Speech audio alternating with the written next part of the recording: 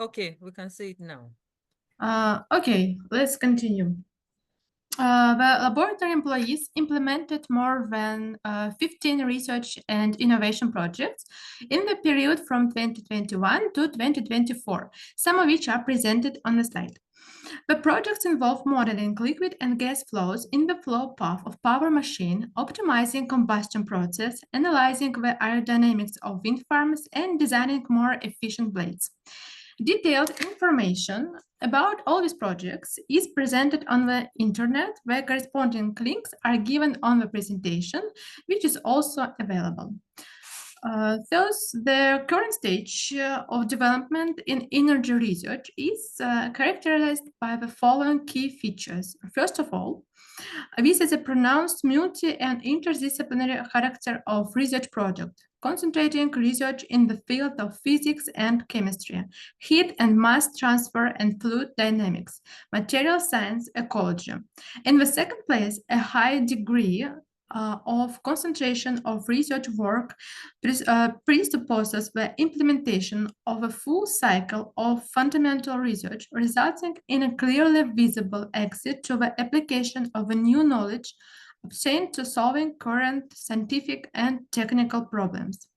In third place, the methods used emphasize high precision, detailed modeling of processes and objects under study with the creation of their digital twins.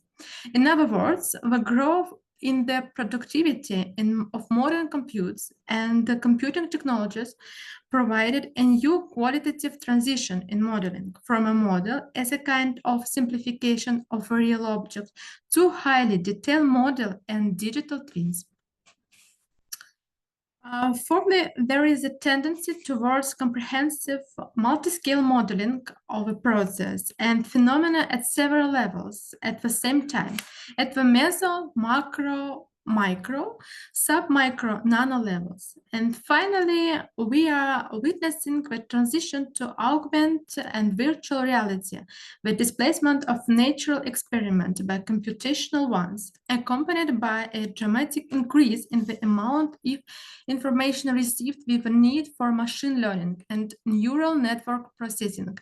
It is clear that the universal core that provides the ability to respond to these challenges and successfully implement such projects is mathematics. At the same time, in the research methodology, we see a combination of methods of already classical computational fluid dynamics with the methods of quantum physics and chemistry, with information technologies, as well as combination of solving coupling system of partial differential equations and fractional differential equations and systems.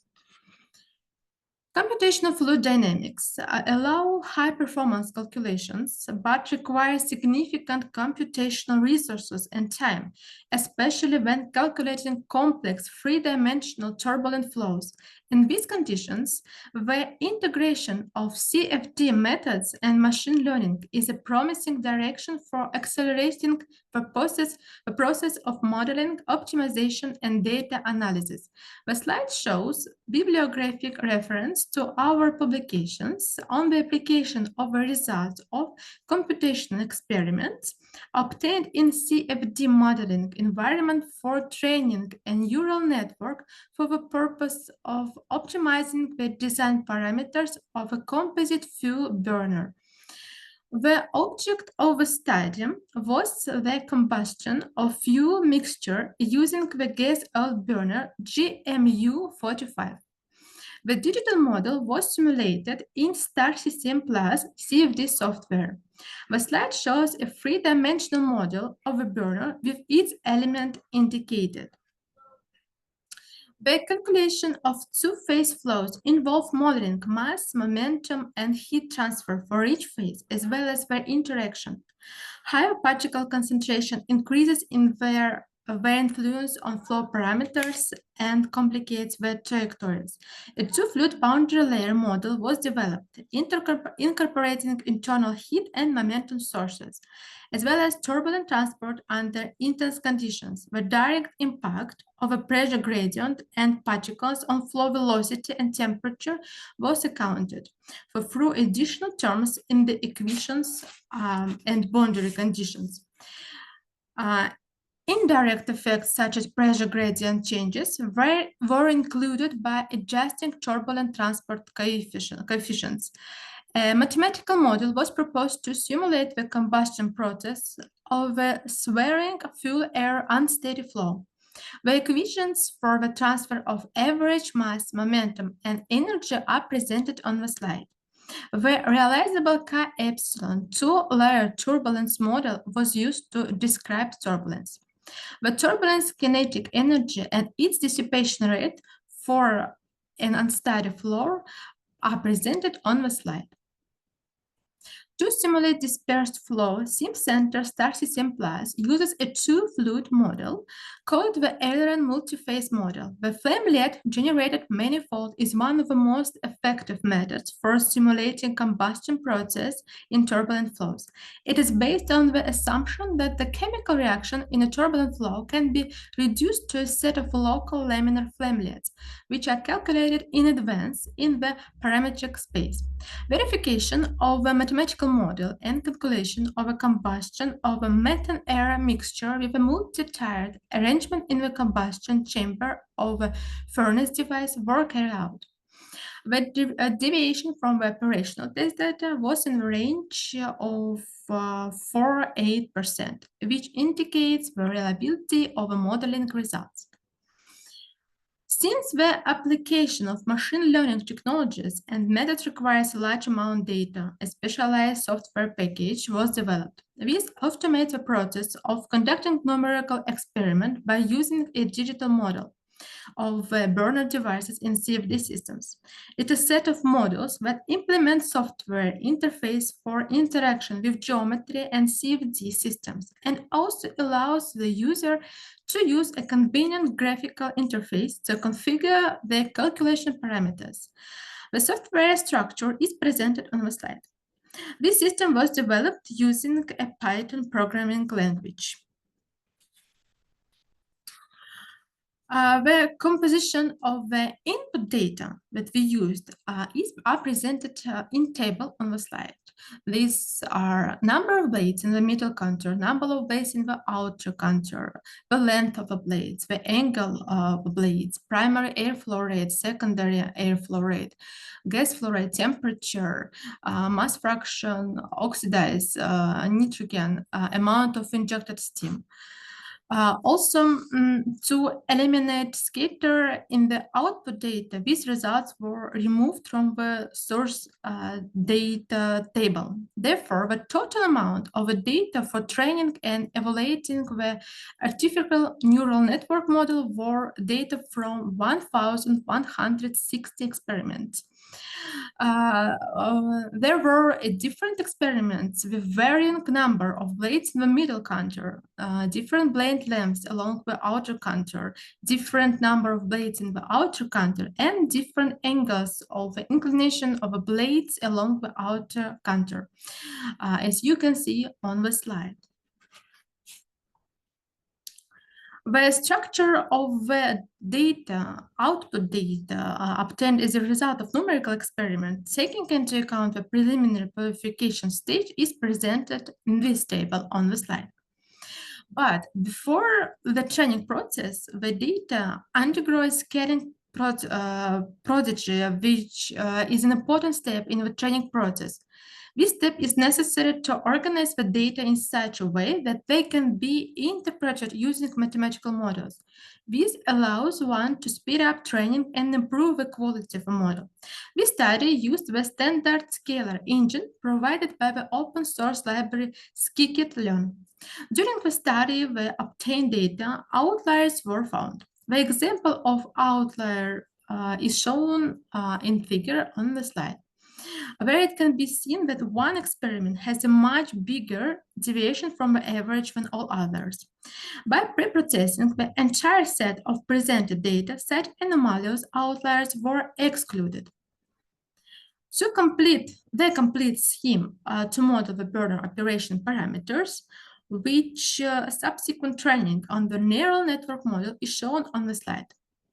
This approach made it possible to reduce the time for conducting experiments and also with the help of a trained neural network model to speed up the process of selecting the burner parameters to determine this optimal operation. And the results of accuracy check of the developed neural network model on test data are presented here. Also an example of a predictor indicators in the test sample for the maximum mass fraction of nitric oxide and the temperature of a flame core are shown. Comparison of nitric oxide distribution as a function of flame core temperature. It's known that the thermal nitric oxide is formed as a result of high temperature in the flame core. Thus, the figure shows an adequate prediction of nitric oxide formation. The obtained data were tested in ASIAM Plus environment, where as a result of a numerical experiment, profiles of a distribution of values along the combustion chamber were obtained. Changes in the mass flow rates of primary air, steam, and fuel, as well as geometric parameters, affect the temperature of a flame core and shift it along the flow direction. This is due to the fact, owing to changes in parameters, the resistance in the air path decreases, the flame stretches, and combustion occurs in large volume. An increase in the angle of the blades led to the increase in swirl of a flame. At the same time, an increase in the mass flow rate of a fluid and primary air when changing the geometric parameters can lead to a decrease in the maximum concentration of nitric oxide with a slight decrease in temperature, which make it possible to achieve higher environmental performance while maintaining energy efficiency. In addition, fuel combustion and geometry control can reduce carbon monoxide level. The second example is multi-scale modeling and research of the behavior of the atmospheric boundary layer in the vicinity of technogenic and urbanized territories simultaneously at the meso and macro level. We implemented such a study in relation to the atmospheric boundary layer in the Ulyanovsk wind farm area.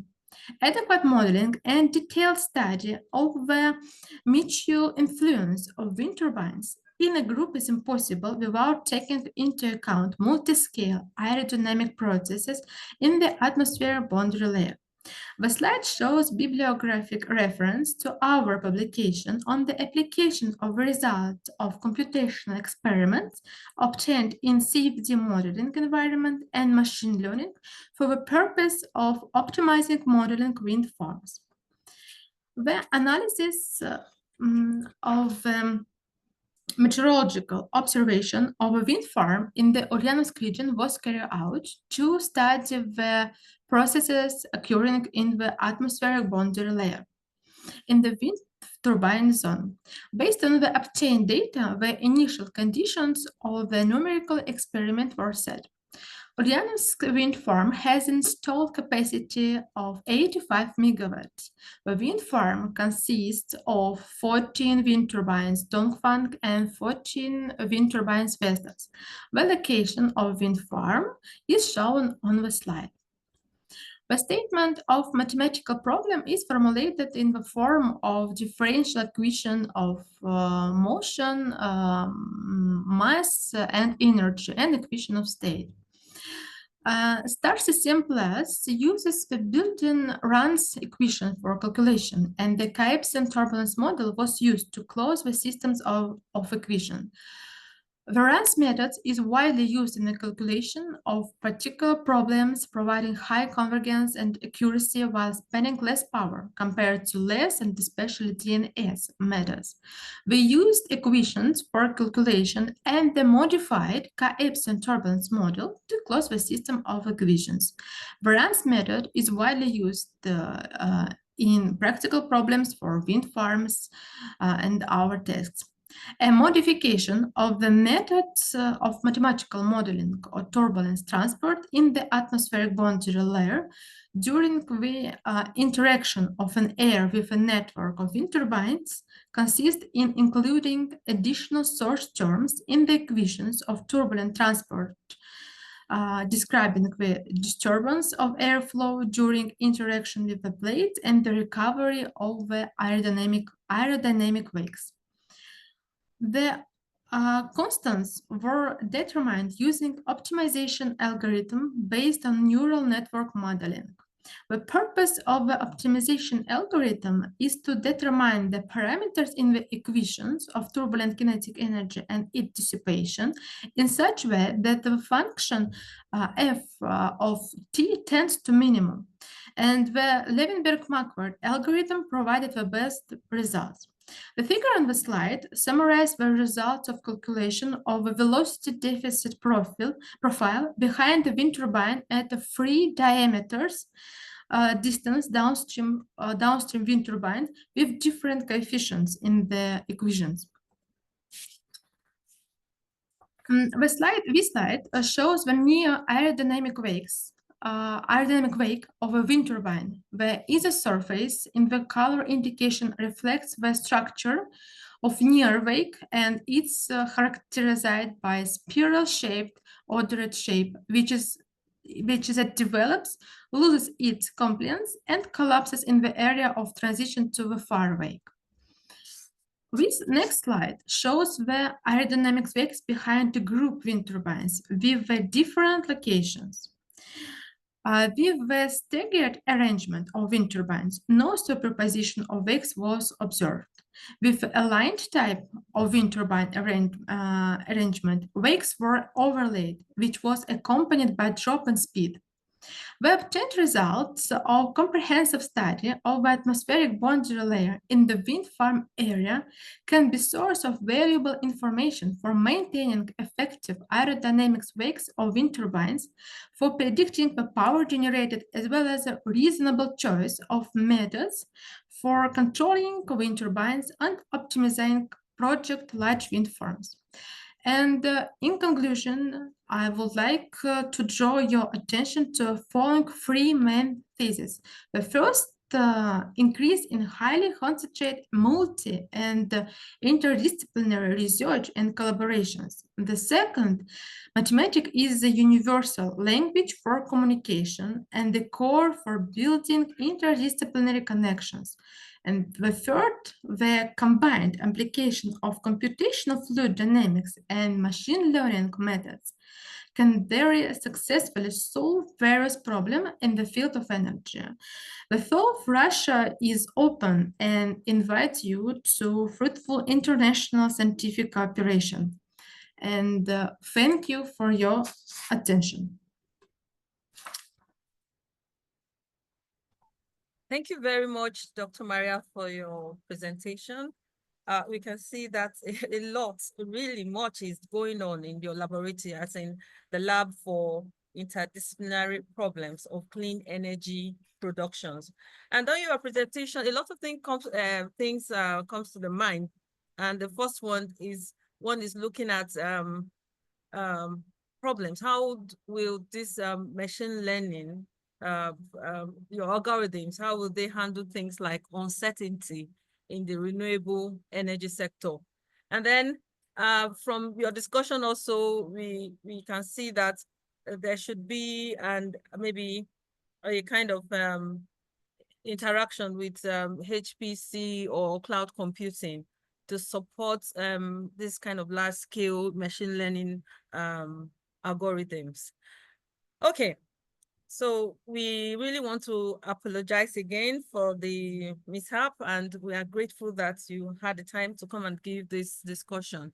So, but for now, we want to see if people have questions to ask around all that we have done for the session. So the floor is open to the house. Do we have questions to ask?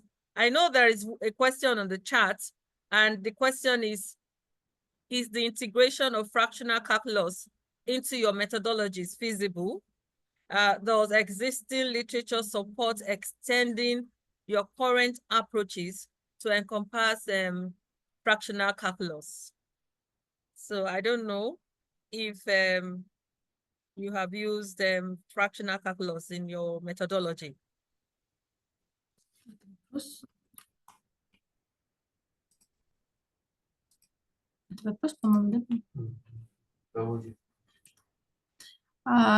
used combine methods based on CFD calculation and machine learning. And machine learning methodology helped us to increase our calculation, make it more economy, and get a very accuracy results. Okay. Thank you. So maybe Omar, you could try using fractional calculus into what they have done to see what it will look like. But then in all the challenges in the energy sector, I want to agree with Dr. Maria that mathematics is actually the universal tool that will provide the ability to respond to all these challenges and in a very successful manner also. So I agree with that. So if you have any question, I want to give you a few minutes before we go on break. Any question? Somebody is saying, can you explain briefly how you use machine learning with CFD application? First task, we use machine learning methods. We use a neural network to change optimal design parameters for burner device. Its geometry. And in the second task, we use machine learning to find parameters of modified K-epsilon turbulence model in the source terms. This way, we use machine learning. Thank you very much. So I hope she's, Mwangwe, I hope your question is answered. Okay, if we do not have any more questions, I think we should give another round of applause to Dr. Maria for her wonderful presentation. Okay. Thank you very much. Okay, all right, thank you. And if I think the next thing is to go on a very short break. So our president, I don't know if you have a comment before we go on a very short break. Tea break. Yes, just to say that we apologize for what happened. And it is a proof that we are trying to do something good in our continent. And God will protect us. I will thank Dr. Marianne because the professor is traveling. Then she decided to take this opportunity, to present the research work. So, Dr. Marianne, thank you for your presentation. And we apologize again for what happened. We don't know what happened, and I hope it's not going to happen again. Thank you very much. And I hope some of our African youngsters that want to collaborate with your university can contact you people directly. Thank you. Thank you. So maybe tea break for 5-10 minutes. Yes. Okay. Where is tea? Online tea. Online tea. I think online tea is the best. Yes, online tea.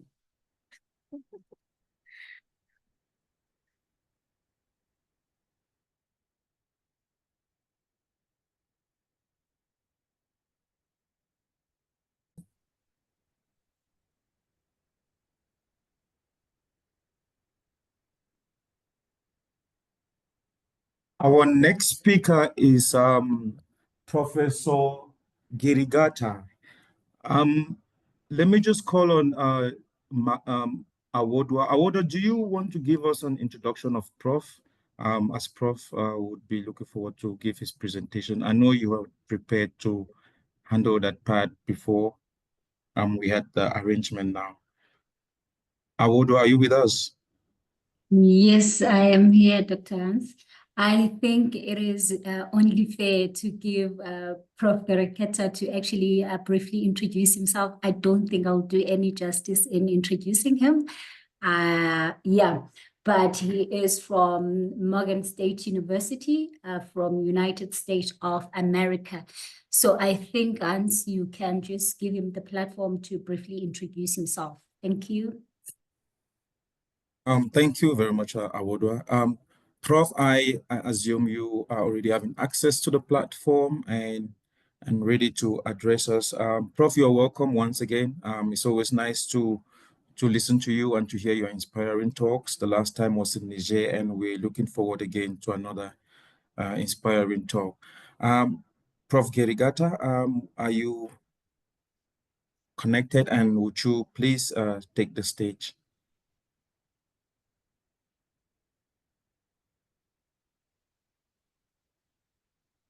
I'm not sure if Prof is connected yet. Let me just check his.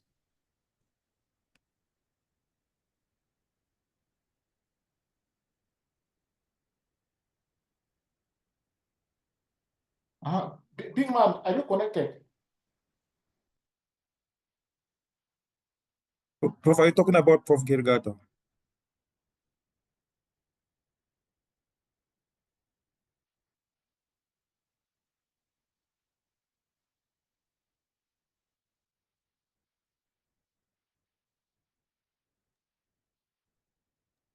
Let Professor Makinde present, because Prof Gerigata was traumatized when so Okay. Makinde,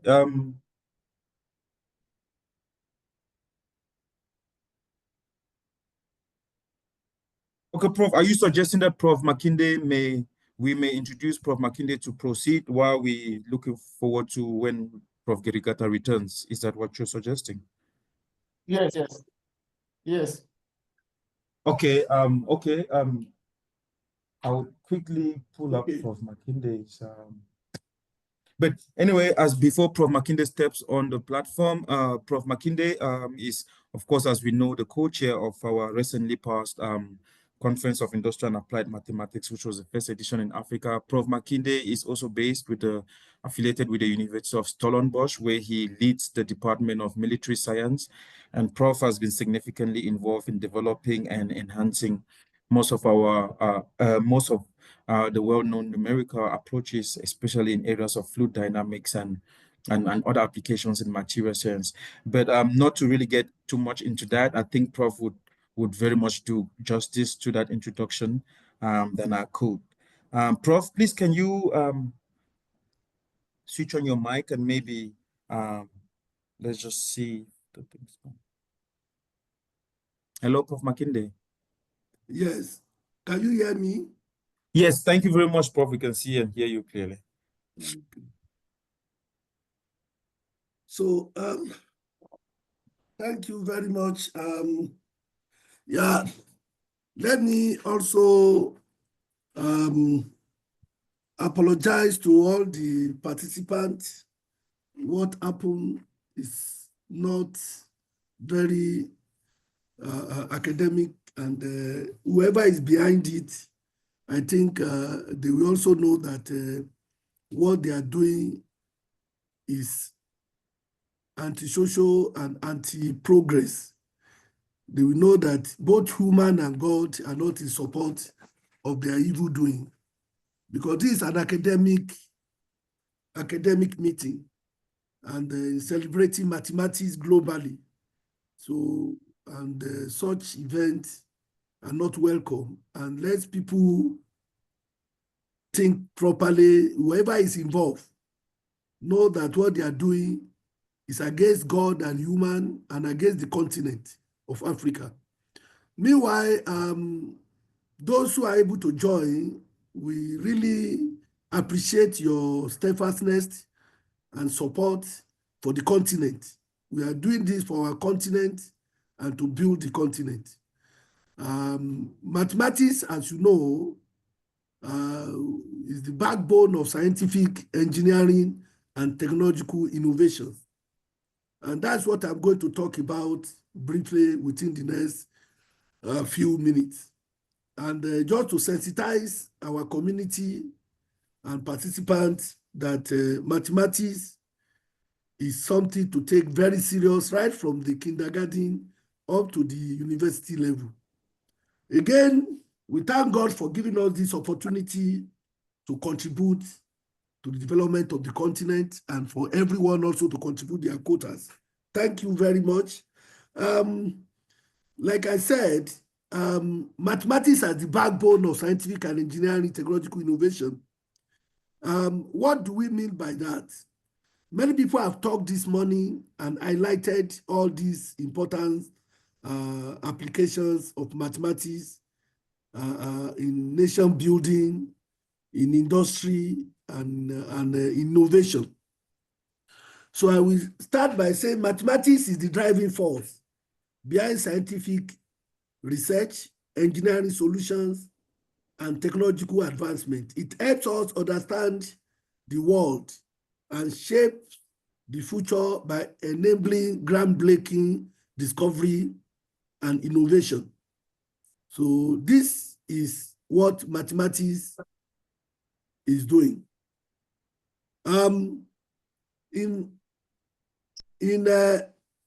We can have mathematics, like I said, looking at the title of my presentation, Mathematics in Science. You know, when you talk of basic sciences, you are talking of physics, biology, chemistry, and all other things that come from it. You can see all these basic sciences, they rely on mathematics for existence. In physics, mathematical equations describe the fundamental law of nature, such as Newton's law of motion and Einstein's theory of relativity.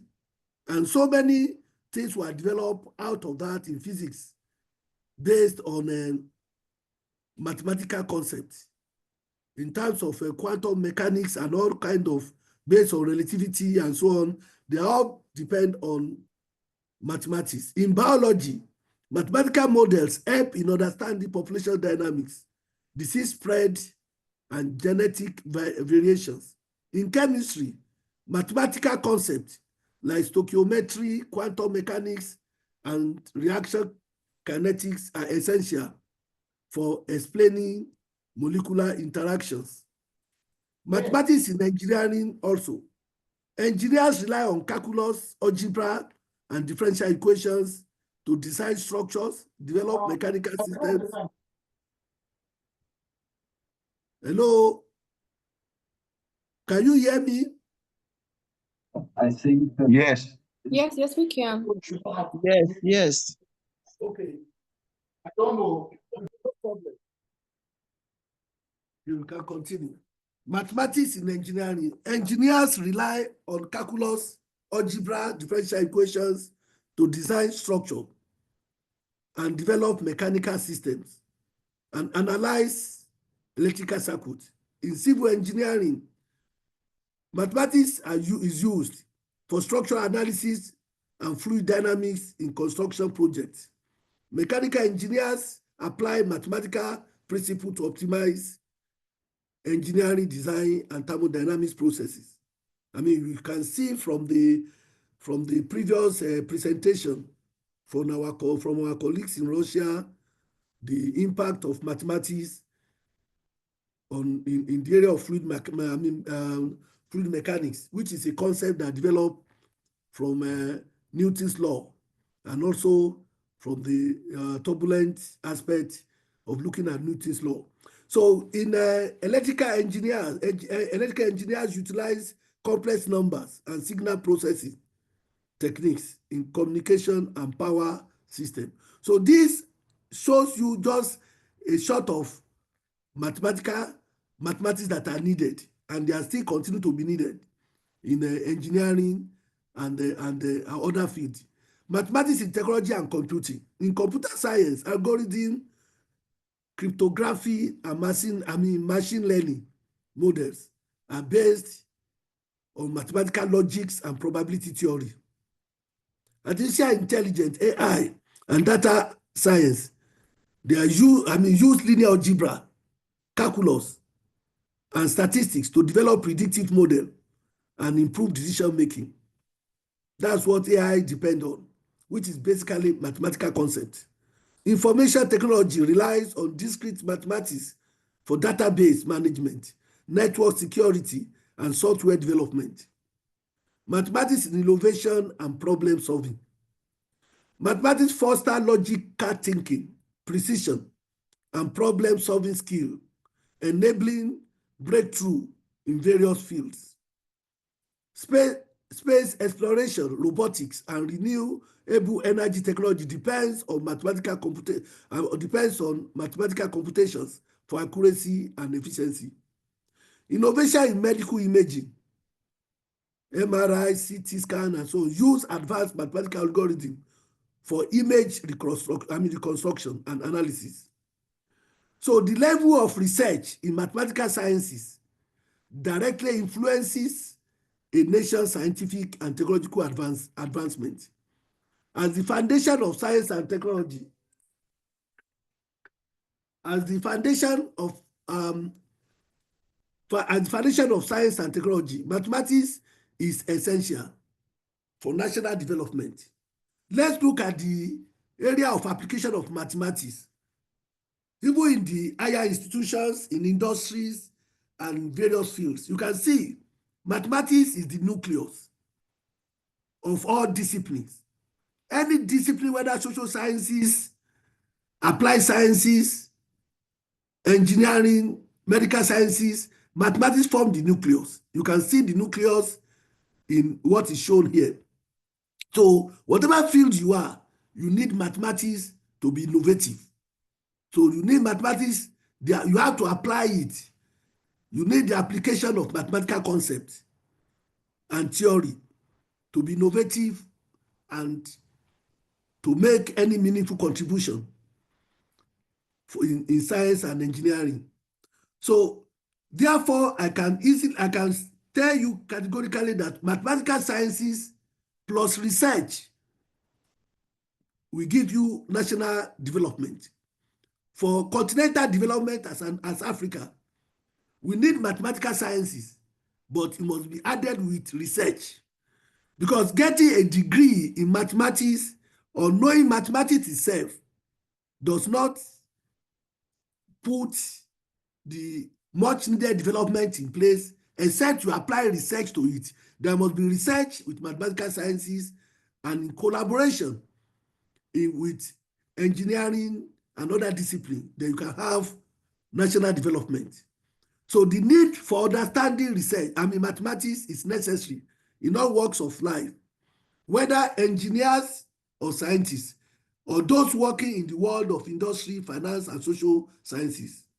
So unless a country or a group of countries are well equipped with the necessary mathematical skills and knowledge to unlock its enormous scientific and technological potential, they'll be lacking behind in the race of development. Let's look at some of the mathematics we use that I've mentioned in different fields, in science, in engineering, technology, and so on.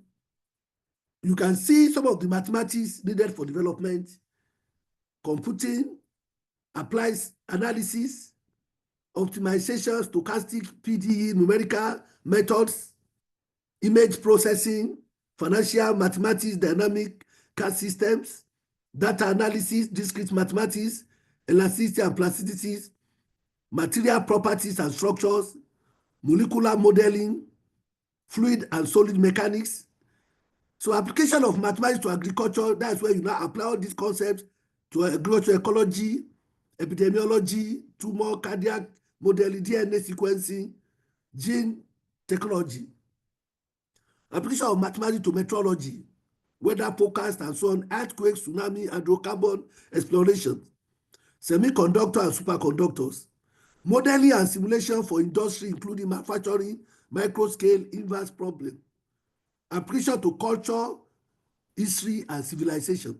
So you can see all these mathematical concepts and the applications are needed for development, and they are needed so that we need to know the concept and to also know the proper applications of the concept in different fields to bring much needed development.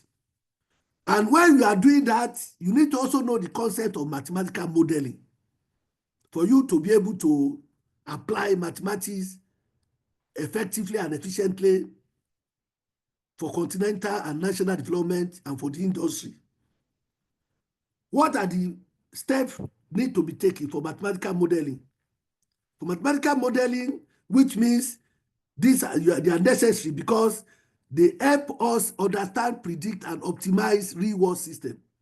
So when you do mathematics and you understand mathematics, you need to couple it with mathematical modeling to have the adequate knowledge of modeling. Because that will help us to predict, to optimize real-world systems and to understand the real-world systems. Why do we need mathematical model? I've already mentioned it. Understanding complex system, prediction and forecasting, optimization, decision making, testing without risk, universal and adaptability, engineering and industrial applications. So you need model for that. And these are the process you go. You have physical problem, real life problem. You identify important variables, make reasonable assumptions, apply relevant physical laws. Then this will give you a kind of mathematical model, which you can be in form of differential equations, stochastic differential equations, discrete equations, can be linear programming, can be optimization problem. You get that. Then when you do that, in some cases, they need appropriate boundary conditions, or you also need to apply a kind of a kind of solution techniques, whether it's numerical techniques. In most cases, numerical techniques works because you can always approximate the difficult model you get using approximation techniques based on numerical approximation, and you can get some very, very, very efficient results based on the robustness of your numerical method which you are using. Now, AI also has revolutionized mathematical modeling by making it more precise, automated, and adaptable. As AI continues to evolve, it will likely lead to a new scientific discovery and innovation across multiple disciplines. So AI can also assist in speeding up the modeling process and making the results as accurate as possible, because it depends on machine, and the machine works faster and more accurate than human, and so and the programming can also be more efficient. Now, problem solving.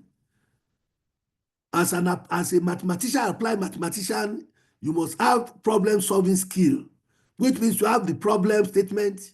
You have to have a kind of a schematic diagram or picture of your problem, make some reasonable assumption and approximation, look at physical law properties of the system, do your calculation. Then you have to discuss reasoning, verification, and discussion, maybe through experimental verification of the result you get under the situations you have. I always show this that under modeling, that you can go easy way instead of difficult way, make reasonable assumptions, then you make your work more easy, solve it and improve the assumptions until you get to the top, which is the solution which you are looking for. Now, most of these things are documented, have been done, and they are documented in books. There are so many books people have written, research books, and also some of the research work we carry out experimental work on computational aspects of in modeling. Like I told you, model can be in engineering, it can be in biological terms, can be an environmental issue. You can look at it in climate issue, and so on and so forth. Some of the books published which are also being used and which are also familiar with industrial applications and physical applications of mathematics.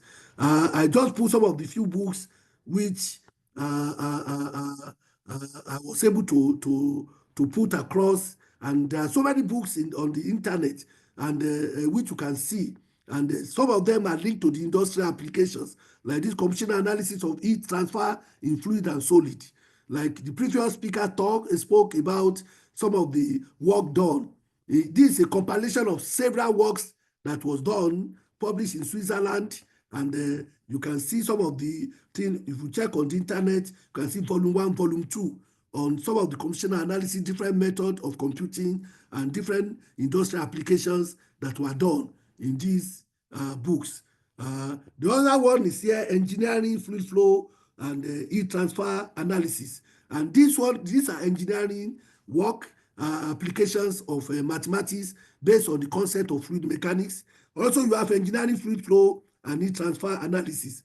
These are compilation of books. These were published 2018, 2020, 2021, and so on. The recent one is the one on the application of hybrid nanofluid in science and engineering. All these are the books and compilation of research work done by me and some of my collaborators worldwide in the area of engineering applications of concept of mathematics in fluids and solids. So these are what we have put across. Recently, 2025, we have this book and find them. It's published by Taylor and Francis, CRS Press. The other one is published by Scientific in Switzerland. This one is published also in UK by Taylor and Francis and so on. So in Germany, sorry. So you can see some of them. They are compilation of so many research work which our research team were able to do, and you can look at them. Then let me go into specifics to show you some of the mathematical impact applications in engineering and biological system, like extended surface field.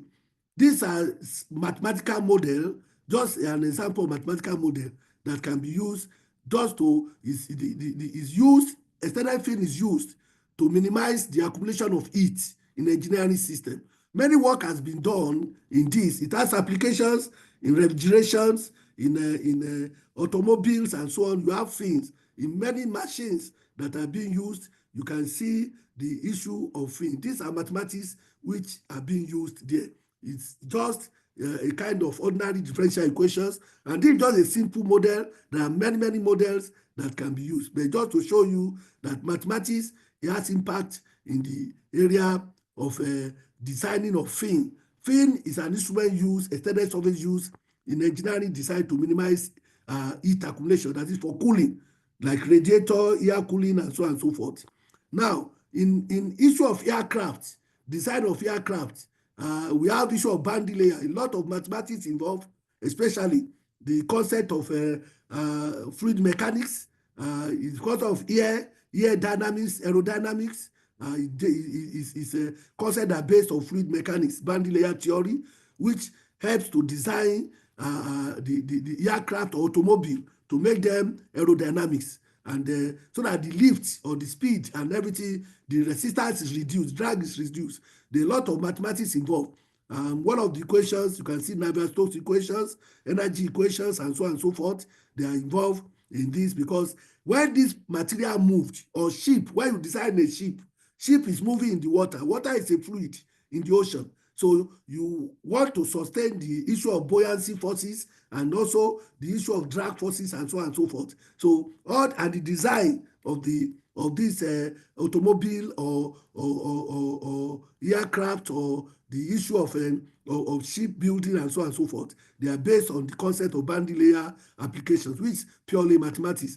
Nanotechnology.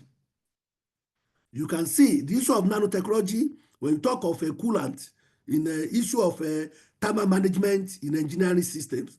A lot of mathematics is involved, which based on the heat transfer enhancement. A lot of mathematics is also based on the concept of fluid mechanics, and you can see there, and also the concept of thermodynamics. And you can see some of the equations involved. I'm just showing flavor of it. I'm not going into detail of that. Even the issue of magnetohydrodynamics.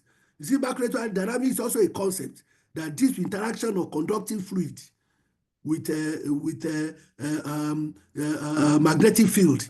So the impact of magnetic field on conducting fluid, that has been used We call it MHD, magnetohydrodynamics. It's used in the issue of power generation, because when you generate power through hydro power stations, when you generate power, you use the concept of MHD, magnetohydrodynamics, because you have to make sure the turbine is moving. When turbine is moving, then there is a change in magnetic field. According to the Faraday law, then you can see the issue of electric field generated and electric current is produced according to Ohm's law. Everything here is based on the concept of mathematics, application of mathematics. The power generation, you can use it in the issue of geothermal energy system, or you use it nuclear energy system. You can use it also in hydro in the issue of dam to generate power to turn turbine. So all these, or wind turbine, all these are based on the concept of magnetohydrodynamics and for power generation. So also in design of propelling of ship. So you can have MHD vessel driver that propels ships in the ocean, and so on and so forth. Also in the issue of automobile exhaust pipe, you have issue of mathematics involved, which are issue to make sure that this combustion, issue of combustion, there is exothermic reaction taking place, which is heat generation, reduction and oxidation reaction. So all these are based on mathematical concepts, which is purely on issue of combustion theory, ignition theory, combustion theory, involve a lot of mathematics. So you want to have perfect combustion, complete combustion, then you can do all the model with mathematical concept to go to know at what parameter value you have complete combustion, so that you can reduce the issue of pollution. And these are very, very important. Also, the issue of in the issue of electrical engineering, the issue of circuits, RLC circuits, as an example, it involves a lot of mathematics, where you have something like issue of the capacitor and the resistor and so on and so forth. You can have it, you will draw your circuit.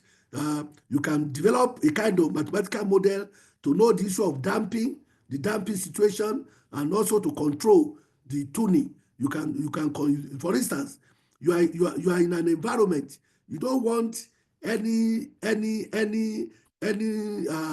interferences. You can jam all the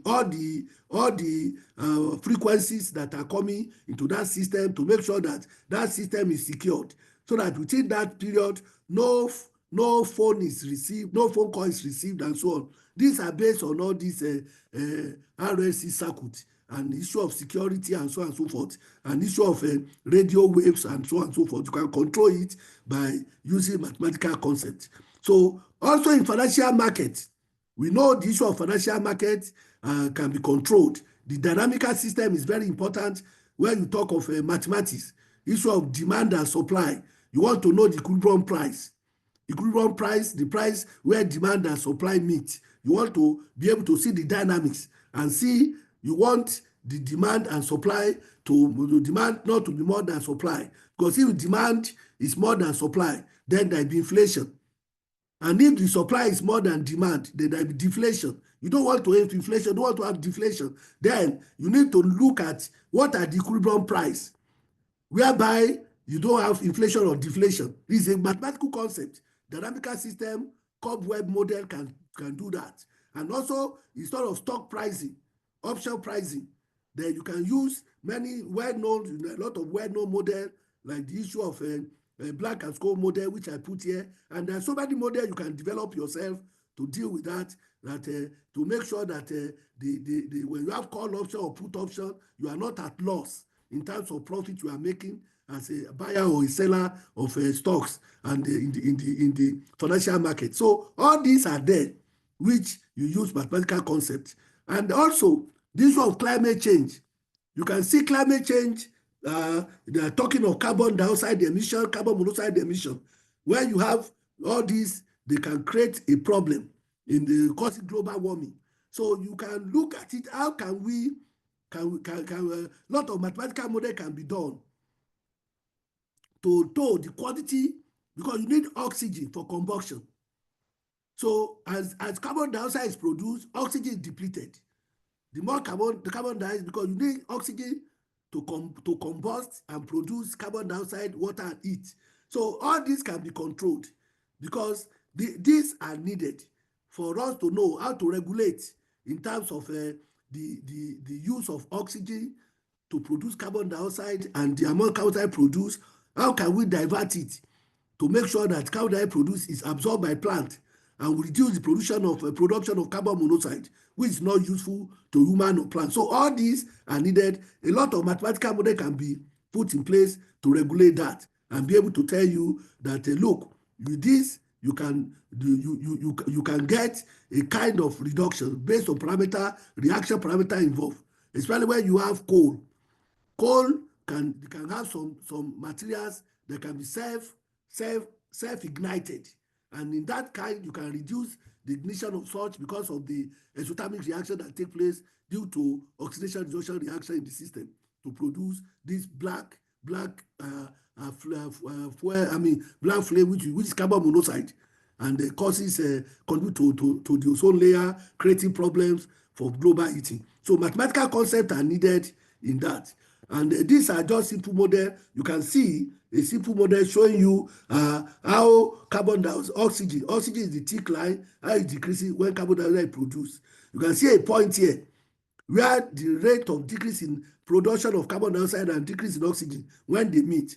You can make sure that you control parameter to bring this amount of carbon dioxide produced to be small, and by using less oxygen, so that all these things can be reduced by getting a model and say, okay, let's see, reduce the parameter that and get a very appropriate value to reduce the issue of carbon dioxide production to the atmosphere, which contribute to ozone layer. If plants are not there to make use of it.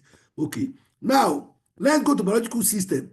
In biological system, resources, sustainability, water resources, food resources, food security, all these can be looked at in terms of model, in terms of mathematical concept, in terms of application of mathematics. You can model them and be able to regulate and quantify and advise policymakers that under this condition, food security will be sustainable. Under this condition, water security will be sustainable. So you can look at sustainable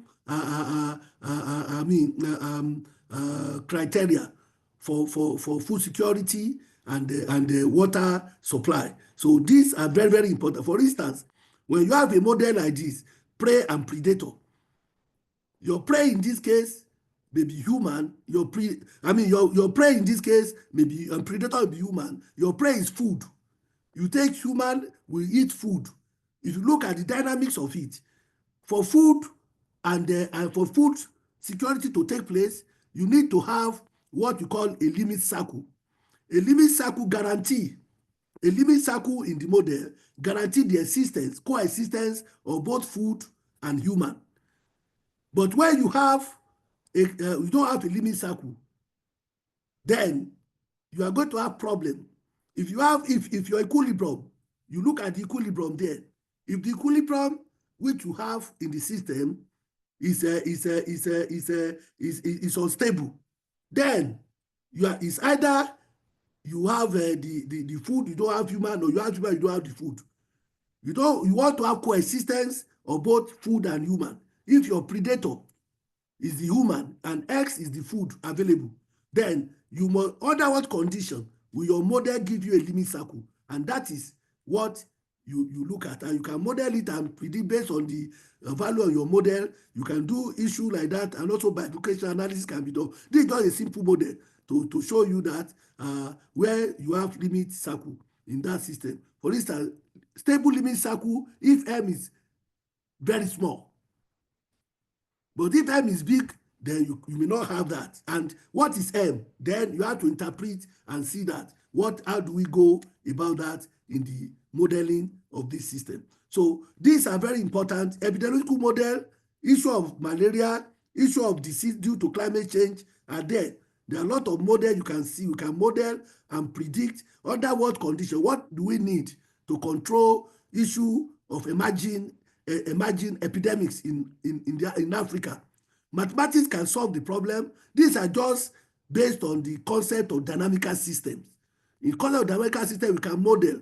A lot of paper have been written, a lot of work has been done, which based on the stability theory of differential equation, which is basically on the issue of dynamical system.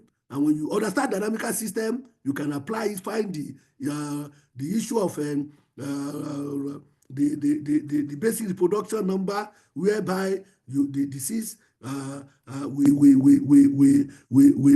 be eradicated. Or if it's a vector-borne disease will be eradicated. And what can we do? The model can tell us, and we can see how to deal with that. So these are just issues we have to take note. Even the issue of misuse dynamics, then model can go into it. These are biological, these are models. Most of these you can find them in various papers. I've also done some work in the past and presently with so many of my former students who have got PhDs. They do their work on measles or malaria or all kind of diseases on COVID and so on. So we even agricultural issue, disease in agricultural crops and plants. All these can be modeled effectively using mathematics and also helping the farmers to be able to optimize their gain from the farm by telling them what they need to do to maximize the productivity, farm productivity. Even the issue of disease, eradicating disease. So it's very, very important. The base of mathematical, even I talk of an issue of health tissue with respect to pharmacokinetics in the department of pharmacy. You have pharmacology, pharmacokinetics, and so on. You can see how the issue of drugs, where you give drugs, you want to develop drugs, you want to give anesthesia, you want to know when you give that medicine, at what time will the patient will sleep off? At what time will the patient wake up? All these are mathematically modeled so that you don't open somebody's stomach and discover that the person just wake up in the middle of operation. The fear of that can kill the person. Therefore, you must model it mathematically to make sure that when you give the injection, the person, after the calculated time, is sleep off. And you know the time after some hour where the drug will wind away from the body, the blood will be able to wake up. By that time, the operation is already completed. All these are based on mathematical calculations, dynamical systems, how the drugs are distributed and how they are wind away from the blood and so on and so forth. It's called pharmacokinetics. Lot of mathematics are there. It depends on the concept of dynamical system. So dynamical system is very, very important because everything in the world is not linear system. Everything is dynamical system. So if you understand it, you'll be able to also, with concept of modeling and concept of applications, then you can also go into a diverse area of modeling. Also, the issue of biodiversity, threat, nitrogen fixation, temperature, biodiversity, the issue of mathematical model, global warming is very, very important. You can see country yet to the issue of Kyoto Protocol and signatory. Even in France, they made another signature of global warming and so on and so forth. It's mathematical concept that they were used to show people that, look, the world is warming up. The species are going to extinction because of the world we are living is no more suitable for them. Some birds, some mammals are going to extinction because of the global warming and the change in the situations over the years in the climatic situation of the world, which does not suit them. So most of the mammals, are going to extinction. So why? Because of this global warming. Therefore, it's mathematical evidence that enable the policymaker to be able to adjust and see what can we do to make sure that we mitigate against all these occurrences. It's mathematical evidence. So a lot of mathematics is needed in the issue of biodiversity threat and using mathematical evidences. In conclusion, an important feature of the application of mathematics, mathematical science research is that it enables us to make scientific prediction that are drawn on the basis of logic and with the aid of mathematical method correct conclusions whose agreement with reality is then confirmed with experience, experiment, practice leading to innovation and nation development. Mathematics helps to make things better, faster, safer, and cheaper through simulation of complex phenomena and reduction of flood of data and visualization. Hence, mathematics play a very important role in nation building, and also it's a bedrock of scientific discovery, of engineering innovation, and technological advancement. So we need to know that. So the world today is aptly regarded as a global village, characterized by computer and information technology. This age has brought to it, with it, a lot of sophistication in mathematics to be able to sustain this development. So we need to encourage all our youth, all our scientists. Let us interact and get involved in making mathematics a robust, give by the way, a robust application within the continent, so that we can achieve the much needed development that we are aiming at. Effort must be made by stakeholders to put mathematical sciences research on a sound footing in order to propel continent of Africa and the nations of Africa for a dynamic economy in the 21st century. And part of the effort is the establishment of African Society for Industrial and Applied Mathematics. And it's a society, like I said, that welcome all fields of all disciplines. It's a multidisciplinary society in engineering, science, and so on, because mathematics is bedrock. We apply mathematics and computations, and we interact and solve local problems and industrial problems within the continent for advancement of our continent. So that is where I will stop for now. Thank you very much for giving me the opportunity, and the participant also for listening. And let us continue to interact and get involved in ASIAM, so that at the end we can all lift the continent up in terms of application of mathematics to our industrial need, climate need, and societal need. Thank you very much. Thank you very much, Professor Makinde, for a very, very insightful talk.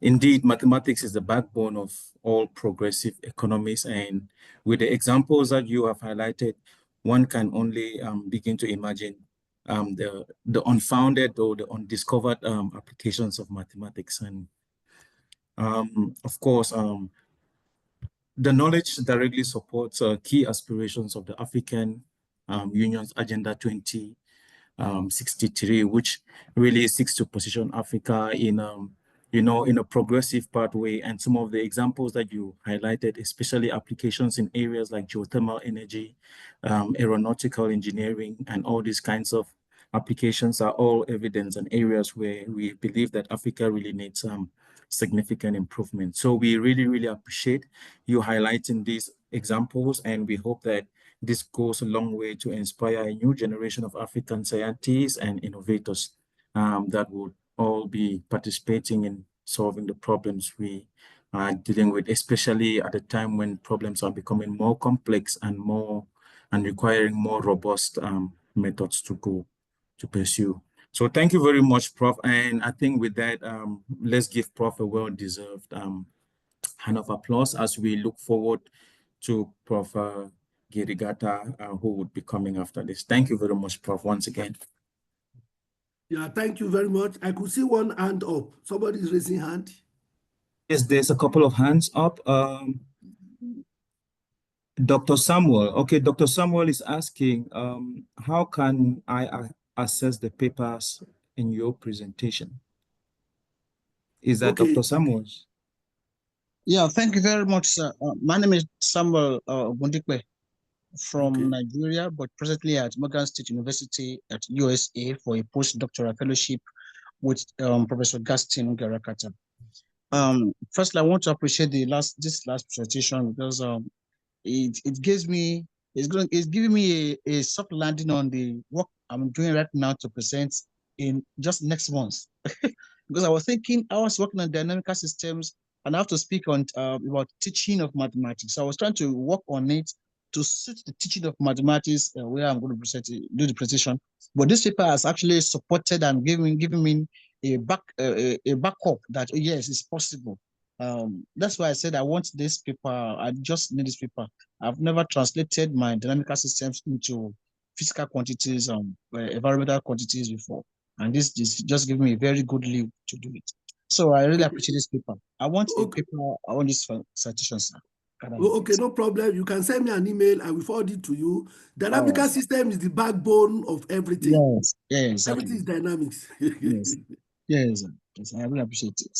I will send you, sir. Thank you, sir. Yeah, okay, thank you. Yes, sir. Then again, sir, I'm not sure if we have this association in Nigeria. I'm not sure we have anyone in Nigeria because I've never even heard of it at all when I was in Nigeria. I only heard of it when I came to the US. We have the association in Nigeria. Professor Bakari is the president of the region. Bakari Emmanuel. Yeah, I said something in West Africa, but I'm not sure we have in Nigeria at all. No, we have. He will tell you. If you contact him, he will give you the details. Oh, nice. Okay. But I want to be a member too. That's my second question. How do I be? We have in Nigeria, we have in every West African country by the grace of God. We are growing up. Okay. Oh, okay, to be a member, he will tell you to be a member. Just started, let's say last year. So that's why. So we are just growing up. I want to be a member. How do I become a member? That's my next question. Okay. Yeah, so you can send us mail, then we add you from the WhatsApp platform and then kickstart. To send me to where? To who, sir? Where do I send the mail to? Just send mail to Emmanuel.Bakari. That's Professor Bakari. You can go to my name online and then get my email address. Emmanuel at Gmail. Is that Emmanuel.Bakari at foyer.edu.ng. At foyer.edu. Okay. .ng. Yeah. Oh, thank you, sir. Yeah, thank you, sir. God bless you. Yeah, Samuel, since you're still here at Morgan State University yes, for the next 12 months, yes, you can also contact Professor Iola from Morgan State, who is the president of the African diaspora section of ASIAM. He can also help you with that. Yeah. Oh, thank you very much. Since you're still here, right? Thank you, sir. Thank you, sir. Okay, thank you. I believe with that, assume that was the last question. Let's have a PDF file of the presentation by Prof. Makinde. Okay, that was Prof. Ayola Ezekiel. Okay, Prof, we would try to make sure that all participants receive a copy of every presentation that was shared. So thank you for raising that. Our next presenter, we are supposed to have Professor Dr. Bakari, but I see Prof. Gerigata is here, who was supposed to talk before Prof. Makinde. Just to confirm, Prof. Gerigata, would you be willing to carry on with your presentation now, or would you consider a later time? Yes. If I succeed in uploading my Okay, perfectly, Prof. I think, Prof, we had done a brief introduction about you. Unfortunately, you were not, but I think the people already kind of have an idea. But I just think, Prof, maybe you can just take a few minutes just to give another brief introduction of yourself and what you do and where you are, just so that everyone is. Dr. Hans, let me introduce Prof. He cannot introduce himself. Okay, no problem, Prof. You can carry on. Okay, his real name is Professor Gaston Gerigata, but I call him Big Han. I call him Big Han because he's an elder. That thing that the younger one has to grow. An elder, that thing that the whole Africa has to grow to have an Africa with a lot of intellectual person. And it is somebody who has many young African people will tell you that Professor Gaston Gerigata did something in their life, including myself. Let me tell you who is Professor Gerigata. Professor Gerigata is from Central Africa. When he was 28 years, he was rector. And for sure, he is the first person to get PhD in his country in mathematics. So he is became rector when he was 28. When he was something like 30, he became minister. So he was minister, he was rector, and he moved to the United States to become dean. I think he was associate dean or... And he is one of the persons on earth who has more than 30, 35, 40 books. And I always say, I'm running after him to catch him where he's going. And Professor Garigata is the fellow of World Academy of Science. He is the fellow of American Society of Mathematics. And Professor Garigata also was included in the top 2% of the top scientists around the world. He has given talk in all over the world, Professor Gaston. And I think the reason why people do not understand why I decided to give an award in his name, it is not only because his mathematical contribution, because he is the godfather of almost periodic function. He introduced many concepts in almost periodic function, but also the desire of seeing young African people grow. You will see that people come from, there are many people there in the United States that will tell you that it is because of Professor Gaston Garigata that I have reached this level. That's why him and Professor Makinde, they are in my heart. They are example of what they call a real elder. That type, you know, that type for the younger one to come up. So, Professor Gaston, you never refused. Whenever you hear something about Africa, you are always there. Thank you for coming. You have the floor. Thank you. Thank you so much. Let me see if I can upload my my talk.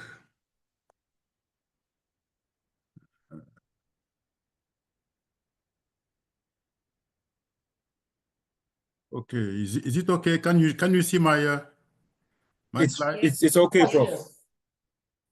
Yes, it is. Actually, I have to go backward.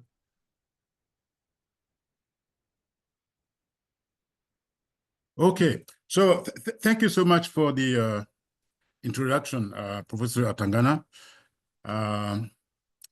Also, thank you to Professor Makinde and all the organizers of this this conference. You know, some people try to sabotage our initiative, but they need to know that actually Africa is the continent of the future. So whatever sabotage they want to put on our path, we will succeed. Africa will be a great continent in the the near future. I applaud also the speakers who took the floor before me, especially Professor Makinde, to emphasize on the importance of mathematics in science and engineering. And we all know that there is a dialectic relation between, on one hand side, the mathematics, and the other hand side, science and engineering. So today I choose actually to talk about a problem in pure mathematics, a problem where we try to actually build up the theory of almost periodicity in spaces which are not locally convex. So what is almost periodic phenomena? An almost periodic phenomena is the one which is actually periodic up to epsilon. Actually, many phenomena that we know in the world, biological or physical phenomena, we call them periodic, but in fact, they are almost periodic. For instance, the orbit of the Earth, the harvest, the heartbeat. Many phenomena actually that we call periodic are almost periodic. Now, the concept of Olm periodicity was introduced in the literature in the mid-1930s by Harald Bohr. And the theory was developed in Banach spaces by Amadeo N. Prowse. Also, you can find foundation of this theory in Banach spaces by you see in Cordoniano's book, also Fink book. And in the early 1980s, I actually was able to build the theory, extend the theory for functions with values in locally convex spaces. And recently, Marko Kostic was able to make some great contribution to the theory that he published a paper last month, actually on the subject. Now, the talk that I'm going to give today is actually the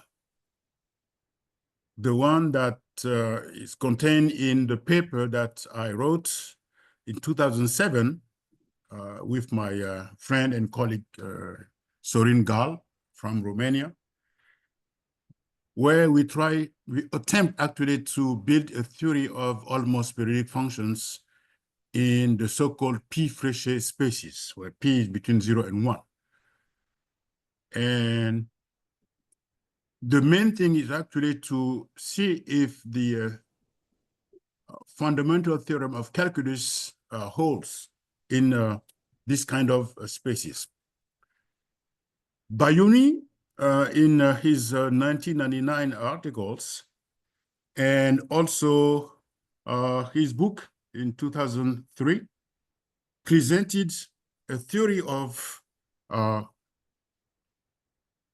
integration for function in values in non-locally convex spaces, but his attempt is wrong. Actually, he made some mistakes. So the problem remains open. Now, what I will do is actually, present some preliminaries, try to refresh our mind on what I call non-locally convex spaces, and then present the theory of integration in the so-called P-Fréchet spaces, and we will make some applications. So, first of all, to refresh our mind, what is a topological vector space? It is actually a vector space which is equipped with a topology which is compatible with the algebraic structure of the vector space E. It is easy to actually show that the topology in such spaces consists in neighborhood of the origin. And if actually the neighborhoods are convex spaces of convex subsets, convex sets, then we call them, such spaces we call locally convex topological space, or shortly locally convex space. So I can say that in a locally convex space, any open set contains a convex, balanced, and absorbing open set. Now, the metric induced by this topology, it is invariant. And in this case, when it is complete, we call that space a Fréchet space. So the theory of almost periodic function with values in a Fréchet space is done. I did this in 1984. Now, we try to look at spaces which are not locally convex and see if the theory can be studied also in those spaces. Let's recall some definitions here. An F space is a linear space that satisfies these three conditions here. And with respect to that metric, capital D, which is the norm of X minus Y, X is a complete metric space. And that metric actually is invariant under translation. Now, if in addition, if we have these relations for P between 0 and 1 for any X in the space and lambda in the field, then we call that operation a P norm. And X equipped with this P norm is called a P Fréchet space. The real problem that we'll see here is that this expression here is a troublemaker. When we try to prove the fundamental theorem of calculus, we'll see that that term, modulus of lambda raised to the exponent p, is a troublemaker. Now, F spaces are example of non-locally convex spaces. We present here from the book by Carlton that I refer at the beginning of the talk, three examples of F spaces, that means non-locally convex spaces. First of all, the little LP equipped with these conditions here. Secondly, the capital LP with this norm here, the integral from 0 to 1 of modulus of f of t exponent p. And generally speaking, any general measure space with the p norm defined this way is an example of non-locally convex space. Finally, another example is what we call the Hardy spaces, which is very well known. Delta here is actually the unit disk in the complex plane. So these are some examples. Now, we note that these three important results in function analysis hold also in F spaces. These are actually the principle of uniform boundedness, the open mapping theorem, and the closed graph theorem. But the Hahn-Banach theorem does not hold in convex spaces in general. In fact, if in a F space the Hahn-Banach theorem holds, then it is necessarily a locally convex space. So yes, this will lead to some problems when we're trying to have the theory of integration in F spaces. Now, we can also define the dual space of a P Fréchet space. Okay, these are actually the space of all continuous linear functional from X into its field. We satisfy this inequality here, where we define the norm of the continuous linear functional to be the sup of all h of x on the closed unit ball. Now, note that the big LP is not interesting when we look at its dual space, because the dual space actually reduced to the zero vector.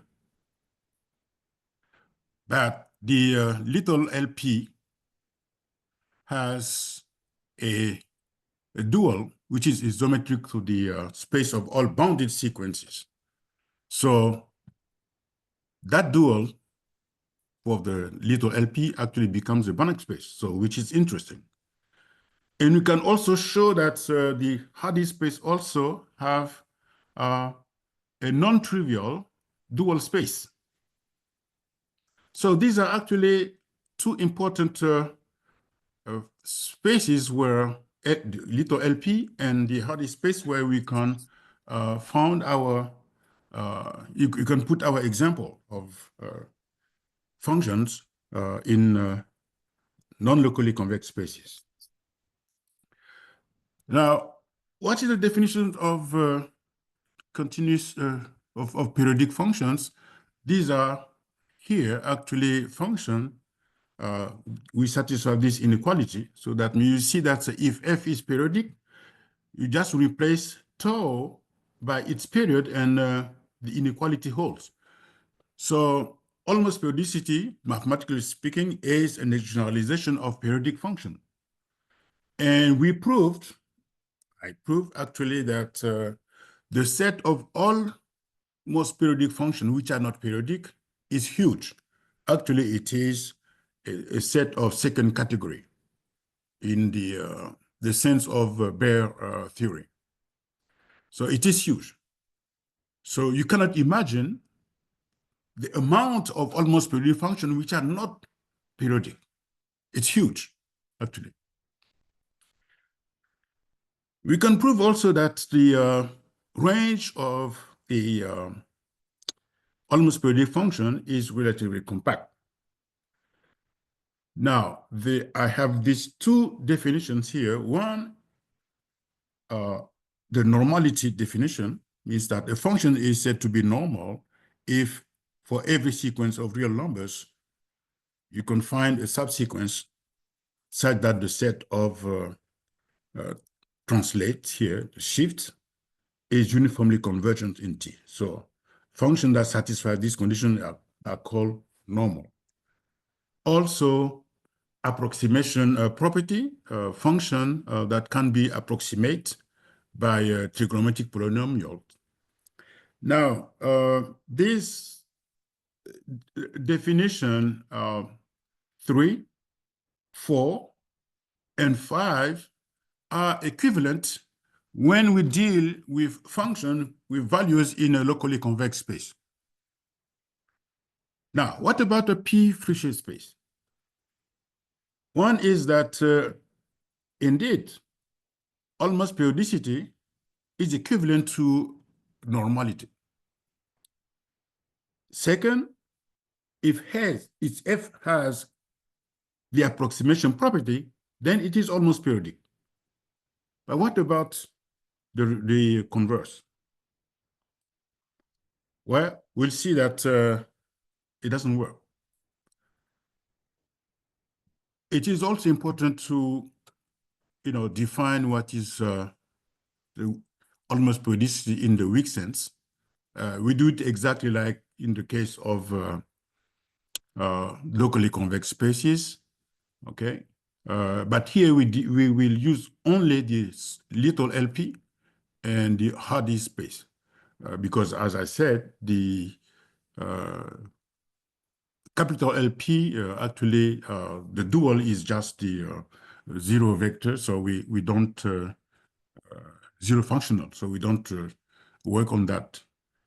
So we can say also that a necessary and sufficient condition for a weakly almost periodic functions to be almost periodic is that if you take any continuous linear functional in the dual space, then that numerical function defined here is almost periodic.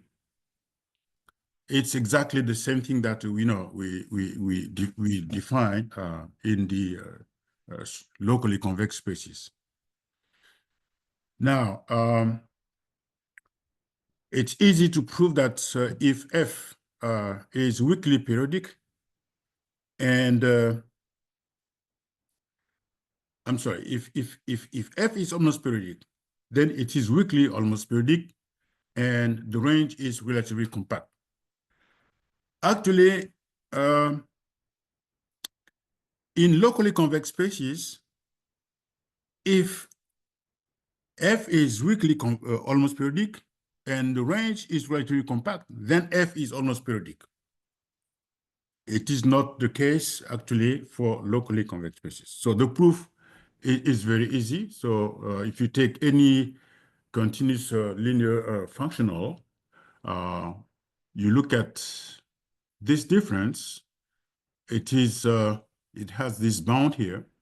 And since F is strongly almost periodic, this will be less than epsilon for a set of relatively dense tau. So this one also will be less than epsilon. So F is weakly periodic. Now, the condition, as I said, in this theorem is sufficient in locally convex spaces. And the proof actually uses the Hahn-Banach theorem. It does not hold in p-Fréchet spaces. So again, the fact that the Hahn-Banach theorem does not hold in p-Fréchet spaces, that condition, the sufficient condition doesn't hold. Now, let's come to the real obstacle that we have in trying to build this theory in p-Fréchet spaces. So we look at the integration.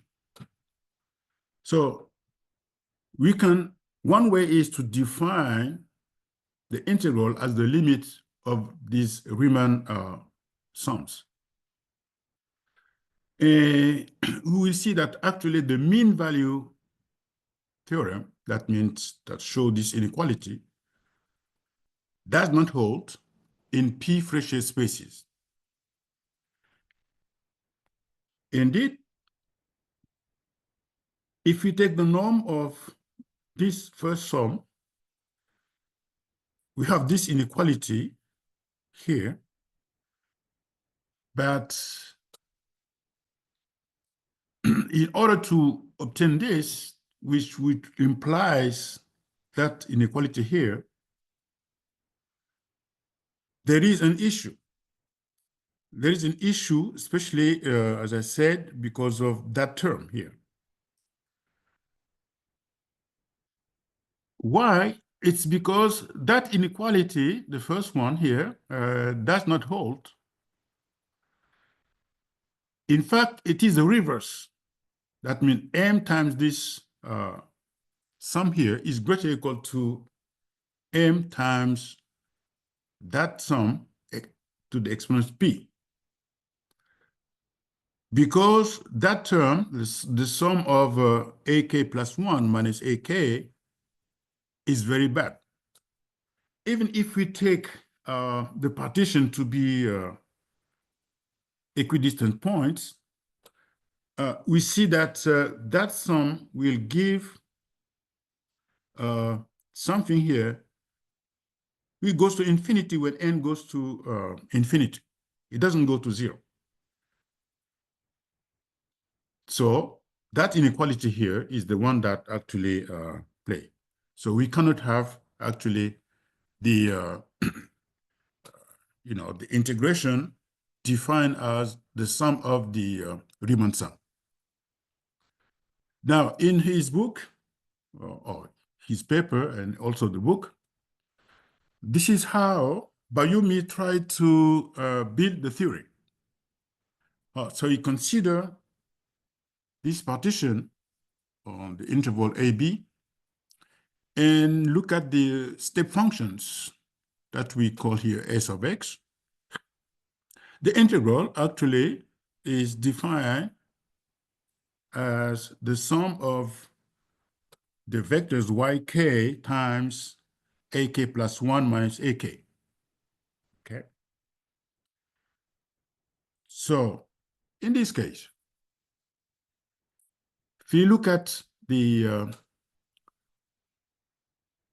step function, a sequence of step functions like that, using this partition, and if we define the integral to be the limit of the norm of the integral from a to b minus the integral of the step functions to be 0, if we define like that, then there is an issue, because unlike what Bayumi said, if you call capital F of t the integral from a to t of f of x, then you can obtain this equality here of f of t plus h minus f of t of h minus f of t, small f of t, is equal to that. But that estimate does not hold in general, okay? Because if it was true, then he's none, but it is not true in general. So the first consequence is that,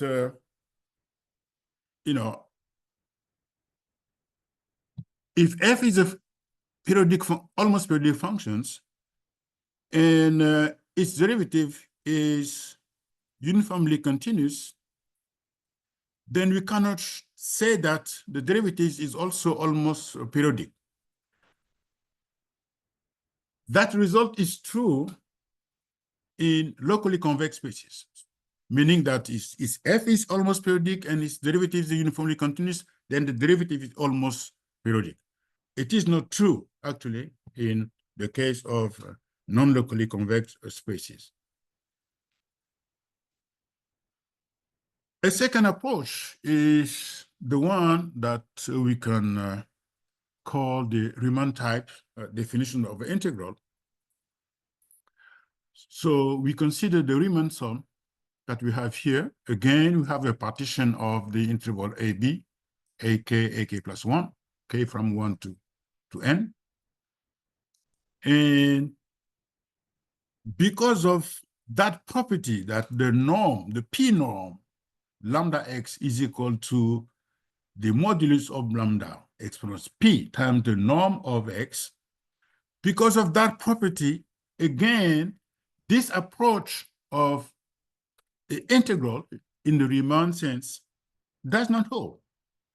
In fact, if you take two functions and you consider the difference of their Riemann sums, instead of being less or equal to the sum of ak plus 1 minus ak to the exponent p times the norm of f of ck minus g of ck, that inequality does not hold.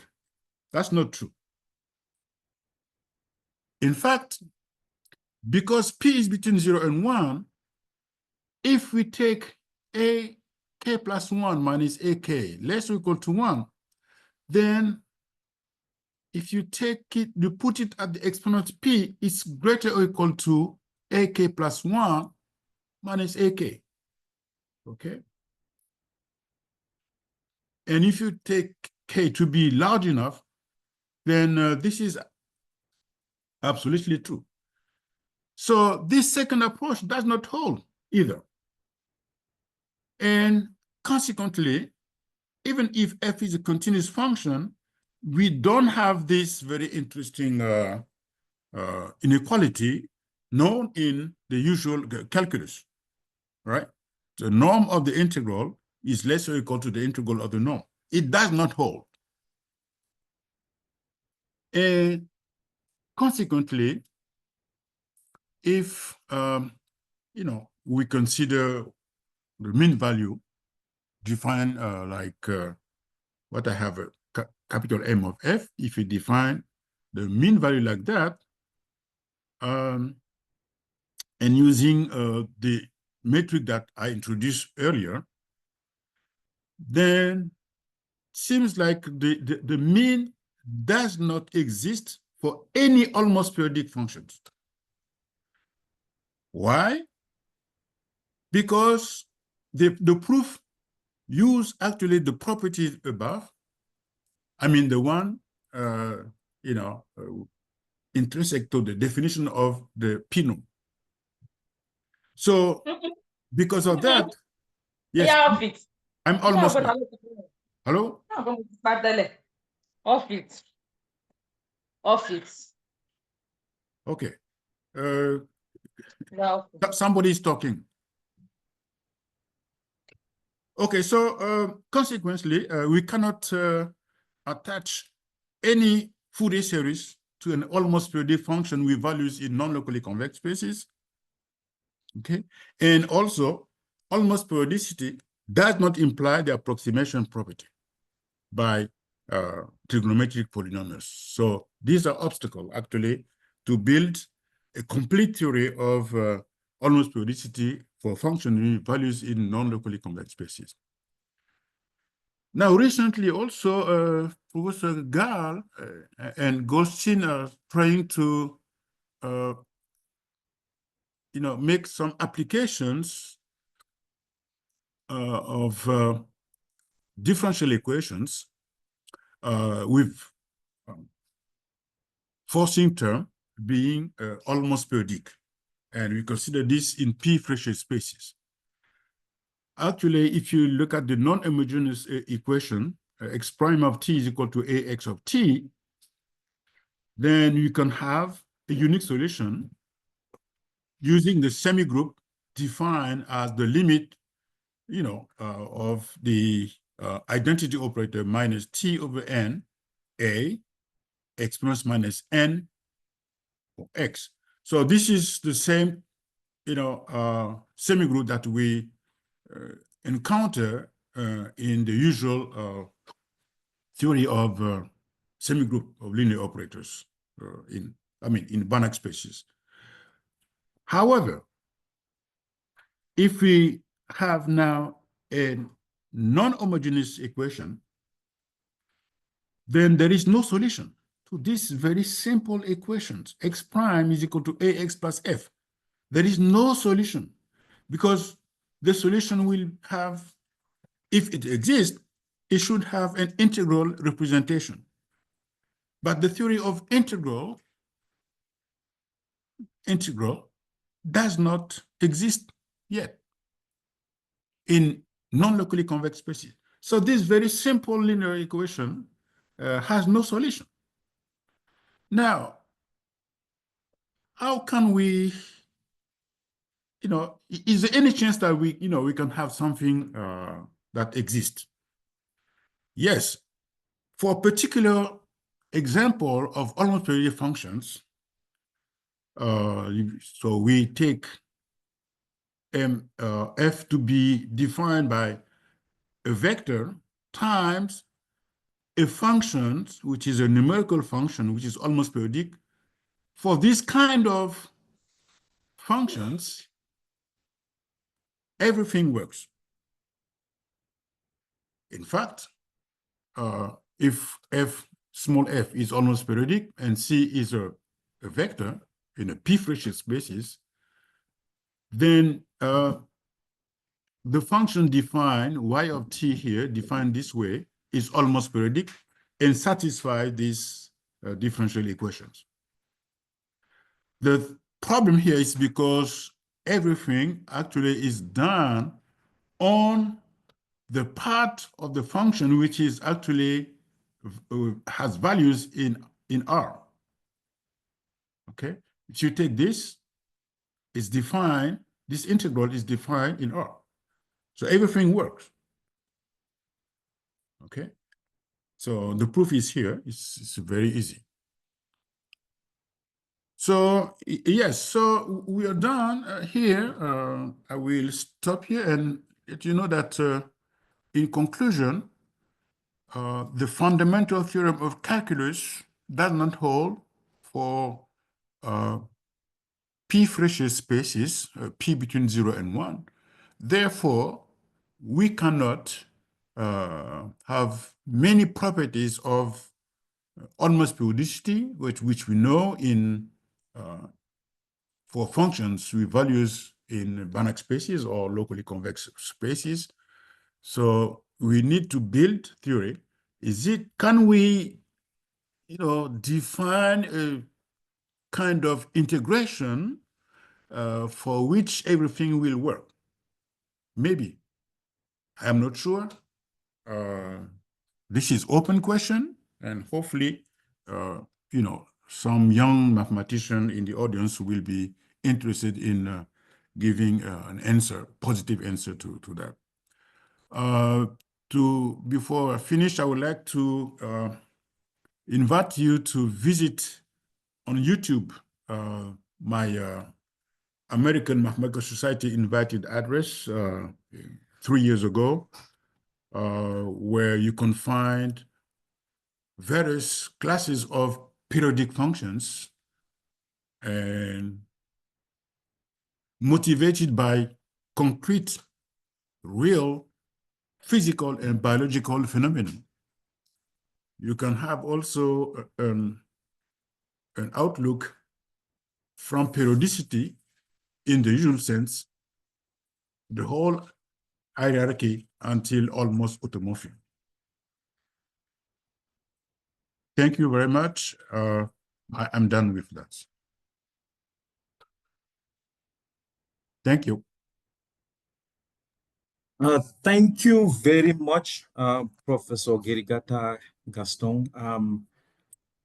Many functions that we assume periodic are actually almost periodic. And I think that is a very big takeaway from your talk, considering that this topic already highlights avenues for application that can really address some of the challenges that we dealing with in the continent. And just thinking randomly, I can even think of applications of almost periodicity in areas of climate change and agricultural production and economics and finance and all these kinds of areas. Prof, just from my side, and this is a very non-mathematical question, but just out of enthusiasm and out of my curiosity, are we able to identify the shifts in periodicity of a particular process we are observing? And really the question I'm asking this is because I can very much see an application of almost periodicity in a subject like climate change, where the process we're observing tends to shift in its periodicity. So during one season, we have in shorter wavelengths of a certain process, maybe the rain intensity, and during other times we have longer wavelengths that represent a data of seasonal variation. But that is just my question to you. But of course, your presentation does open up several avenues for new mathematical thinking, and of course highlights future areas where significant progress can be made as far as the areas of applied mathematics are concerned. Thank you very much, Prof. Indeed, we are really grateful and really happy that you could join us and share with us your deep insights in this particular area. And I really hope that the listeners and the students that are on the platform would see an opportunity to dive deep into areas in mathematics that are not commonly presented in your typical traditional settings. Thank you very much, Prof. And let's give Prof a warm applause before Prof would come back to his to the question I just presented, and hopefully we have many other questions lined up for Prof to clarify. So let's give Prof a very big African ASIAM hand of applause, and let him know that we remember him and we love him, and we would always think about him, even as far as he is in the United States. He would always be in our hearts and he would always be part of us. Thank you very much, Prof. Gerigata. Please, let's give Prof a big hand. Thank you. Thank you so much. Almost periodicity is actually everywhere and every time you can have almost periodicity everywhere, right? Yes. So it's a very important topic, actually. You're talking about the what we call Shifts in if you see, periodicity. Yeah. I'm sorry? I was talking about the possibility of identifying shifts in periodicity of a specific Yeah, by crop. measurement. So you see, for instance, you look at harvest, right? Yes, Prof. Every year, you know, is it every if you consider in term of hours or days. طيب خلاص احنا عموما كده كده هنتحرك اهو على الساعة 11 ونص، هراجع جبت الزمونة ونيجي على الهرم على طول بإذن الله. في حاجة على بالك؟ Is someone's microphone on, البث please? بتاع العربية. Let's mute our microphones. طيب حاضر ماشي. يلا على خيرة الله. نعم. يعني إن شاء الله. Please, can you mute admin? Mute everybody and allow Professor Jericana to talk. Admin should mute everyone.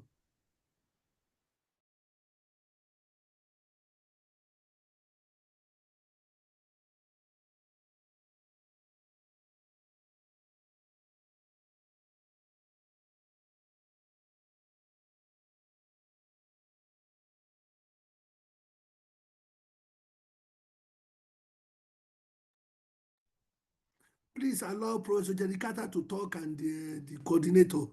Thank you. Prof. Gerikata, I think you may proceed.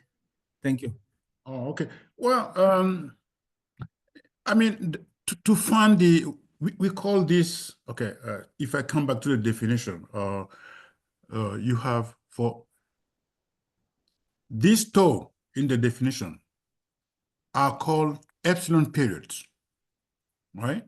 And maybe let me get back to,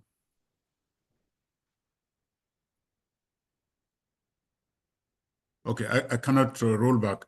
It's okay, Prof. Yeah. Yeah, Okay. these are called epsilon periods. So you obtain them by measurement. Every year it change that period. Okay. For instance, it's if you look at the harvest, right? 1 year is going to be the length from the previous harvest to the next one will be, let's say, something like 363 days. The next year is going to be 364 or 65. So these are actually the epsilon period. Okay. And you have, Absolutely. yeah, in the case of, and due to climate change, the epsilon period changes also. Changes, absolutely. So you have to master that. So Okay. that's Perfect. one example, but it's by Perfect. yeah. No, thank you very much, Prof. I think that is well articulated. And we have a few other questions here for you. I will. Dr. Magao is asking, how are almost periodic functions being applied in modern machine learning and artificial intelligence, particularly in analyzing non-stationary time series data? And then the next question is, what is the relationship between locally convex space you have discussed and the family of semi-norms? For the last question, there is no connection. Okay, I see what you mean. Oh, the semi-norm that define the locally convex topology. Okay, as I said at the beginning, the topology, the topology of a locally convex space is defined using neighborhood of the origin. And for each neighborhood, you can define a semi-norm. Okay. And this way there is an equivalence between the existence of the neighborhood of the origin and also the semi-norm. So that's true. Now, in the case of non-locally convex spaces, the problem is a little bit different. It's different because the neighborhood of the origin are not necessarily convex. So in this case, it's difficult to define actually semi-norm in that situation. So this is what I can say. Now, the first question, I'm not sure if I understand what you mean. So the Dr. Magal was asking, how are almost periodic functions being applied in modern machine learning and artificial intelligence, particularly in analyzing time series data? So I guess yes, applications in modern machine learning, if there are any that you might have an idea of. No, really, I don't have an idea on that. I'm sorry. Okay. I mean, of course, there's a lot to still be unpacked with almost periodicity. So we definitely hoping that as time goes, we would have completed or discovered or come up with techniques that would allow us to integrate machine learning and almost periodicity in some of the modeling efforts that we engage in. Prof, there's a hand up for you from Professor Bakari. Professor Bakari, do you want to unmute? Yeah, thank you. Yes. So thank you very much, bro. That was a nice one. I've been following his talk since 2009 when he came to Buea in 2009, Buea in Cameroon. So that was the first time I heard him talk about almost periodic. Thank you very much. So like we some of us who are working on modeling, we have been using some of this concept on especially that has to do with seasonality, like periodicity in transmission of some diseases, like malaria in Africa. You find out that there's a kind of periodicity or in transmission that occurs in some of these diseases from time to time, especially when we have dry season and wet season. So you find out that there are certain systematic peaks of infection at certain times of the year that follows. Like we know that in Africa, when it's especially in Nigeria now, when it's wet season, you expect that there is a peak of malaria infection, and this happens, almost every year. We see the kind of peak at certain times of the year that is repeated annually, or maybe even multi-annual and all that. So we have like what the person was asking. There are applications in the recent time, and then most especially they are also being captured by wavelet analysis in the recent time using some of these almost periodic and periodic functions, and which we make use of Floquet theory and Poincare. Thank you. Yeah, actually, you're absolutely right. Seasonal diseases like flu, cold, even COVID, these are actually almost periodic phenomena. Yes, almost periodic. Almost periodic. Yeah. So we need to learn more to study almost periodicity. Yeah. Yes. Yeah. Thank you, sir. Thank you. Okay, thank you. I think that was the last question. I think also we don't really have much time for more questions, but in our program, our next presenter is Prof. Bakari. If you're still here on audio, we were supposed to have you before Prof. Gerigata if the program had proceeded as intended. Are you available and ready? Okay. Yes, okay. yes, I'm here. So okay. Stephen, can you put up my slide, Stephen?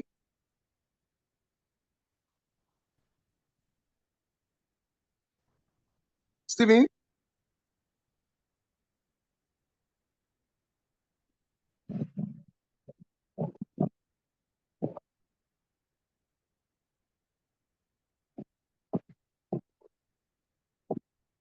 Okay, thank you. Yeah, so good afternoon or good evening, good morning. I don't know, wherever we are. I want to welcome us once again to this 2025 International Day of Mathematics, organized by ASIAM. Yeah, so it's been a wonderful day, and I'm so glad that we are having this kind of thing for the first time in Africa, organize International Day of Mathematics. So I'm so happy with the energy, the strength you have put into it to make this a reality. I appreciate all the organizers, and I hope we believe that this is going to continue. We are going to continue to push until we get there. Thank you very much. And I want to appreciate all the senior professors that have presented and given talk this morning. We thank everyone. So I'll be talking about briefly on writing and winning grant, research grants. Now, so generally we are in the days that a lot of things are going on, you know, and every one of us we need to be on our toes. We need to move according to the trend of things. Now, before I start anything now, I really want to challenge us, especially the young, both young and old, everybody is involved, because I believe that at every level you are, we must continue to seek progression. Now, when we don't seek progression, we stand a risk to go down. So we must not say that, oh, I've already become a professor, that's the end of it. No, we have seen professors now presenting. Professor Yugata just present, he's been doing great work and he's still doing. He has not gotten tired. So we must not get tired, and we must keep pushing until we get there to challenge everyone, young people, older generation, to do more. Now, we are engaged in research, and for us to really in this dispensation, there are a lot of things going on, and for us to be part of what is going on, we need to engage in every aspect of research, you know. So, and then if you are in the academia, I discovered that academia is divided into 4 aspects. You have the teaching, you have the research, you have the community development, and you have the innovation. Now, all of these are standing and having some relationship, dependency on each other. And then in doing this, you know, especially in Africa, you need funding. You need funding to do good work. You need funding to also raise students, to train and mentor students. You need good funding to train and mentor students very well and in a quality way. Now, there are a lot of problems in Africa that can be solved using mathematics. Now, going by the United Nations Sustainable Development Goals, 17, there are 17, and there is hardly no aspect of it that mathematics cannot fit in. Starting from no poverty to no hunger, to health and well-being, to urbanization, to, other things, that we have also discussed, sustainability, climate action, life under the water, and all of that, under the ocean, and many things. So there are a lot of problems that are on ground, to even food and agriculture and all that. So a lot of problems are on ground in Africa that we can use mathematics to respond to. So mathematics become the tool, and then we get to the questions from the various aspects of the SDG that are being mentioned, and in those aspects those are where the funds are. The SDGs are where the funds are. The funding are on the SDGs. Now, and majorly in Africa, you find out that there are people who are doing many pure mathematics and all of that, which is good. And then there's no way you are doing applied maths that you don't need pure mathematics. So which means that there can be collaboration in terms of funding that, oh, okay, if I get, as an applied mathematician, if I get funding and there is need for me to build a group, I can bring up a group that has all the necessary quality that I need to do the work, and then a lot of collaboration can come even beyond mathematics department. And I think that is the main thing that we need to look at. So I'm going to run through this overview. What is a research grant? Preparation is key. Understanding the grant application process, writing a competitive grant, proposal, submission, and review process, tips for winning research grants, some recommended resources for writing and winning research grants. Now, what is research grants? Can you scroll down for me? A research grant is funding provided to support research projects, typically in the fields of science, technology, engineering, and mathematics, as well as social sciences and humanities. So it's a fund, and it's provided mainly to carry out research and to bring out results to solve a particular problem in a particular location or in a particular country, and for a particular purpose. Now, there is expectation at the end of the funding that the funding should support the funders to carry out a particular project within a particular period of time, and then the results should be given out, or maybe in terms of publication, presentation, in conferences, and then also, and apart from that, these days, now, some of the results that we have can also inform policy, can guide policy decision in our country. Now, in the recent time, some of the projects we are handling has to do with some policy-driven projects, and then we need to work with people who are in that space. So, and then there's a kind of feedback. So it's more or less like a gown and the town relationship. Now, so, and this is the kind of research that can help our community develop, and then a lot of people can see the usefulness of mathematics in their immediate environment while carrying out that kind of research. Now, these grants enable researchers to explore new ideas. Yes, new ideas, collect data, and then advance knowledge in their respective fields. So now, in the course of carrying out this kind of research, so you are coming up with an innovation to solve that particular problem.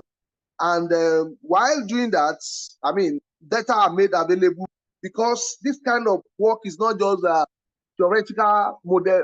Maybe like some of us who are doing modeling. Modeling has gone beyond theoretical, just doing positivity and boundedness and all of that. While those are very important, qualitative analysis, very, very good. We start from there, but they are necessary, but they are not sufficient.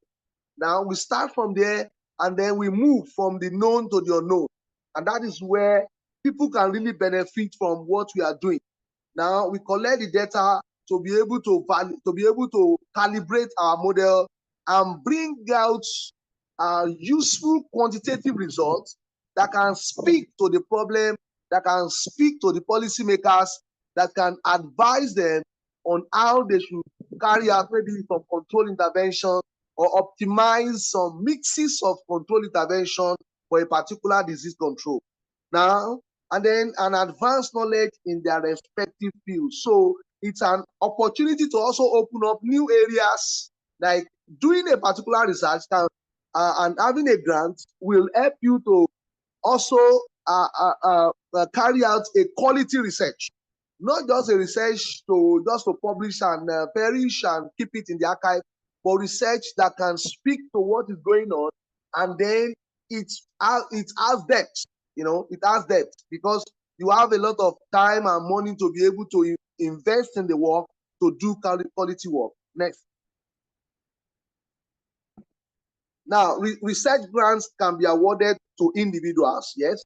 Research teams or institutions, and are often provided by government agencies, foundations, corporations, and non-profit organizations. So an individual can get a grant, like single man grants, so which most of the time is not much. But when it comes to a teamwork, research teams, then you get more grants and then more people to work with, and then coming up with different kind of ideas to do the work. Now, most of the individual projects are more or less like a seed fund, and then you can do that within a limited time to start with, and then you can grow into a research team, and then or institution, and are often provided by government agencies. Now, in the recent time, we are having some challenge in terms of government agencies from some countries in the West are not releasing funds in the recent time because of the challenges of the new administration. But there are still some private foundations, corporations, non-profit organizations, like non-governmental organizations that are still providing this kind of fund. So the fund can cover various expenses like equipment, supplies, purchasing specialized equipment, software, and consumable supplies necessary for the research project. And then it can also cover personnel, like hiring research assistants, technicians, or postdoctoral fellows, PhDs, or MSc, or research assistants to carry out the work, to support the project. So these are some of the things that you find out in the research grant. So, and then there are opportunities for travel and conferences. Now, if you have a grant, that may be need for you to present some of your work somewhere, for people to know what you are doing and all of that, and then people will know who is solving this, who is doing that, somewhere around the globe. Attending conferences, workshops, and meetings to present research findings and collaborate with other experts. It's also an additional thing that come up with research grant.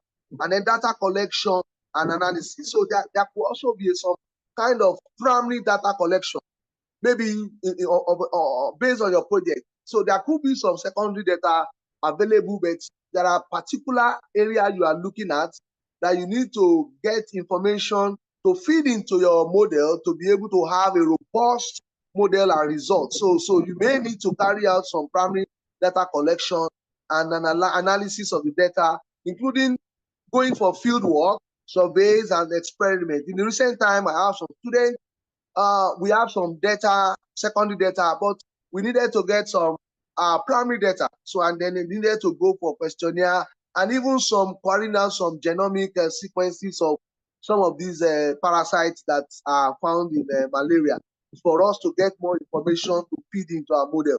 So now, securing a research grant, applicants typically submit a proposal outlining their research objectives, methodology, expected outcomes, and budget. This aspect is very, very important. Now, most times, especially people who are mathematicians, you find out that many of us don't have very good foundation in terms of writing competitive research grants to be able to win research proposal, because most times a lot of us stays within the maths domain, and then we try not to come out of our shell. And then, so in the long run, I mean, we are not getting how to put some of these things together. Now, in Africa, you find out that a lot of applied research are being sponsored, much more than the pure, and then we need a basic research. So we need to think about, okay, how do I use my maths to solve problems? How do I use my knowledge of functional analysis to solve real world problems? How do I use my knowledge of stochastic differential equation to solve real world problems? How do I use my knowledge of dynamical system to solve real world problems? Because what is mathematical modeling? Because everything about using math to solve real life problems has to do with mathematical modeling. So, and mathematical modeling is a representation in mathematical terms of the real world or real devices. That means what it means is that the math is a tool, the math is not the question. Now, most times we mix some of these things together, especially in the objectives. I've seen so many people, they said they are working on COVID-19, and when you look at their objectives, everything is about methodology and mathematics, which is wrong, because the objectives are supposed not to come from the math. The objectives come, or the questions come from where the problem is, the methodology comes from the maths. So if you don't know how to put up your proposal well, then it will not fly.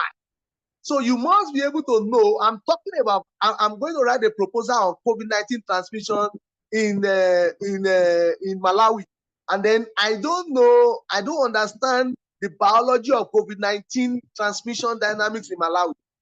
Then there is going to be problem because you cannot write anything, even though you have the maths. But the maths is just a tool. The maths is not the question. The question comes from the biology of COVID-19. That is the problem of the public health official. The problem comes from the intervention, being able to control COVID-19 in that particular country. So they are finding it difficult to control it. They don't know what to do. They have put a lot of control. They have spent money, but they want maths to help them make decisions. So how do you go about that? So we need to use correct research objectives that has to do with the problem at hand, and then the methodology that is coming from mathematics. So, and then the expected outcome, and then the budget. So all of these must be able to flow. There must be a flow between the research objectives, the methodology, the expected outcomes, and the budget, and also the timeline. The timeline. The proposal is then reviewed by a panel of experts who assess its merit, feasibility, and potential impact. Now, one very important thing is that you will never be there when they are sitting on your proposal. So to ask them, why did you did not cross your T or you didn't dot your I? So that is why you must prepare yourself very well before you say you are writing a proposal in that particular area. Next, please. Preparation is key. Now, develop a research idea. You need a research idea. Now, how do you get the idea? You get the idea from the known world. What's the known world? Literatures. The literatures, the existing work. People have done some things in that area. Then the information in that country. Let's say, for instance, you are working on in Malawi, and then there's a particular problem in public health space. Now, you cannot do that problem in isolation. You need to cooperate with people in the public health space. Get materials from them. What are the programs? Do they have strategic plan for that particular program? Let's take, for instance, cholera program. There are different programs for different diseases. Schistosomiasis program in Malawi, NTD program in South Africa. So you need to get this material to be able to know what is the strategic plan they have, maybe for 5 years, that they are pursuing. So you've got to sit down and digest and read that, and then you'll be able to speak to their problem and use your maths to address what is going on. You cannot stay in your room, in your office, in your academic room, and begin to postulate intuition that does not match up with what is in the reality. It may be dangerous. You may not be doing something that is relevant to what is going on. Now, identify a significant question, research question, or problem that aligns with your expertise and interest. So you must be able to identify a significant research question. Like I said initially, the research question does not come from mathematics. If you are working you are trying to apply math to a particular system. So you need to study the system and find a mathematical function or some set of functions that represent what is going on in the real world. So if you don't understand the real world, then you cannot bring out good mathematics that represent what is going on. So you must understand the real world before you put it in the mathematical terms. So the mathematics must not be complex because the real world is complex. What you are using, the mathematical model is an approximate of what is going on in the real world. So if your math is more complex than what is going on in the real world, then there's a problem. There's going to be a catastrophe. So conduct preliminary research, that means background research, in terms of what data are available. Data. So what are the data available? Maybe from those public health experts you have in your country, you have met with them, you have discussed with them, and then maybe, yes, so they could have some on their dashboard, they can release to you. Literatures, you also get from literatures and other relevant information to support your research idea. And then create a research plan. What is your plan? Outline your research objectives, your methodology, your expected outcomes, and then timeline. Very, very important. Because you cannot continue to do that work for life. You need to have a time bound. Yes? Next, please. Now, understand the grant application process. You need to read through what is their modus operandi. The funding agents, you need to, every funding agent has their own modus operandi. Because you have applied for one grant at one time, does not mean that this grant body have the same policy. You need to understand, familiarize yourself with the funding agency, research the agency's priorities, review their process and previous awards. And then review the grant application guidelines. Their guidelines, check it, digest it, understand the eligibility criteria, application format, submission deadlines, all of these things you must understand. Now, it's like you want to publish a paper in the journal. You must understand the philosophy of that journal. If you don't, you just go and submit a paper, they will reject you because you don't follow their format. So prepare a budget, estimate costs, including personnel, equipment, travel, and other expenses. Now, so these things are something we must learn. It's like an ocean. If you jump into it, you may get sink up. Now we need to get to know, how do I do this? How do I do that? This budget, how do I get into it and all of that to put my budget together so that you don't shoot yourself on the leg. Now, writing a competitive grant proposal, clearly articulate your research question. That's very, very important. And objectives. Ensure your proposal is concise, well organized, and easy to understand, even by non-technical person. They can look at your work and say, I understand what this guy is saying. Provide, because some of the people that are going to read your work, they are not all going to be in your field. So you need to use languages that is understood in that particular space you are working. Now, provide a compelling justification. Explain the significance of your idea, the research idea, relevance, and potential impact of your research. And then outline a robust methodology. Describe your research design, the method, and then and procedures. So you need to explain some of those things because you will not be there to explain it. So if they don't understand, if there are some cumbersome languages, they may throw your proposal away. Highlight your qualification and expertise. Showcase your research. So tell them your research experience. What have you done before that can help what you want to do now? Have you won a grant? Maybe even if just $1,000 grant. So that you are talking now that, oh, I've done this with this particular grant before, and this was the result. So it's going to like push the funders to feel that, oh, this guy may be able to do this work since he has the experience. Now, then include a detailed budget and budget justification. Now justify each of your budget. You said you are going to buy this. Why do you want to buy it? Why didn't you buy the other one? You said you are going to use $5. Why are you using $5? Why not use $10? So you need to prove the reason why you are putting a certain amount there. Ensure your budget is realistic, well justified, and aligns with the funding agency's guideline. Next. Now, submission and review process. Submit your proposal on time. Like a proposal is going to close by 20th of March, and you are submitting on, you started writing on 20th of March, and you want to submit on 20th of March, you are already late. You may be writing jargons. So ensure you meet the submission deadline. Prepare for peer review. That means anticipate questions and criticism from reviewers. Even before you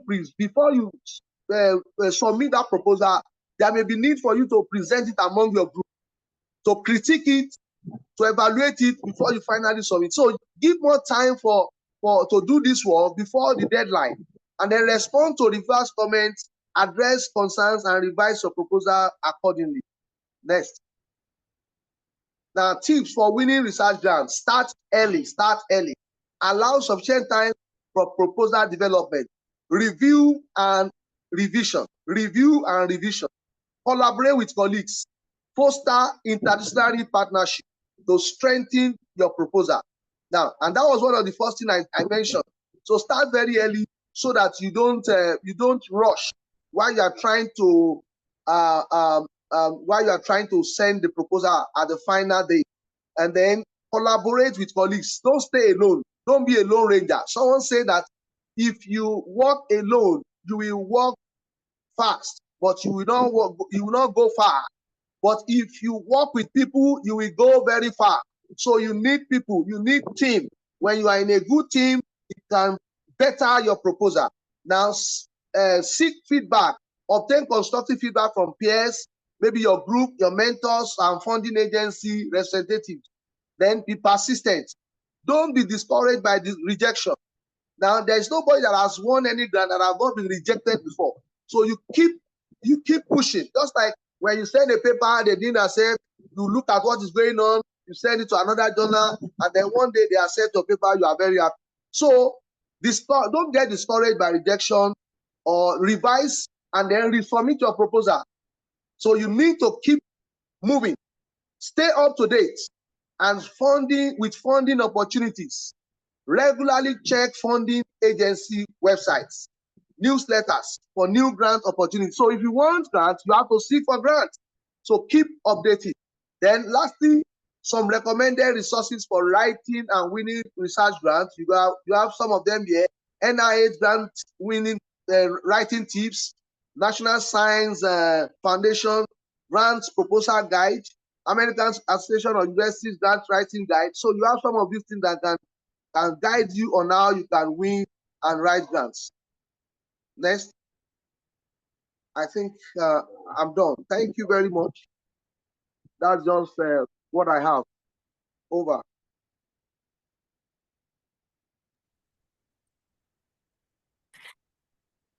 Thank you very, very much, Professor Bakari. I want to really extend sincere gratitude to you for this insightful talk in writing successful research funding applications, which a topic I personally feel has immense importance for African researchers, especially during these times when funding is a big issue and is really creating avenues for more and more discussion amongst researchers on how to better the situation. Of course, your emphasis on careful and systematic sort of use of mathematical concepts in applied problems only helps to highlight the idea that mathematics is not just a theoretical concept, but actually can be translated into tools that can help us secure resources at every level of our society.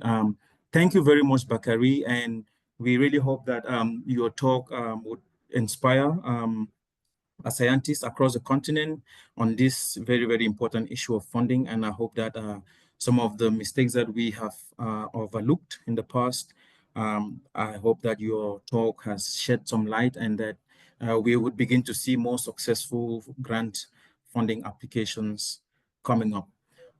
Next on our line would be Prof. Mbele Bidima, but before we call Prof. Mbele to come on stage, let's give our great Professor Bakari Emmanuel a big ASIAM 2025 hand of applause for sharing this very, very information with us. Thank you very much, Prof. Bakari. Thank you. And we wish you the best.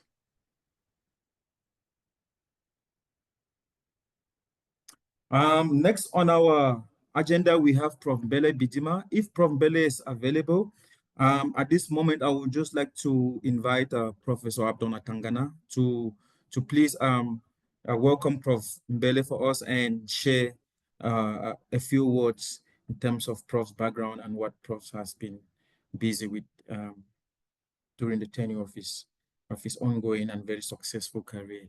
Prof. Tangana, are you? Yes, yes. Yes, Prof. Thank you. Good afternoon, everyone. It's a pleasure for me because no matter whatever I am today, is because of University of Yaoundé 1.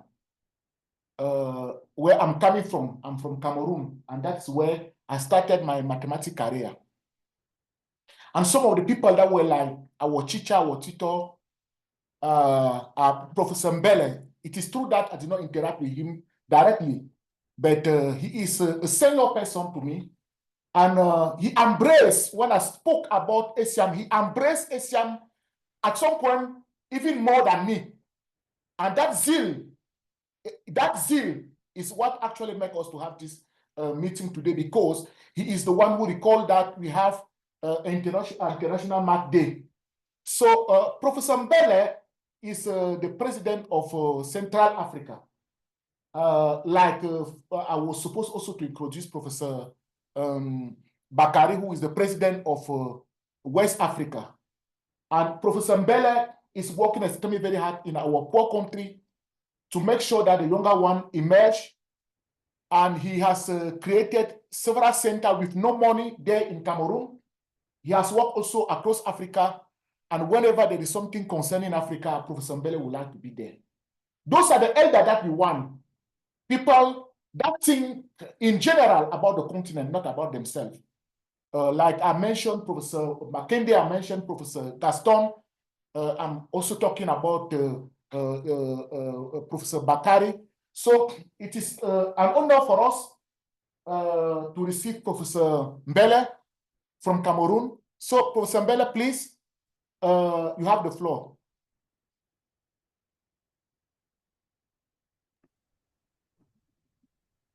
Prof. Mbele, are you there? I'm just making sure that Prof is here with us. He was here a few minutes ago. Let me just, it seems he is not currently logged in. Sorry, he posted in another group that is having trouble logging in. Oh, does he have the password? He should. I'm not sure what the problem is. But he was here not too long ago.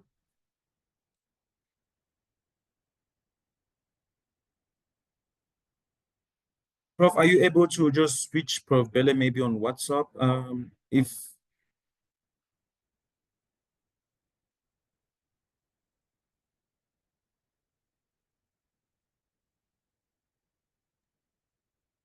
Let me call him. Otherwise, we have the Indian person who want to present now, Professor Mane.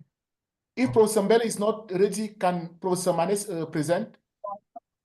Professor No Mane, problem. are you here with us? Professor Mbele is coming.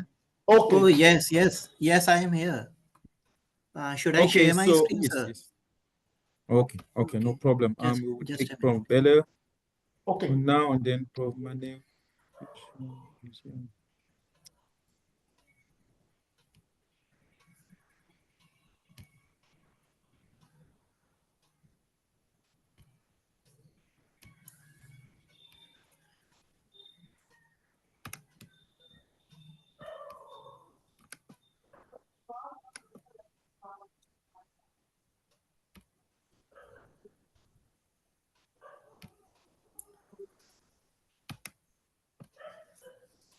Am I audible and my screen is visible to all of you? Hello? Yes. Yes. Yes, Dr. Yes. Manish, your screen is clear and visible. Yes. Good day to all the esteemed guests and fellow mathematics enthusiasts. I am honored to be speaking with you all today on the occasion of International Mathematics Day. This event is organized by African Society for Industrial and Applied Mathematics. As we celebrate this special day, we recognize the profound impact of mathematics on our daily lives, from the intricate patterns in nature to the complex algorithms driving technological innovations.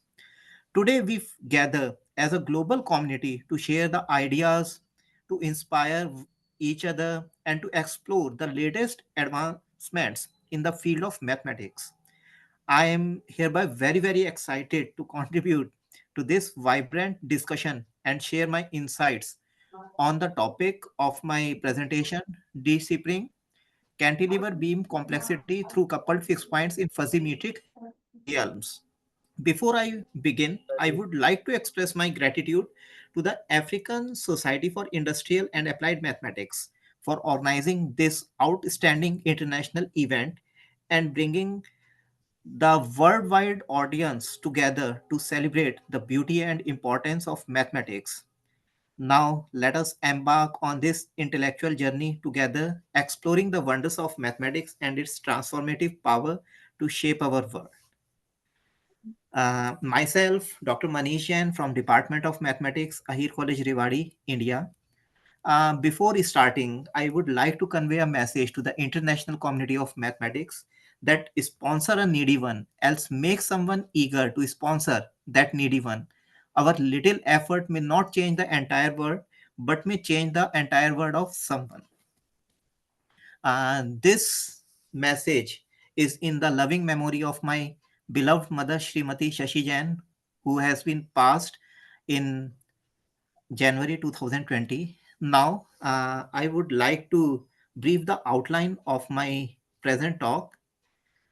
First of all, I will start with the objective of the current talk. Then I will be supposed to give a brief review of literature. After that, I will show a few main results that I inculcated in my theory regarding the existence theorem, computational and graphical analysis of the result by using an example and using the optimal utility of MATLAB.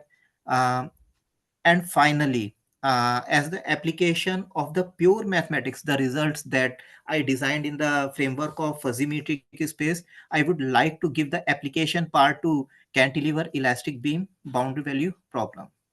Now, before starting, I would like to, you can say, highlight or um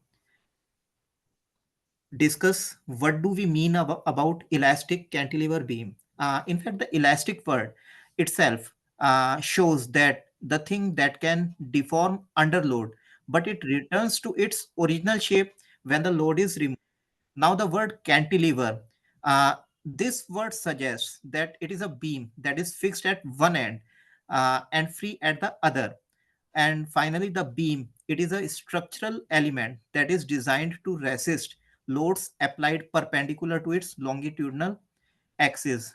In the subsequent slides, I am going to show also the you can say diagrammatical representation of elastic cantilever beam.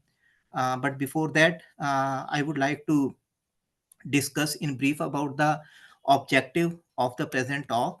Uh, this talk mainly focuses on the establishment of the unique solution of the this underlying boundary value problem that is associated with the cantilever elastic beam problem that arises in physical science, and we are going to discuss its solution by using the theory of coupled fixed points in the setup of George Viramani fuzzy metric spaces, and that too are endowed with the uh, H-type T-norm or Hertzik type T-norm, and the and this boundary value beam problem is suggested by using the equation 1.1.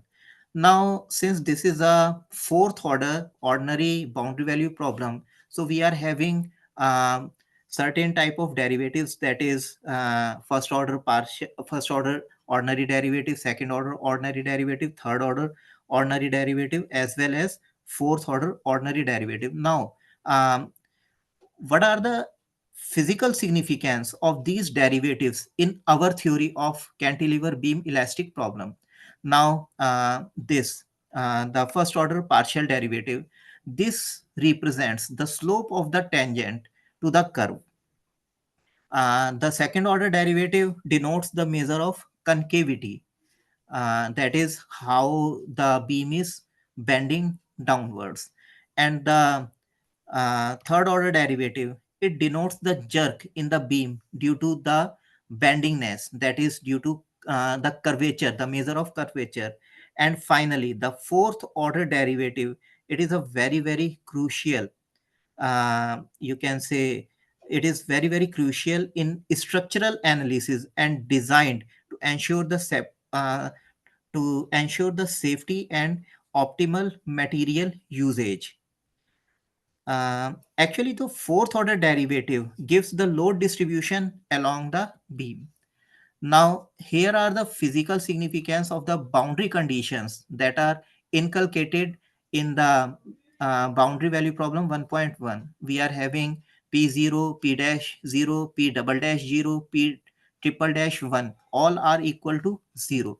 So what are their, you can say, physical significance? Now, the physical significance of P0 equals to 0 is that the beam is anchored or clamped at initial position, that is at t is equal to 0. We are having no vertical displacement at this particular fixed end. Now the first order derivative comes out to be 0 at t is equal to 0, which shows that beam has no slope or inclination at the fixed end, and it surely means that it starts out perfectly horizontally. There are no inclination in the beam at the initial stage.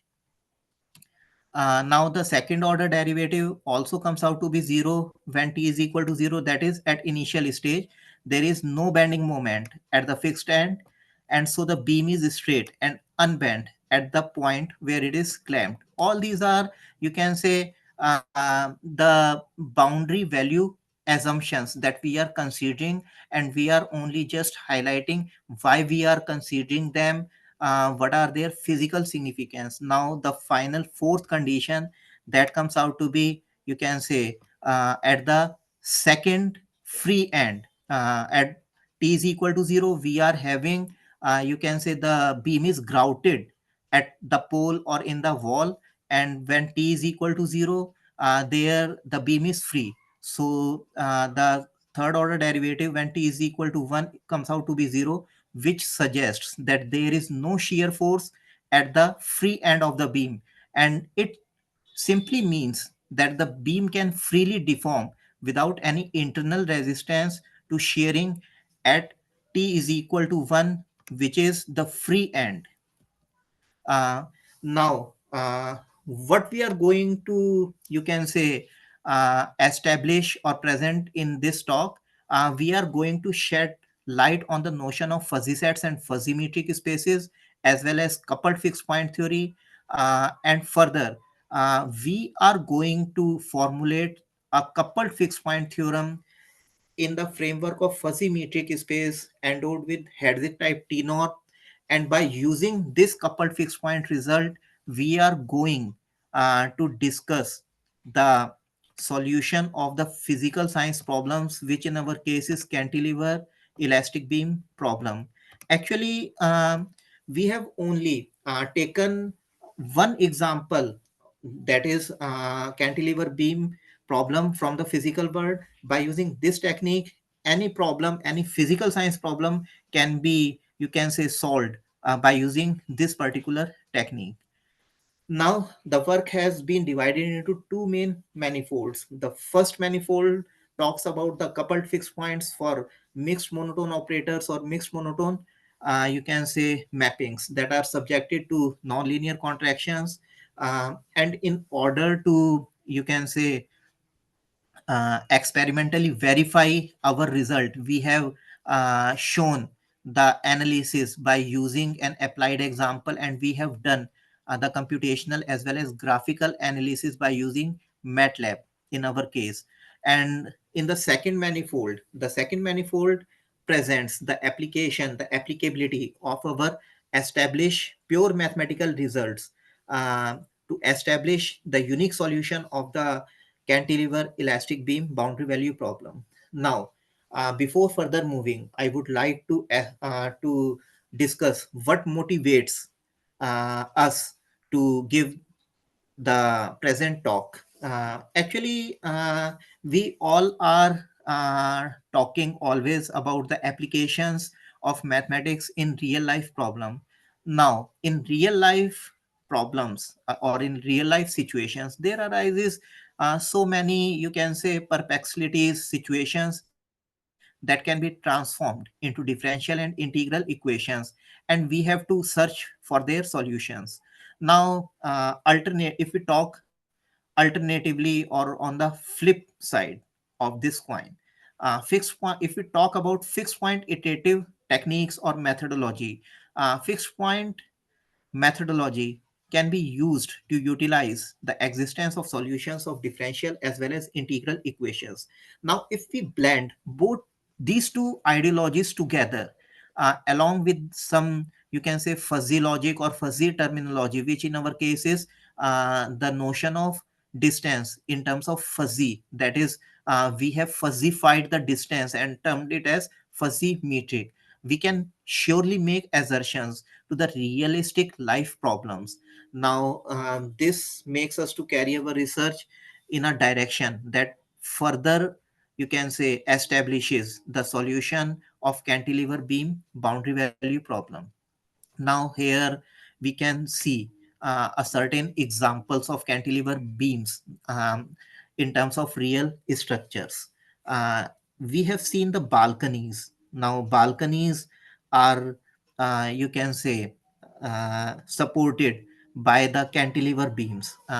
In the subsequent slide, I am going to discuss it also. Have a look on the subsequent slide. You can easily see this is a uh, here this particular is a cantilever beam, and in this figure too, I am marking with red, you can say highlighter. These all are cantilever beams. Here in the fourth figure also, this particular thing is cantilever beam. uh, so all these are the cantilever beams.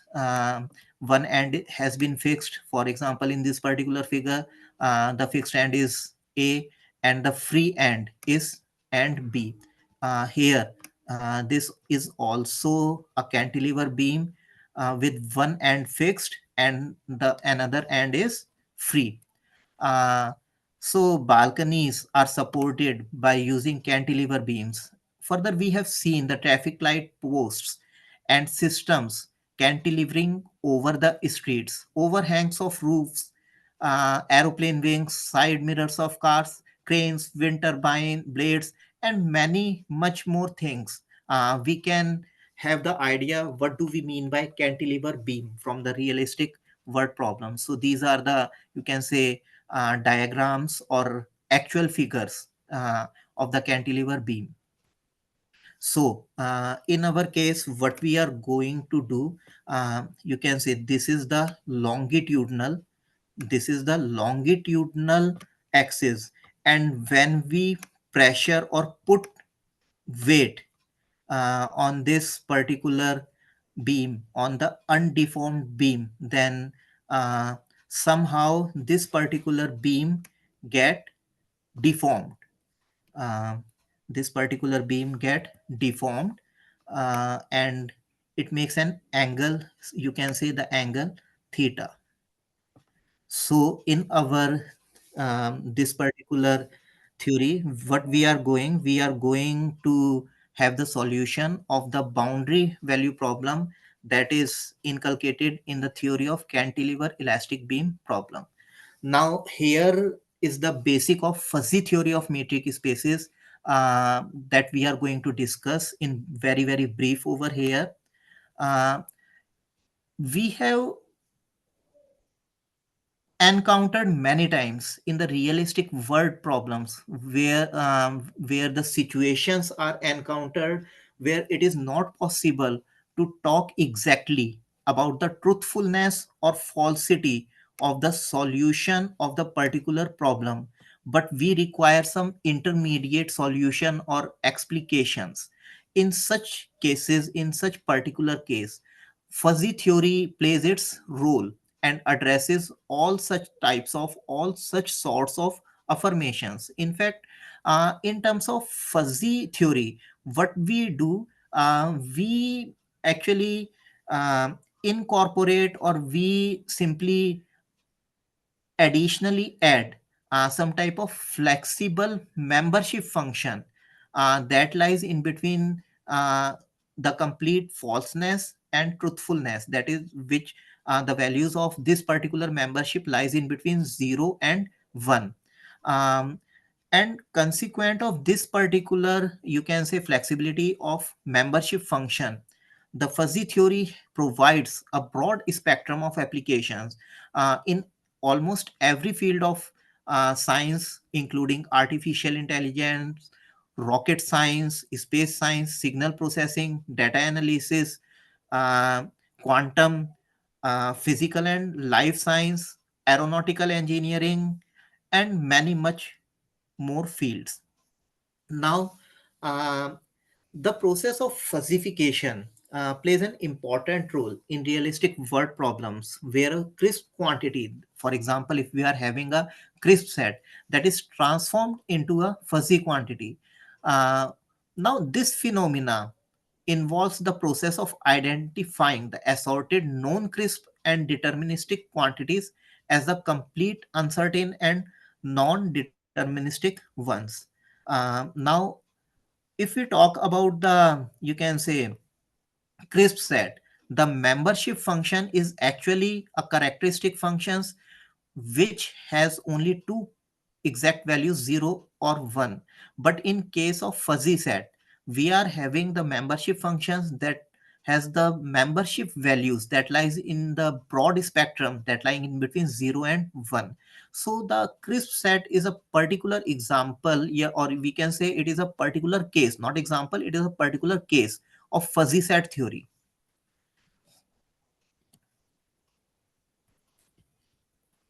Now, one of the most enhancing features of this characteristic function, this is fvx is the characteristic function, and fvx, in fact, fv is the characteristic function and fvx is the value of characteristic function at the point x. And its feature lies in the verity that the approachability of the value of fvx to 1 explicates about the higher value of grade of membership of x in V. For example, if fvx approaches towards 1, that shows that that particular element of which it suggests the value fvx is the value, then it is having the higher grade, it is having the higher, you can say, probability residing in that particular set. And if it approaches towards 0, then it is having the lowest, you can say, membership that lies in that particular set. Now, this is all about a few lines about, you can say, fuzzy set. Now we are talking about something about fuzzy metric. Fuzzification of metric and hence of metric spaces provides a mathematical path to deal with problematic conditions emerging in different diverse fields, including engineering and physical sciences. Now, if we talk about fixed points and fixed point theory, that is, if we talk about the metric fixed point theory, then contractions plays their important role in implying the solutions of problems in physical sciences, engineering sciences, and life sciences. Uh, Now, different authors, in their way, in their own way, fuzzified the notion of distance, that is the notion of metric, in different ways. That is, they obtained the fuzzy metric in their own different ways. The this fuzzification was actually emerged with the worth mentioning work of Deng, that has been subsequently followed by Arseg, and afterwards, you can say, Kramosil Mikhailek, and finally by George and Viramani. So our work, our this present this present presentation talks about the fuzzy metric space in the sense of George and Viramani. Now, here are the few definitions that are concerned with fuzzy set theory and fuzzy metric theory. In fact, what do we mean by a membership function in the fuzzy logic or fuzzy set theory? A membership function of a fuzzy set V on the universal set X is a function fv from the universal set X to the closed interval 0 to 1 that satisfies these, in fact, three properties. If the characteristic function or membership function is having the value 1, then it suggests that the element X lies entirely in fuzzy set V. If val if the value of the, you can say, membership function lies in between 0 and 1, then this suggests that X is partially in the fuzzy set V. And if the value of the membership function at some particular point comes out to be 0, then this suggests that that particular element does not lie in the set V. Now here are the few definitions regarding T-norms. So T-norm is a continuous function that is associative, commutative, and further satisfying 3 and 4 postulates. We are having a few examples of T-norms. This is product T-norm and this is minimum T-norm. So we are going to discuss about Hadjic type T-norm, which is a minimum T-norm. Here is the definition, which is uh, which establishes the definition of Hadjic type T norm in terms of equicontinuity at a point t is equal to 1. Now here we are having the two definitions of, you can say, fuzzy metric. One was laid by Kremosil and Michalek, and this particular definition was established by George and Viramani. So what we are having actually the two main differences in these both two definitions. If we are having a look, then KMFM1, that is Kremosil Michalek. Just a minute. That is Kremosil and Michalek fuzzy metric postulate 1 and Kremosil Michalek fuzzy metric postulate 5 uh, are different as we talk about the George V. Ramani fuzzy metric postulate 1 and George V. Ramani fuzzy metric postulate 5. In fact, in that particular case, we have in you can say in Kremosil Michalek case, what we have considered here T to be 0. But in our case, in the case of George and Viramani, we are having the T, the value of T to be strictly positive, and the value T is equal to 0 is not allowed. And in that particular case, the fuzzy metric function is required to attain the value that is strictly positive, and we do not talk about any zero values. And further, if we talk about uh, the postulate 5, now if we compare this postulate 5 with with the fifth postulate of Kremosil and Michalek, then here the fuzzy metric function, this is the fuzzy metric function in the sense of Kremosil and Michalek. Here we have considered, or the authors have considered, the domain to be semi-closed open interval, and that this particular, you can say, metric is supposed to be left continuous. But in the case of George and Viramani metric, this particular function is defined with the domain having, you can say, open interval 0 to infinity, and this particular function is continuous on this particular domain. So this is the basic difference in between these two particular structures. So in our study, what we are going to use, we are going to use the George Viramani fuzzy metric space. Here since this is, you can say, a topological structure, so all the topological properties that we know in metric space holds true to be in fuzzy metric structure regarding convergence and Cauchy sequences, and further the completeness of the space as well.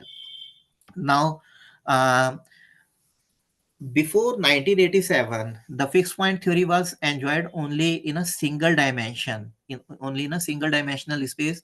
But after the worth mentioning work of Guo and Lakshmikantam, this theory was enjoyed for the mappings that are, you can say, projections from two-dimensional space to the single dimension space in this particular structure.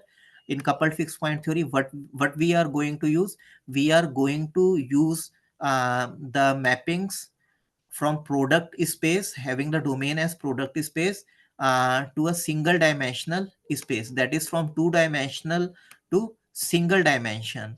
So Go and Lakshmikandam propounded this particular theory of coupled fixed points and thereby gave the notions of coupled fixed point in 1987.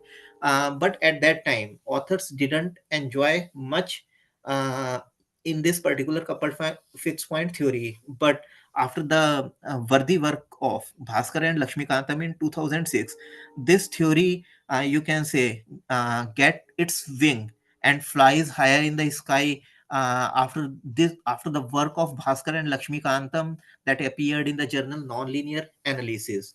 where he inculcated a certain new notions of mixed monotone property, um, for the you can say in terms of partially ordered set. Um, so we are having a few more definitions about regular space, some lemmas and remarks that I'm going to skip, and I'm going to continue on my main result. So this is the key lemma that we have formulated. Suppose we are what is this T? This is T is nothing but the closed interval. You can say 0 to 1. This is the closed interval 0 to 1. This is the closed interval 0 to 1. So we have considered gamma to be the self-mapping on the closed interval 0 to 1, and it is considered to be the left continuous. Now, if we assume an additional hypothesis that image of every element that lies in between 0 and 1, not equal to 0, not equal to 1, and the image of every such element, if the image of every such element is greater than the element, strictly greater than the element, then the value of 1 under this mapping comes out to be 1. Now this is the main result that we have formulated. uh, what we have considered the complete partially ordered George Viramani fuzzy metric space, that is the fuzzy metric space in the sense of George Viramani, that is endowed with a partial ordering, and this particular space, that is this particular structure, is also complete in terms of the convergence in fuzzy metric setup. Now the mapping has the mixed monotone property. What is mixed monotone property? The mapping is said to have mixed monotone property if the mapping, if this mapping is increasing, if this mapping is if the mapping f is increasing in the first variable, but if we consider the second variable, the mapping turns out to be decreasing. So that's why this particular mapping has been designated as the mixed monotone operator, and the you can say the mapping or operator that satisfies this particular property is said to satisfy the mixed monotone property, and the operator is said to be mixed monotone operator or mixed monotone mapping. So we have considered a contractive condition which contracts the fuzzy distance between the images of the elements by using this T1 condition. Further, we have considered the existence of two elements x0 and y0 in the fuzzy metric space X that satisfies T2. Now, if we consider the mapping P to be continuous, or if we do not want to consider the mapping P to be continuous, and instead if we want to consider X to be regular, then in both the cases we can obtain the existence of coupled fixed point for the mapping P in X cross X. So this is the definition of regular space. So what is regular space? Suppose we are having a metric space and that is endowed with a partial ordering less than equal to. Now this particular space X is said to be regular if for every non-decreasing convergent sequence, suppose alpha n is a non-decreasing convergent sequence and converging to alpha, then every term of this particular sequence must be related to the limit of this sequence. And if we are having a non-increasing sequence, convergent sequence converging to beta, then the limit of this particular sequence, that is beta, must be related to every element of this particular sequence beta n. So this is the definition of regular space. So if we do not want to consider the continuity of the mapping under consideration, then we have to take into account the possibility that the space under consideration is regular. If we consider uh, only one of these A or B postulates, then we can directly obtain the existence of coupled fixed point for the mapping P in the product space X cross X. So these are the steps that we have followed. Actually, what we have followed, um, we have considered X0 and Y0 to be two elements that satisfies uh, either of either of this condition or this condition. So, and then by using mixed monotone property of the mapping P and by making use of mathematical induction, we can construct the sequences of elements xn and yn in X such that 3.1 and 3.2, these two particular conditions we are obtained by making use of mixed monotone property and the mathematical induction process.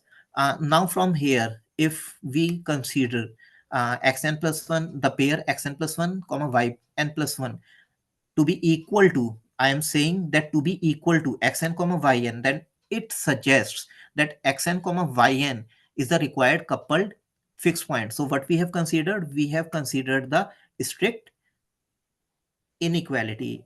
In fact, we have considered that these two elements are not equal for any n, otherwise we can obtain direct our result.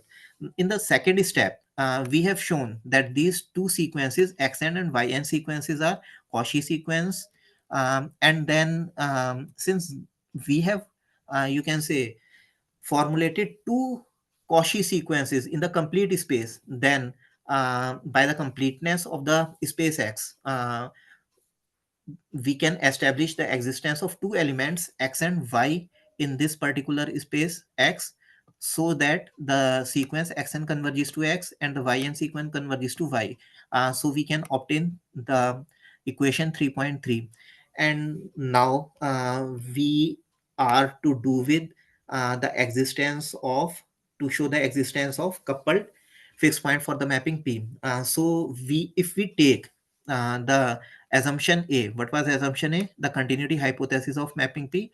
Then directly by using the continuity assumption or continuity of the function M, we can directly obtain the result from this 3.3. So we can directly obtain by making use of continuity of P as well as the continuity of this distance function M, fuzzy distance function M, we can directly obtain the result. Now, whereas in the second case, in the case B, we have to make use of the regularity of the space. So these are some particular, you can say, mathematical formulations that we have formulated. And finally, in this particular case also, what we can obtain, we can directly obtain by using lemma 3.1 the existence of coupled fixed point for the mapping P. So this is all about our main result. Now, next comes our illustrative example in which we have done the computational as well as, you can say, graphical analysis. That is very, very important part of our presentation. Now here we have formulated the example of our main theorem. What we have considered, we have considered the, you can say, the non-empty set to be, we have taken the non-empty set X to be 0 to 1. And we have endowed this particular set with the natural ordering of real numbers, and we have defined the fuzzy metric to be exponential of minus x minus y divided by t. Further, we have taken the Herzig type t norm to be the minimum t norm. So it is easy to check that this particular space comes out to be the complete partially ordered George V. Ramani fuzzy metric space, and this space is also regular. Further, we have also considered the mapping here to be the continuous. We can also consider discontinuous mappings too, but in order to facilitate the findings, we have considered the continuous function. We can also consider discontinuous functions. So this mapping P is having mixed monotone property. Am I audible, sir? Hello? Yes. Hello? Yes, Yes. Professor, Okay, you're very audible. Please. okay. Thank you. Next, what we have done, we have defined a non-trivial function from the closed interval 0 to 1 to 0 to 1 by considering under root of a. That is, if we consider any element from the closed interval 0 to 1 and we consider its image under the mapping gamma, then we have to take under root of a.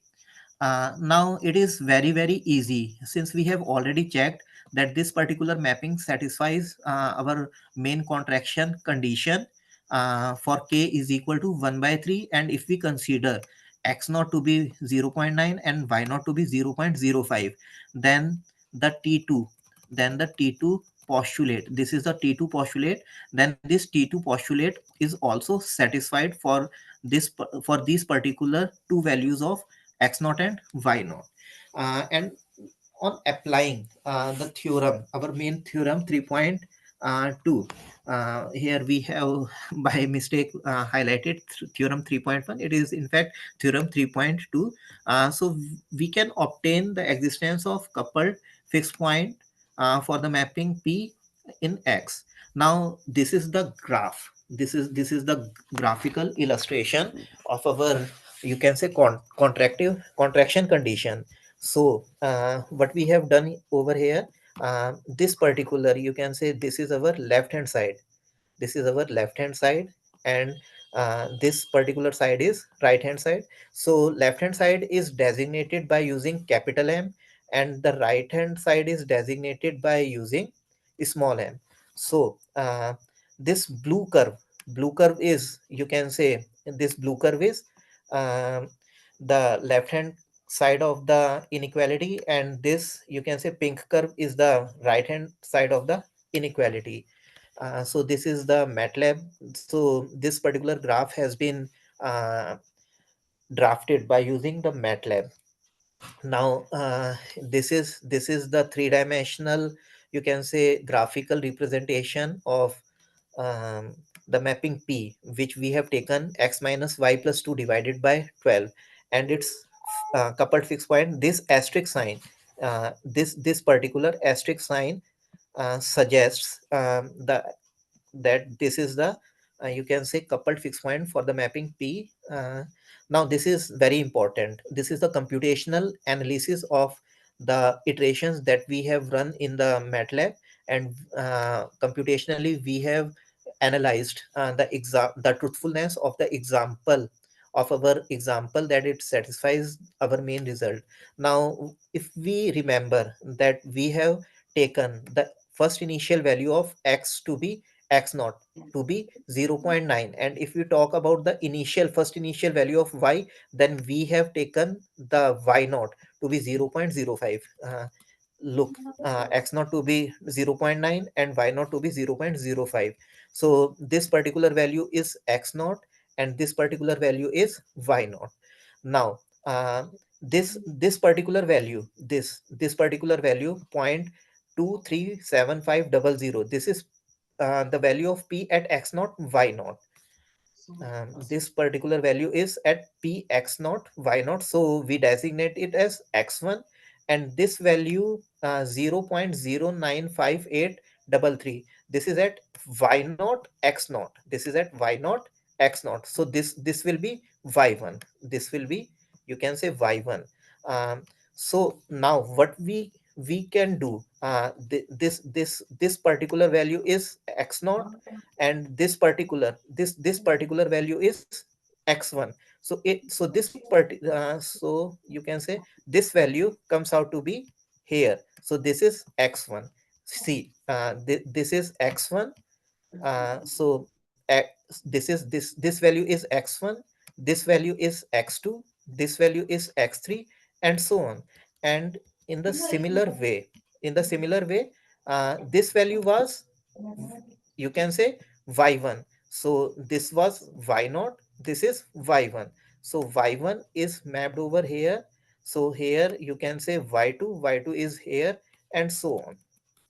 So now this particular iterative scheme, if we want to, you can say, plot the graph between the number of iterations versus iteration x, this particular iteration x, that is only number of iterations and iteration x, then we can obtain this particular graph, which suggests that at 11th iteration, the value of x comes out to be 0.166667.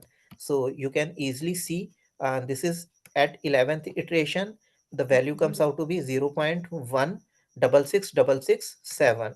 Further, at 10th iteration, the value was same. So you can have an idea, this one. So you can say this is the graphical analysis In a similar way, if we want to plot the number of iterations, that is the steps one with pxy, with this particular thing, then we can have this particular graph, and corresponding to this particular computational analysis of number of iterations versus iteration y, we are having again the same type of graph. um, Look over here that at x is equal to 11, we are having this particular, that is this x is equal to 11. What is this? This represents the number of iterations, and the value of y here represents the value of p xy, or you can say the iteration y. So in the subsequent case, when we would like to, you can say, draw the iterative graph of number of iterations versus iteration pyx, then we can see the similar type of graph. And from and this is the combined, you can say, formulation. And In this combined formulation, we can see that at step 10 we are having this and these are the values of iteration x, iteration y, pxy and pyx, all comes out to be same. So here we can obtain the existence of coupled fixed point for the mapping p. In the ninth iteration, if we talk about the ninth iteration, we are having a slight difference in the iterative value y. This you can easily see. Rest values are same, but this value is different. So we cannot say that at ninth iteration we can get the um, existence of coupled fixed point for the mapping p. Rather, at step 10th we obtain the existence of or iterative process or computational process, the existence of coupled fixed point for the mapping p.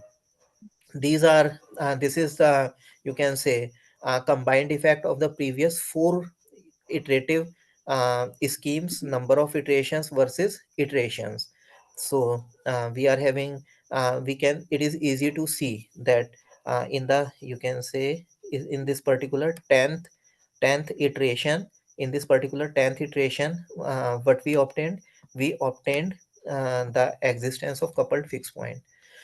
So this is a brief analysis of the table. Actually, what we have done, we have programmed our iterations by using the software MATLAB version R2022B.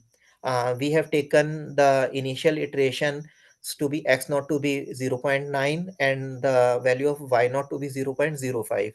And further, the previous tables easily suggests that the, you can say, initial iterates x naught and y naught satisfy this particular condition in T2.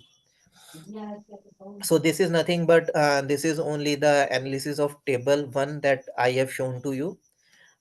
We have also inculcated in our work the uniqueness. Whenever we talk about the existence of solution, then it is our moral duty to talk also about the uniqueness of that particular solution. So in our case, we have additionally considered an additional condition on the space x cross x. If this particular condition has been satisfied, then um, then along together with the existence of coupled fixed point, we can easily obtain the existence of the uniqueness. In fact, we have already shown the existence of coupled fixed point. We can also obtain the uniqueness of that particular coupled fixed point. So now here comes our application part to elastic beam boundary value problem. This is the same boundary value problem 1.1 that I have highlighted in the fourth slide. Now, in now in order to have the solution of this particular boundary value problem, we subject this particular system to the set of these assumptions E1, E2, and E3.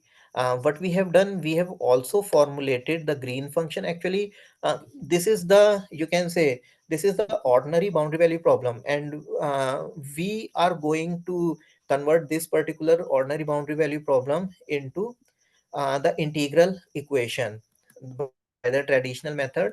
Since this is the since this is the, you can say, our non-linear space, since the fuzzy metric space over here we have considered, but before fuzzy metric space, what we are going to do, we are going to define a non-linear space, and then we convert that particular non-linear space into the fuzzy metric space. So what we have done, we have firstly defined the partial ordering, that is defined on the functions what c t r represents. In fact, here t is nothing but the closed interval 0 to 1, and ctr is nothing but the set of all continuous real valued functions on the closed interval 0 to 1. So what we have considered, we have defined the natural partial ordering on this particular set x, and we can say that any two elements of this particular set are related, that is u and v are related if and only if uh,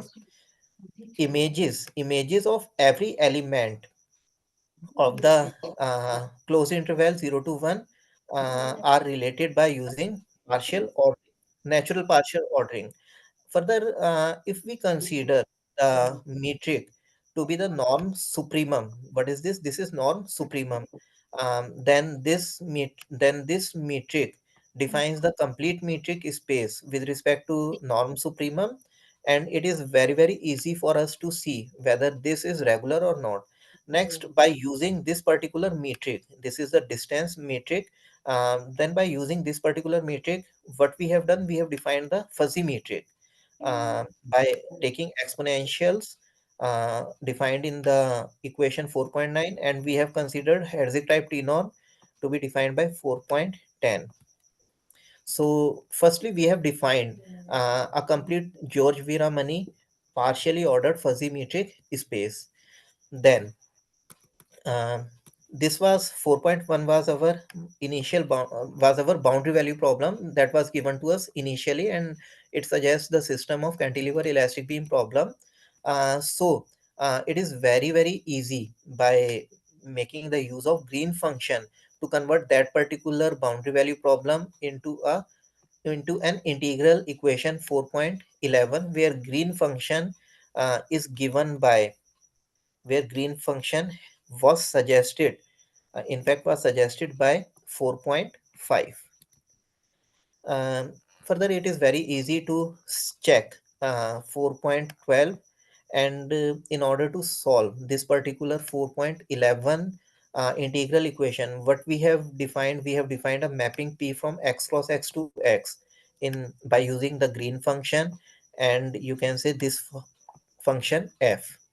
So by traditional methods and by some particular setting, it is very easy to see for the particular gamma c is equal to under root of c and k is equal to 1 by 2. By considering k is equal to 1 by 2, it is very easy to see that the contraction, our initial contraction that was considered in theorem 3.2, that is the condition T1 was also satisfied, and further the theorems 3.4 and 3.5 implies the unique solution of this particular mapping. What was the mapping? The mapping was this one, and this mapping has a solution, that is there exists u which satisfies this one, and that is if we replace x and y by u, then it is having the solution to be equal to u. So what we have obtained, we have in fact obtained the solution of equation integral equation 4.11, and this particular equation 4.11 was Hello, Prof. equivalent to Manish. this. Yes, Just a kind reminder, Prof. We have less than no five problem, no minutes problem, left to no conclude, but problem. yes, you may just conclude. I have come to the conclusion part already, sir. Okay, uh, amazing. so, okay, thank you. That particular integral equation, this 4.11 integral equation, was nothing but it is an equivalence of this particular boundary value problem 4.1. So what we have done, we have used our coupled fixed point result under a contractive condition in ordered, partially ordered George V. Ramani fuzzy metric space that was endowed with Herzig type T norm or T norm of H type. And we applied that particular coupled fixed point result to obtain the existence and uniqueness of the solution of cantilever elastic beam problem, and this projects the significance of our present work. This is the reference part that we have used. And finally, I would like to thank all the organizers and audience from across the globe to listen my talk very carefully. And I am very, very thankful for giving me the chance to present my work over here. Thank you all, esteemed guests, organizers. Thank you very much.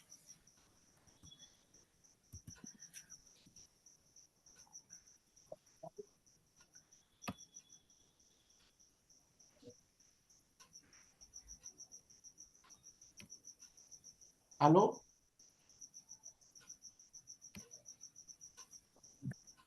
Can someone hear me? Thank you very much, Dr. Manas, for your, wow, what an insightful talk you just gave us on cantilever beams. Just to quickly open the floor, if there are any questions for Prof from India.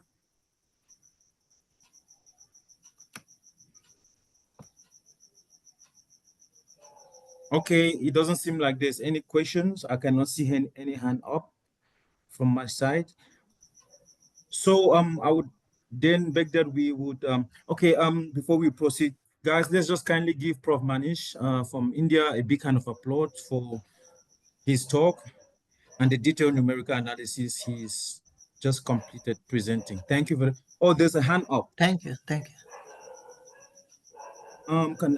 3 hands up. Yes. Thank you, Prof. Good afternoon. Good evening.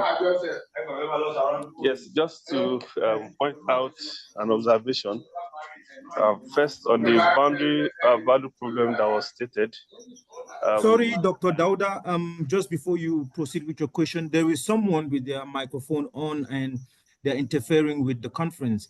Please, can you mute your microphone? Okay, thank you. Dr. Dauda, please, you may proceed. Okay, thank you very much. I also join in appreciating the talk. It's a very nice one, and the combination of the techniques is very beautiful. Yes, I want to first observe that in the boundary value problem, our P prime does it not depend on P prime prime? Okay, just an observation. Then I already posed a question on the chat box. In the lemma stated, there was this condition that it has to be a left continuous. This left continuous condition, I don't know why the restriction on the left continuity. Then in the computational methods, I also want to know our constant m, which is like the Lipschitz constant. How do you determine it to guarantee the bounds where the convergence would be? I mean, just to have a clearer understanding. Yes, thank you very much, sir. Thank you.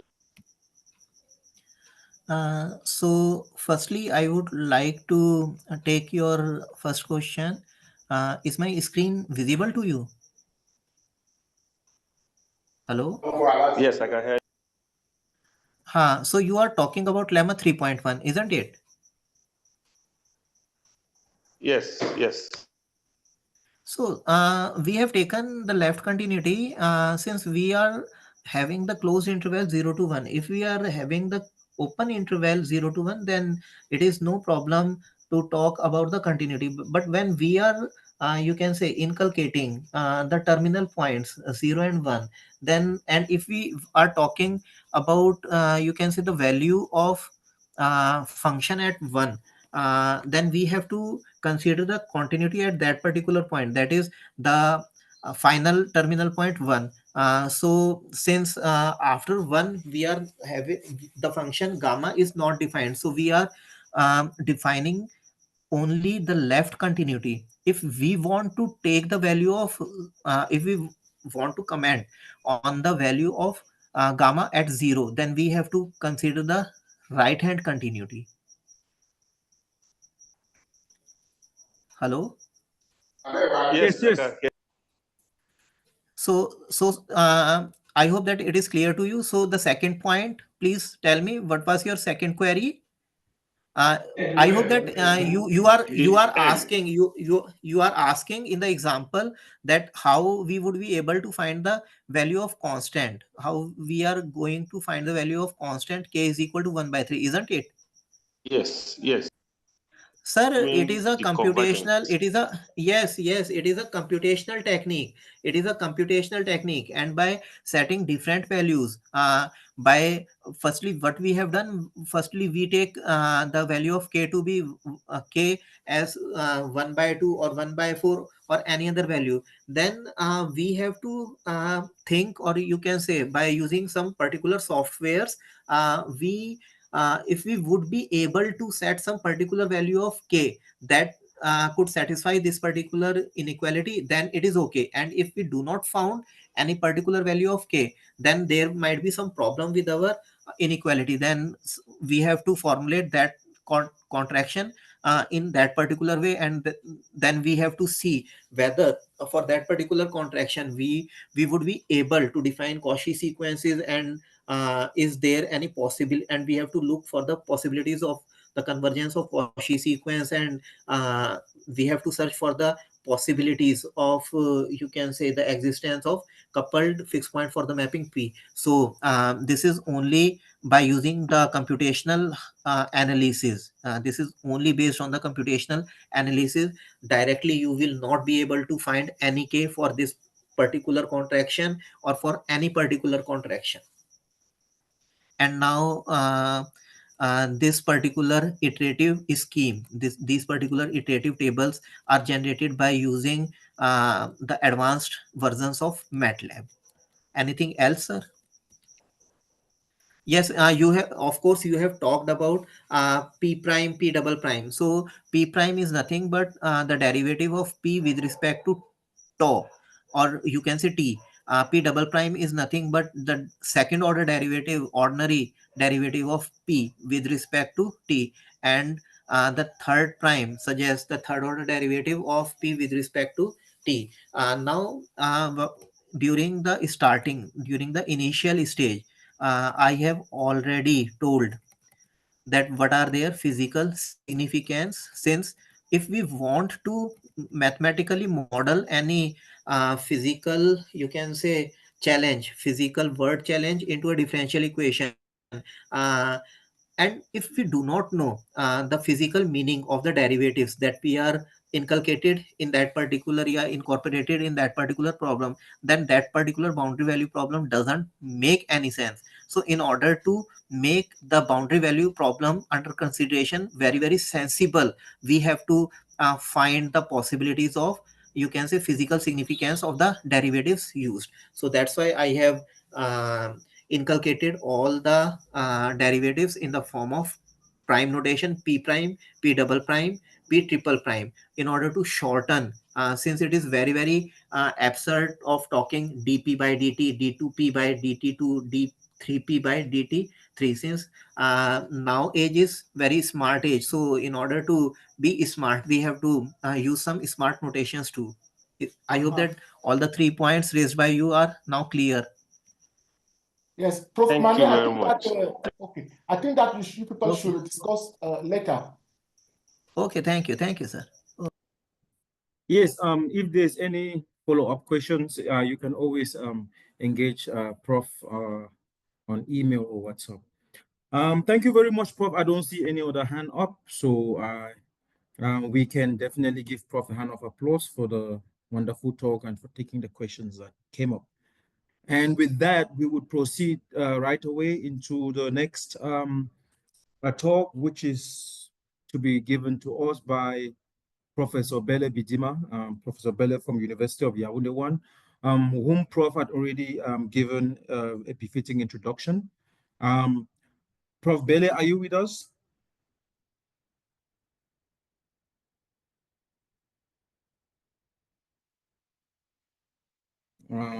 Prof was here now. We just. Prof. Atangana, did you get access with, were you able to get in contact with Prof. Bidima just before now?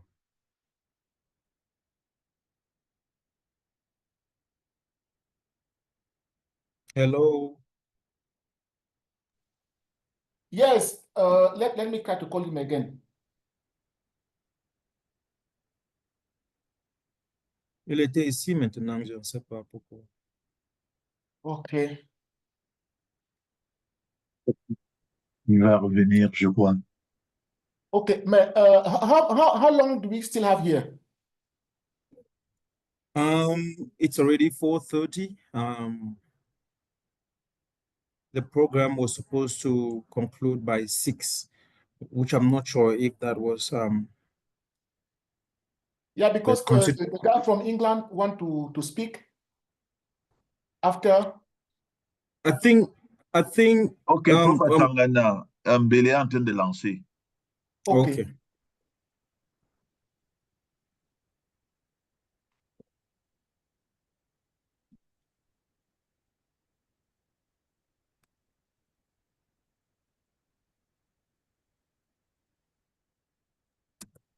Vous lui avez donné la main?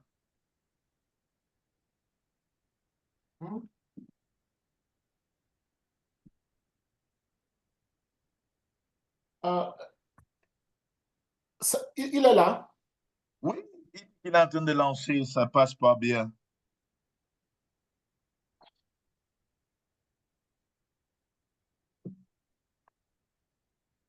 Oui, professeur Mbele, on t'attend. Est-ce que tu peux passer ou pas? Tu veux passer, on attend?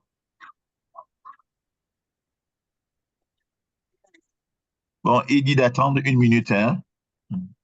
Voilà, c'est bon. On commence à te voir.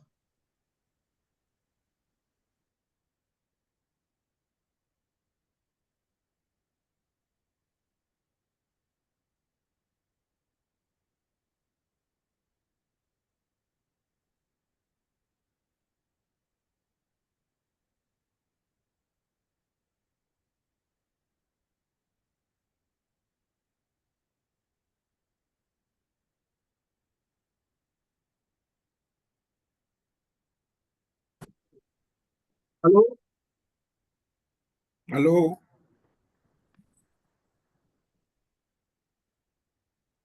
Hello, Prof. Bele. Prof. Bele, are you finally connected? He's connected.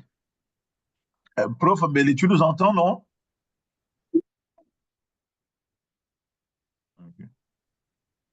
You should unmute, actually. He's on mute?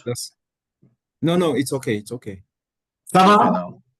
Oui, ça va bien. Tu peux commencer. Oui, ça va, tu peux commencer. You know, everyone knows about networking, even used in computer science. But networking, I thank Professor Tangana who suggested me to present this talk on networking. I tried to improve it by detailing his importance and role of networking for transformation of Africa with mathematics research and innovations. So this is my talk outline. Networking in human activity, graphical representation of network, some image, popular networking tools and platform, role of networking in mathematics research, transforming Africa with mathematics and innovation, and concluding with some recommendation and some research hint. So basically, networking is the process of making connection and building relationships for several purposes, such as knowledge sharing, collaboration, job opportunity, personal growth, meeting diverse individuals to broaden perspectives, develop social skills, or forge friendship, good friendships, professional growth, building relationship with mentors, industry, or potential employers to advance in your career, and also even business development, Networking is used for business development, establishing contact to grow a business, build client on secure fundings, etc., etc. This is an example of graphical representation of networking, a worldwide network, people scattered from all over the world, being connected through a platform, networking tools. So mathematically speaking, it's not about mathematical, talking not on mathematics, but one can view a network as it is a graph in mathematics, even in computer science, even in artificial intelligence, but we don't go this way. Some popular networking tools and platform.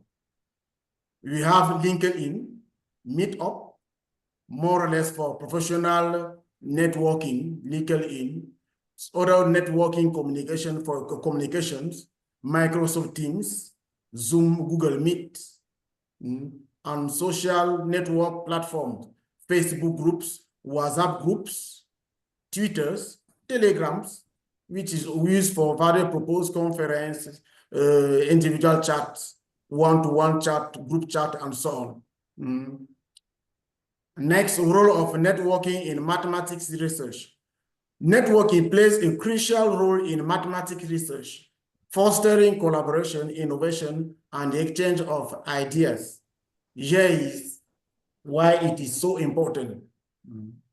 Networking, collaboration across discipline, mathematics often intersect with other fields like physics, computer science, and biology. Networking helps researchers connect with experts in this area, leading to interdisciplinary breakthroughs.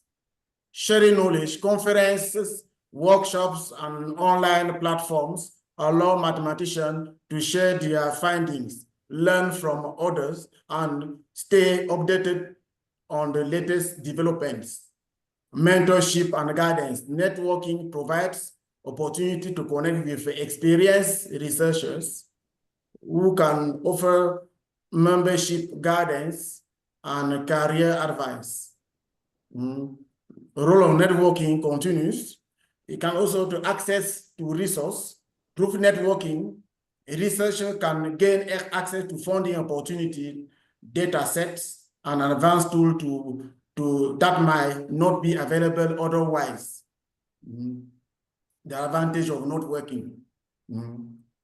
Building research communities. Networking helps create communities of like-minded researchers who can collaborate on long-term projects and tackle complex problems together. Global or regional impact. By connecting with researchers worldwide or in their region, Africa, for instance, mathematicians can contribute to solve global or regional challenges, such as climate modeling, economics, financial growth, pandemic prediction, and so on, and etc. So now what about Africa? To transform Africa with mathematics and innovation. It is a powerful vision, has mathematics serve as the foundation for technological progress, scientific advancement, and informed decision-making. Here are 5 policies to achieve this transformation of our continent through mathematics research and innovations at all. Build a strong educational ecosystem. Promote STEM education. Focus on science, technology, engineering, and mathematics at all educational levels to cultivate mathematical talent and problem-solving skill. Teacher training, empower educators with modern teaching tools and techniques to make mathematics engaging and practical. Accessible resources, leverage technology to make educational material widely available, especially in rural area, in remote area in Africa. Next, networking, transforming Africa by mathematics and innovation. It's for solving real-world problem. For instance, data-driven solution enable to use mathematical modeling and data analysis to address issues like disease outbreaks, climate change, economic growth, food security, and so on. infrastructure planning, apply operations, research, and optimization techniques to improve urban planning, transportation, and energy distribution, agricultural innovation. Mathematics allow to integrate precision farming, such as forecasting weather pattern and optimizing crop yields, and so on. Foster research and collaboration with networking. Research centers of excellence. Fund existing research hubs or establish new one dedicated to mathematics and its application. This is a very important vision for our continent to be transformed by mathematics. Next,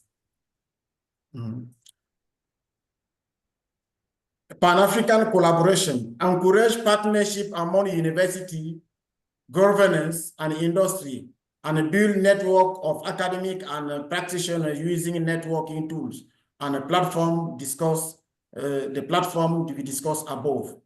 Participation in global initiative. Connect African researchers with international projects and conferences. That's why we also need in Africa our brothers who are still abroad in Europe, in Asia, to network with them for this purpose. Drive innovative technology, artificial intelligence, and machine deep learning, using this mathematical discipline to develop IA solution for health, education, business, etc. Be also at the forefront of the information on innovative technology development. So having an eye on whatever is going in the development of technology, like the current development of quantum computing and the best technology, and see how we can use them, implement them by our own in Africa, in research, in innovation, for our own transformations. Cryptography and crypto security, leverage advanced mathematics to protect digital infrastructure and foster e-commerce. Next, and lastly, innovative startup, encourage entrepreneurship that use mathematics to create innovative products and service. And here the fifth policy, which is suggest inspire policy and leadership as well. We cannot transform Africa through mathematical innovation if the leadership, the overall leadership, the governance is left aside. So evidence-based policy, train policymaker, our policymaker in Africa, to use mathematical data for informed decision-making. Very, very important for as well. Not only having good mathematicians and scientists and so on, but also concerning our policymaker. Public awareness campaign showcase how mathematics, what ASIAM is trying to do, and other initiatives to showcase how mathematics contributes to progress, inspiring young Africans to pursue career in this field. More importantly, counter drain brain with competitive fundings. Our policymaker, our leaders need to offer competitive grants, scholarship, and incentives to African student researcher and innovator working in mathematics and its application on the African soil, so that to avoid or to limit the drain brain, which is benefiting to others, Europe, Asia, and so on. And as a conclusion, with some recommendation and some research, we have discussed in section 1 the importance of networking in human activity. Next, we have seen in section 3 how useful are networking tool and platform such as WhatsApp, group, Telegram, and so on. We further highlighted in section 4 the benefits of networking in mathematics research. Therefore, we recommend more scientific networking in Africa. Networking also enhance scientist movement. I'm here in Cameroon. My friend Bakari is in Nigeria. there are not a lot of collaboration between African scientists. By encouraging networking, it will enable people to move to physically meeting for research and so on, source research and so on.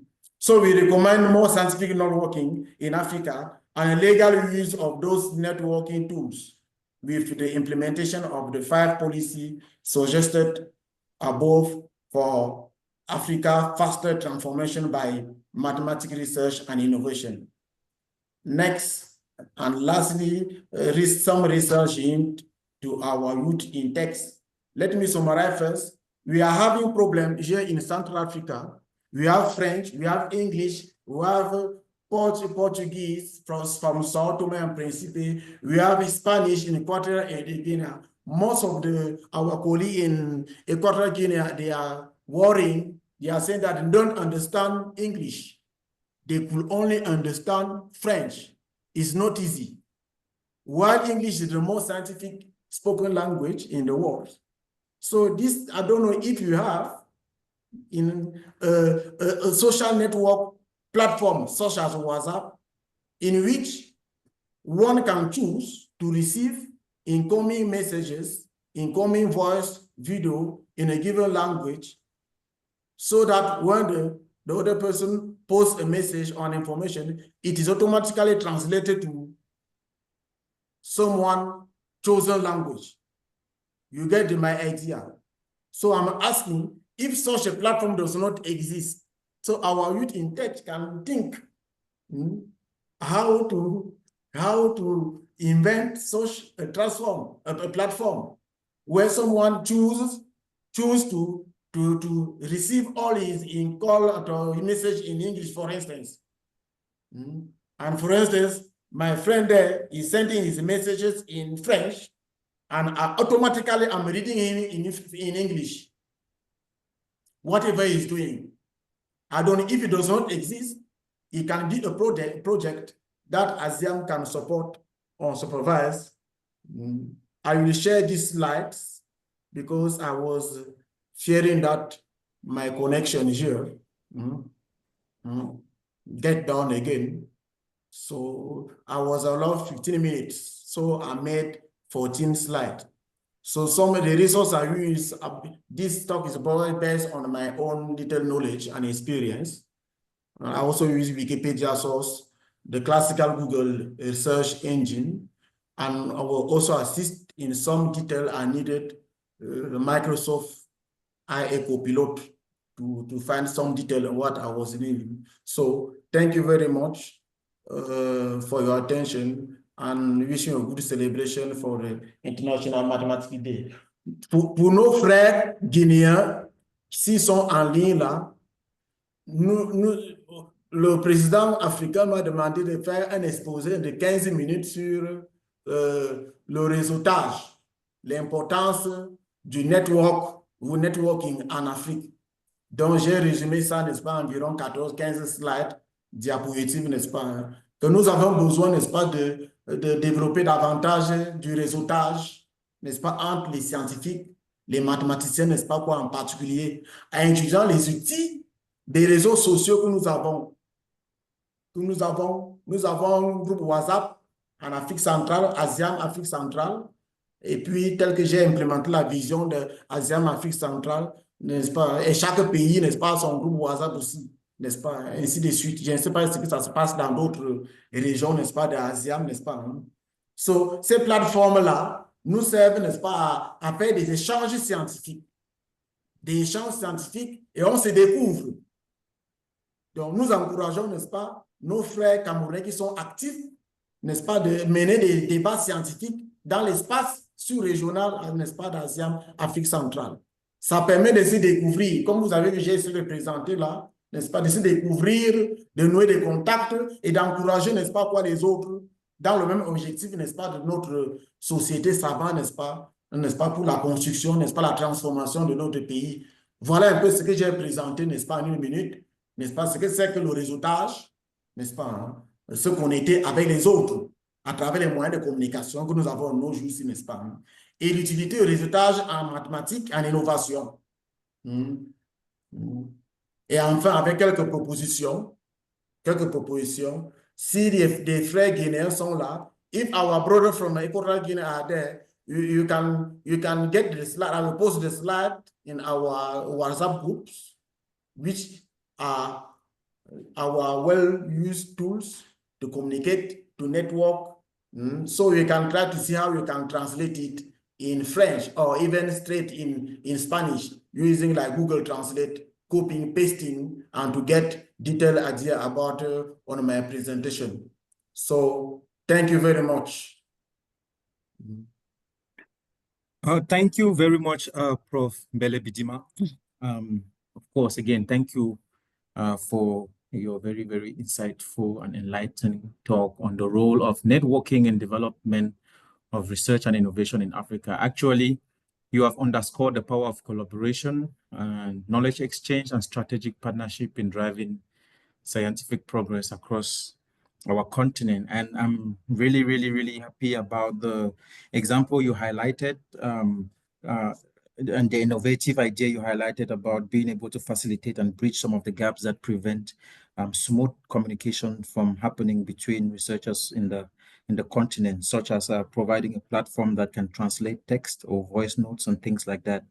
That is very, very much appreciated. And hopefully this can continue to inspire the young to think about creative ideas to address the limitations to our growth as an academic community on the continent. From my side, Professor Mbele, just allow me to quickly, just out of curiosity also, I would like to know if there are perhaps any existing studies elsewhere in the world that has tried to quantify the impact of networking on Speak loudly. Oh, sorry. So, Prof, just from a curious point of view, Yes. point of view, I would just quickly just want to ask you if you were able to encounter any existing studies elsewhere around the world that have managed to quantify the impact of networking. Any existing strategy? Studies, if this kind of work has been carried out in another part of the world where they managed to quantify the contribution of proper or smooth networking opportunities. I don't know. Can I say something? Yes. Yes, Prof. In French, je voudrais m'adresser au professeur Mbele. Vraiment, félicitations pour votre exposé, excellent. Je voudrais aussi vous demander de bien vouloir me considérer dans votre réseau parce que je suis originaire de Centrafrique, ancien ministre de la Recherche, donc je connais très bien un peu les problèmes de recherche au niveau de l'Afrique centrale. Donc, ce serait bien si on peut rentrer en contact. Ça me permettra de... Notre ancien ministre de la Recherche ici au Cameroun. Centrafrique, je suis Centrafrique. Ah, Centrafrique. Ouais. Ancien recteur, ancien ministre de la Recherche, donc je connais très bien les problèmes de recherche au niveau de l'Afrique. Vous pouvez nous passer son contact à travers je parle de moi là. Moi, le professeur Abdon connaît quelques Centrafricains, n'est-ce pas? Hein? On peut avoir son contact. Contact de qui? L'ex-ministre centrafricain dont vous parlez là. Je parle de moi-même.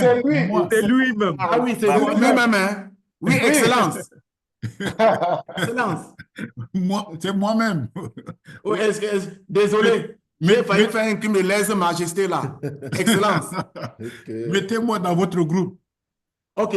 Même merci. si je suis aux États-Unis, je connais les problèmes d'Afrique centrale. Il y a le professeur Gonessa ou bien le professeur Atangala. Il m'envoie votre contact, il vous met dans le groupe WhatsApp Afrique centrale. Merci. OK, merci beaucoup. Bon, someone were asking me, I didn't understand very well. I'm not listening if this study it has been carried out in another place in the world, I don't know. Discussing, presenting the importance of networking in science, in mathematics in particular. So I don't know. I was searching in Google, whatever we are doing, we are not inventing, comme this one, je n'invente pas la roulette. I will quickly look about the knowledge when Professor Tangana suggested me to present to develop this talk, this subject. So I was looking around. I haven't seen any slide, any talk. Maybe it might exist somehow. So I only try to organize from my little experience, organizing the talk and being assisted by the Microsoft Copilot for some detail and to try to organize, organizing, and the presentation. So I will share the slide via all the WhatsApp group as we are networking through our WhatsApp group, the continental, the executive one, so that if someone need, he can share. The regional people can share in their regional platform and in national platform. So it can be interesting. Someone can have a hint or something to what I try to present. Is not the best presentation, but anyway, I try. As my president, Abdul Atanama asked me to. I try to do it with my heart. You know, educating the mind without educating the heart is no education at all.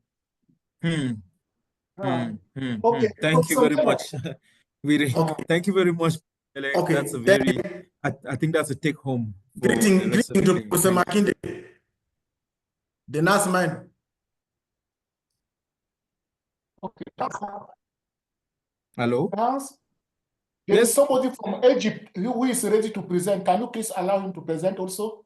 Thank you very much, Professor Mbele, for your nice talk. I just asked you to do it, and you did not even say that. Yeah, then you did it, and we learned from what you presented, and we thank you for your devotion. Thank you. So is our next presenter, is it Dr. Wael? Yes. Okay. Prof, do you know, are you familiar with Dr. Wael's background to give Not really, a brief introduction? Not really. We can ask him to present himself. Okay, no problem. So Dr. Wael, you're welcome, and we're happy to have you give us your talk during this edition of World Mathematics Day. And please, can you just give us a short summary of your background and what you would be talking about, and thereafter you can proceed with your talk. Thank you very much. Okay, thank you for the invitation. I am Wael Warda. I am a doctor engineer in computer science. I am an assistant professor at the Digital Research Center of Sfax in Tunisia, and I am leading the team Brain for ICT, which is a team. Did you see my screen? Yes, your screen is broadcasted. You can continue. So I am leading a team called Brain for ICT. We called it the Brain because we are developing a solution which are similar to the brain, human brain, based on artificial neural network. Our mission is to develop an innovative research and to look for to fund our research from national and international call for projects to increase our scientific notoriety at the Digital Research Center. And we are setting a dynamic of capacity building to enhance the skills of Tunisian professional researchers and students in terms of artificial intelligence. Artificial intelligence, we are covering different levels of this intelligence, starting from optimization to reasoning-based system. We apply the artificial intelligence techniques and proposed approach on different modalities of data. We are processing we are dealing with computer vision application. We process images and videos, signal processing, natural language processing, and some tools based on data science in order to extract knowledge from IT systems in order to help CTO and CTO and CEO of IT system to make the right decision, strategic decision based on their experience, their historic data. So the scope of our research here in our team is the smart city. When we call by smart city, is connected city. In order to connect the city, we have to connect the three components of the city, which are citizens, objects, and services. So in order to connect citizens, actually the technology, they are developing frameworks in order to increase the number of mobile and web application in order to guarantee the connectivity between citizen and services. So for this reason, we are developing in some technology based on mobile and web development. Also, the development of IoT embedded cards. So we are working on different levels of capacity of embedded cards. We started by Arduino, Raspberry, STM, USB, etc. So we need it in order to make the connectivity between object and citizen, and make to make also object able to be controlled and monitored. So after the connectivity, the connection between these three components of the city, we need to in our research, we need to make a connection with high performance. So we are developing some protocols of communication, 5G, 6G. Also, after this connection between all these components which are with high performance, we need to secure all transaction in the city. So we are working on blockchain in order to make a traceability of all transaction in the city. And after this connectivity in the city, we get a lot of data. So artificial intelligence that we will focus today in our talk is the best tool in order to discover knowledge from this data in order to help to make the right decision. So in order to develop our solution based on artificial intelligence, like any domains, any products that we develop in software engineering, we use Scrum methodology, etc. In data science and artificial intelligence based tool, we are working following CRISP methodology, which called cross industry standard process for data mining. This methodology includes 6 steps. We start always by the first and the most important step, which is business understanding, where in order to make a system based on artificial intelligence to make a decision, we have to define well with expert the goal of this system. So in order to identify the goal, we have to identify the availability of data on which we will work, and we will develop our models based on artificial intelligence. So the first step, business understanding, aims to define the goals and identify the availability of data. Once the data is available, we select which is the suitable that we will work on. For example, we can get, for example, images, videos, and text. So we have to select which type of data we will use, or we will combine between all these data. This is the first step. The second step is to understand data. Once it's selected, we have to understand the quality of data, the structure of data, because the quality we will conduct us to select the most pre-processing steps that we have to follow in the next step, which is the data preparation. In this step, we analyze, we prepare, we clean the data, we analyze, and we make some visualization, some transformation, some understanding of the importance of each data that we provided from the expert. After the preparation of the data, we prepare the data to be input into artificial intelligence toolbox. So we move to the next step, which is data modeling. We call it know, because we will discover the knowledge using one level or multi-level of artificial intelligence. Like a human, a human can be wrong, can make mistakes. Also, artificial intelligence has to be evaluated in terms of performance. So based on the type of decision that we will make, if it's a discrete decision, we have some metrics to evaluate in order to evaluate the performance. If we have a continuous decision like number, quantity, price, etc., the evolving of the price over time, we have also other metrics to use in order to evaluate the performance of our model that we have developed following this methodology. After the validation of our models, we have to deploy at the last step, deploy the solution on web application, mobile application, or on an embedded system. This is the methodology that we follow. Sorry, we follow. But now we will. I will move. I move to present what is artificial intelligence that we are focusing on by answering two, three questions. What is artificial intelligence? What is the definition of artificial intelligence? Second one, when we have to use artificial intelligence and not classical computer science or software engineering tools. And the third question is, what are the levels of artificial intelligence?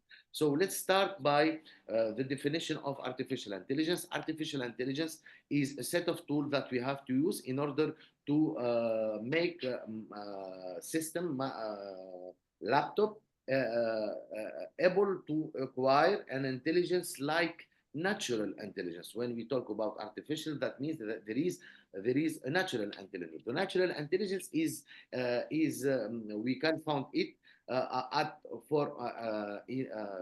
at each living beings, not only a human, because the animal, when we make some training for animals, the animals will be intelligent. So he make a voice recognition, face recognition of properties of his partner. Also, the ant that make the ant looking for nurture from their source to destination. They make this pathway is the best pathway from source to destination. Also, birds when navigating from continent to other, also they make the best pathway for, in navigation. So artificial intelligence covers different levels. We start by the first level, which is, I take here the example of perception, because it's more intuitive. So for this reason, in order to make the laptop able to make exchange with environment by acquiring data, voice, camera, video, etc., they developed in artificial intelligence a set of tools like OpenCV and MATLAB in order to cover image, video, signal processing, how to open camera, how to load the video, how to pre-process, etc. The second level is the optimization. In order to emulate this level, they developed an algorithm like ant colony optimization, which is inspired from the behavior of ant. For this reason, they call it view-inspired optimization. The third level is the learning. For this reason, they developed the machine learning level as a level of artificial intelligence, and the high level, which is which characterizes human from other living beings, is the reasoning. For this reason, they developed a set of tools called fuzzy logic in order to cover this level of natural intelligence. So artificial intelligence is the set of levels to cover natural intelligence and not only human intelligence. So this is the levels and the definition. Let's move to the third question, which is when we have to use artificial intelligence. And not classical structural programming language like if, else, for the loop, for and while, etc. So artificial intelligence is a set of tools that solve problems.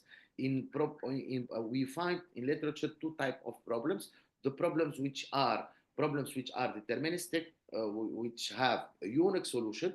In this type of problem, we can model this problem by a system of equation and inequation, and write it with a particular syntax in programming language, and we find the unique solution.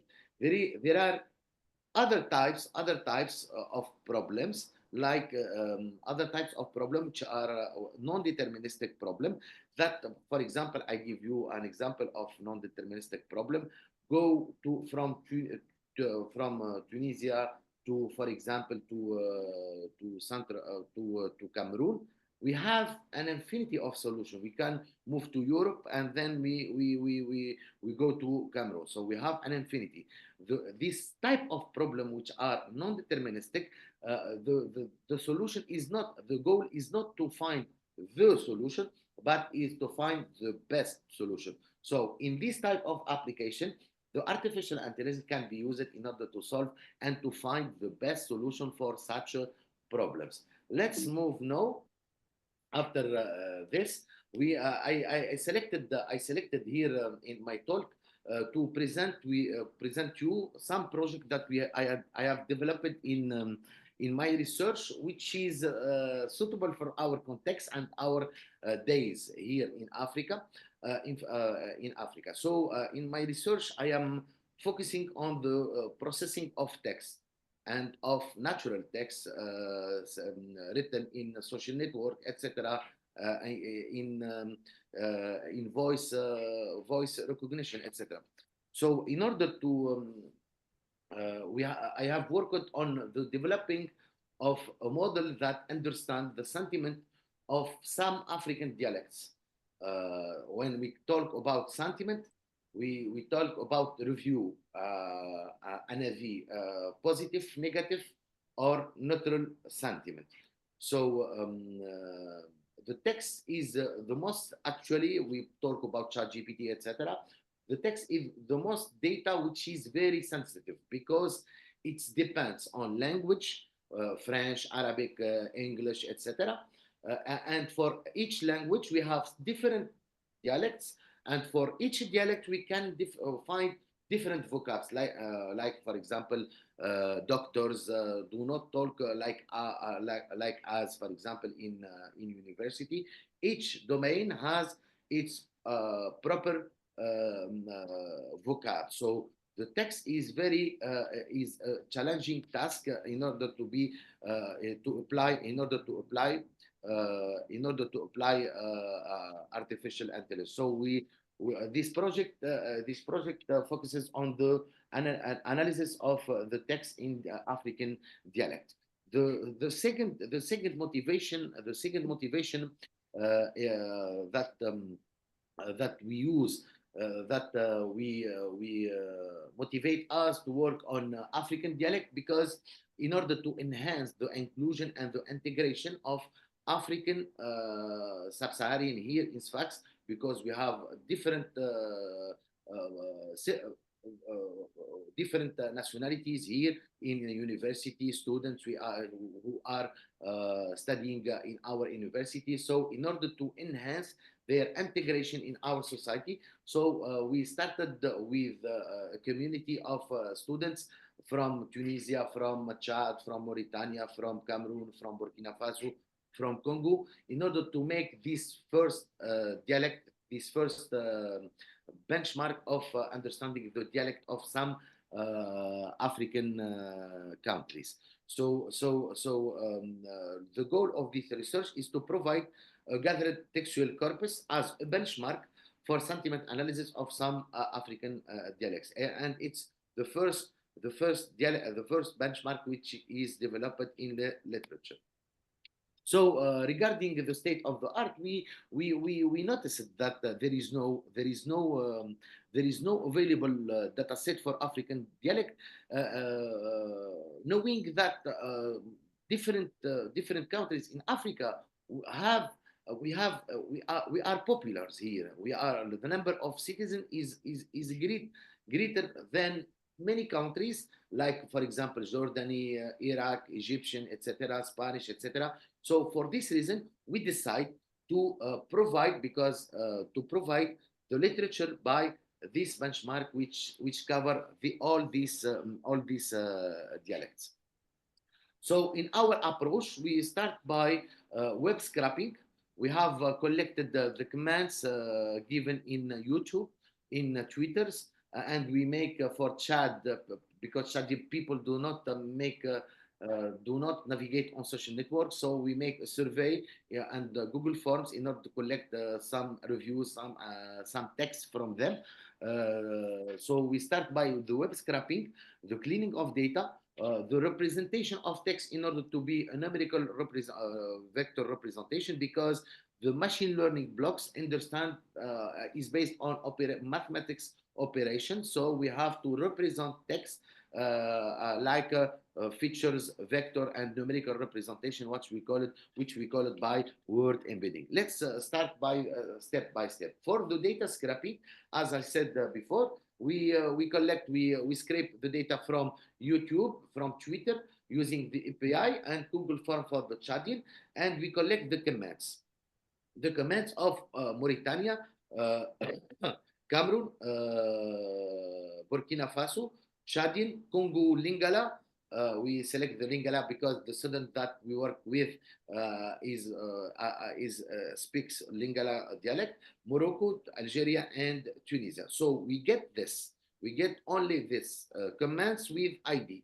So the next step is the annotation. So each annotator in our work has take the commands and annotate each commands by positive or negative or neutral review, or which we call it by sentiment. And then we got our data set. Then we move to the data cleaning. We removed different typos like punctuation, special character, URL, URI, digits, and named entity to guarantee the privacy of data and to eliminate all names in commands, etc. So we obtain our tidy corpus with commands, with sentiment, with the respect of privacy. Then we move to the most important the most important step, which is the word embedding, is how to represent commands in terms of feature vector. So we covered different levels of representation. We started by statistical model like TF-EDF, which is based on frequency. This is a data. This is a method is not suitable for us because it's based on the frequency of word in commands, which represent a lack to take into account the context of text. So we moved to learning-based approach, and we tested word2vec, which is an autoencoder architecture. It's a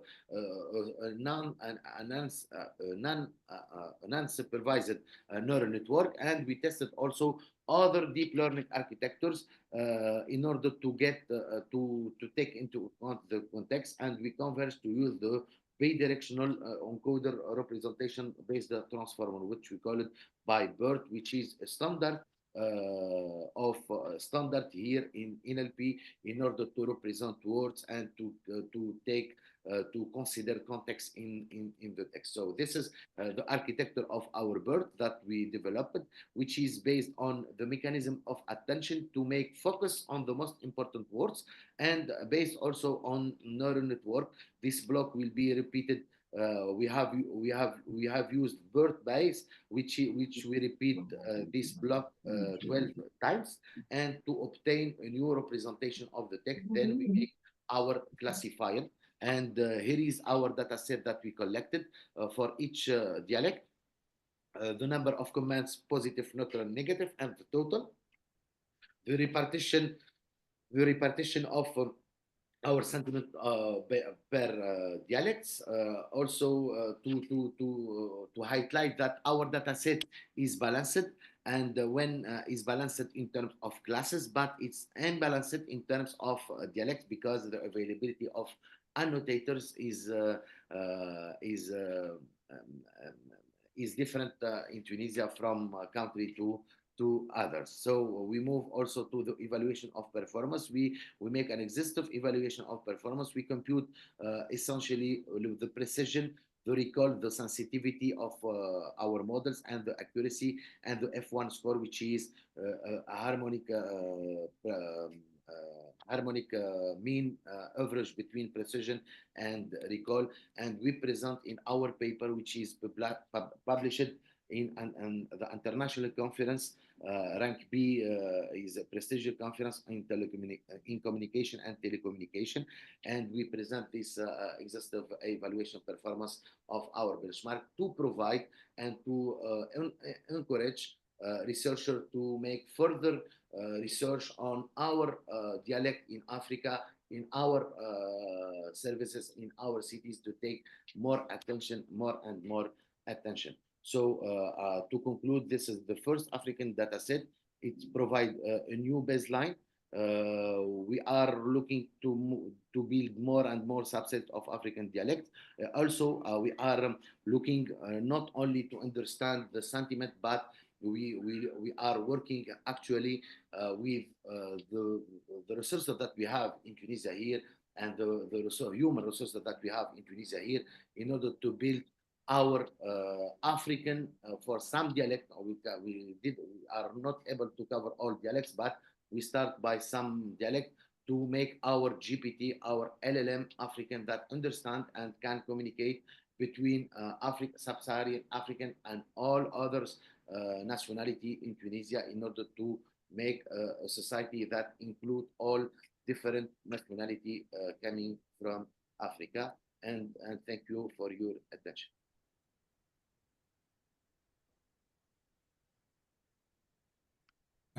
Thank you very much, Prof from Egypt, Prof.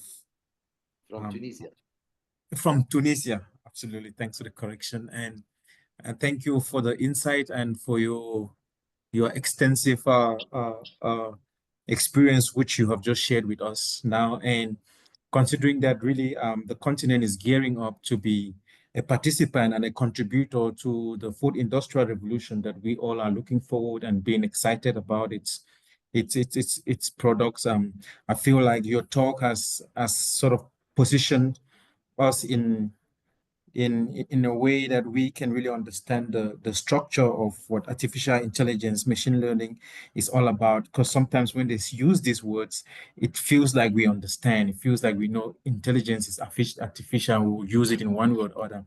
But the way you've broken it down has definitely laid also a solid foundation or an introductory approach of how this kind of work is done. And with that, I really feel that your talk is inspiring enough to motivate different inventions and different young innovators that we look forward to coming out of the continent. With that said, before we give Prof a very big ASIAM hand of applause for the wonderful presentation, does anyone have any question for Prof?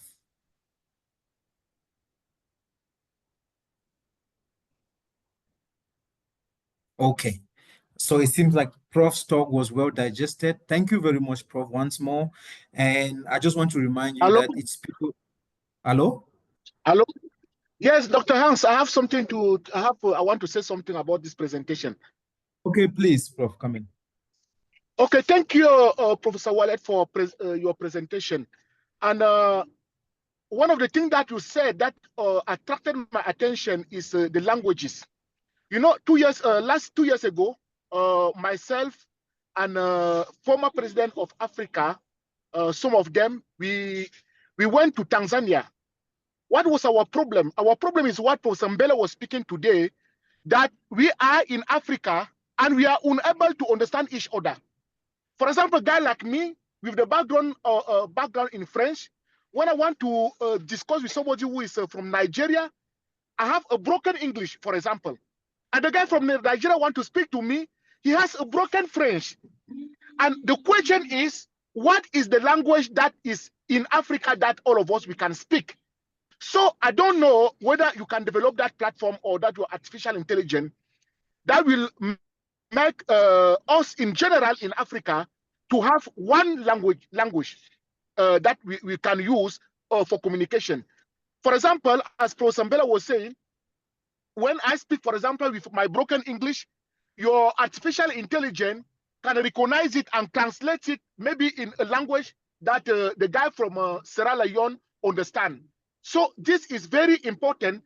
And I think that there is another friend or brother of ours that is in the United States. I heard him several times speaking about artificial intelligence. Professor Longla is also Cameroonian.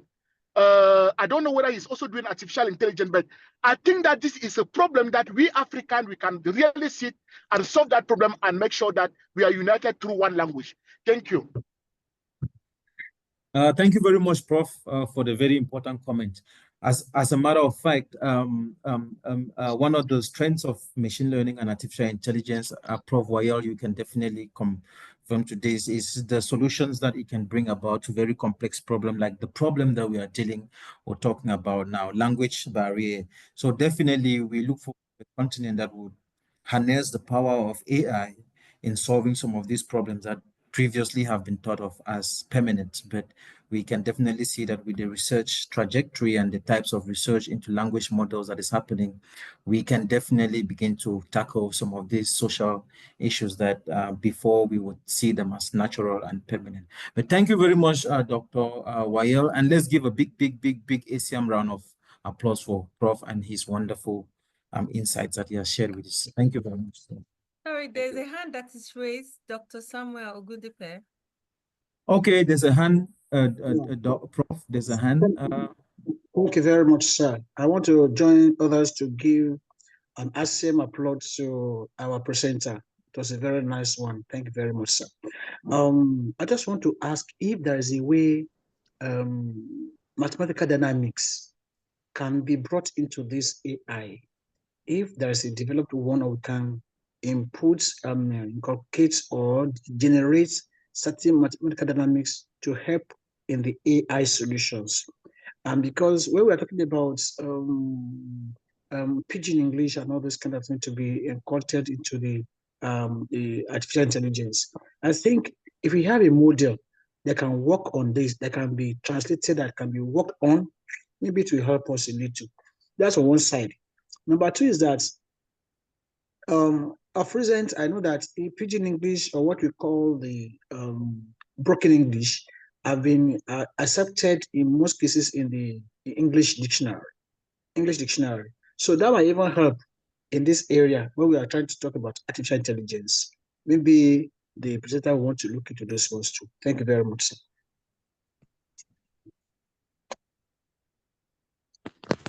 Yes. Hello, sir. Yes, sir. Okay, thank you very much. I just want to quickly chip in a comment based on what Professor Atangana and the last speaker also mentioned. Yeah, you see, there is this area, this field of computational linguistics, which most times in the Western world, you see probability theorists, stochastic process, people in stochastic process field are actually working actively on. But in this part of the world, in Africa, employ such people from the languages have fields. I think this is important. If we have some of the centers where this interdisciplinary research can be active, or maybe in some of our mathematics departments where we have such fields of computational linguistics, whereby we bring people who are not mathematicians to come and give us their tools, then it is employed in the aspect of our rigorous mathematical fields, like particularly probability theory, because that is where this thing is actively being done. I think this will also go a long way in bridging this gap and help us, like Professor Atangana mentioned. Thank you. Yeah, thank you. Definitely. Yeah, I think you just really captured another essence towards this particular issue. And of course, it's good to even understand or to be aware that there is a growing area of research as a linguistic, numerical, a linguistic modeling, linguistic analysis from the point of view of AI and machine learning. And hopefully we begin to find areas of engaging into new research. So thank you once more again. Does Prof want to take that question or that comment?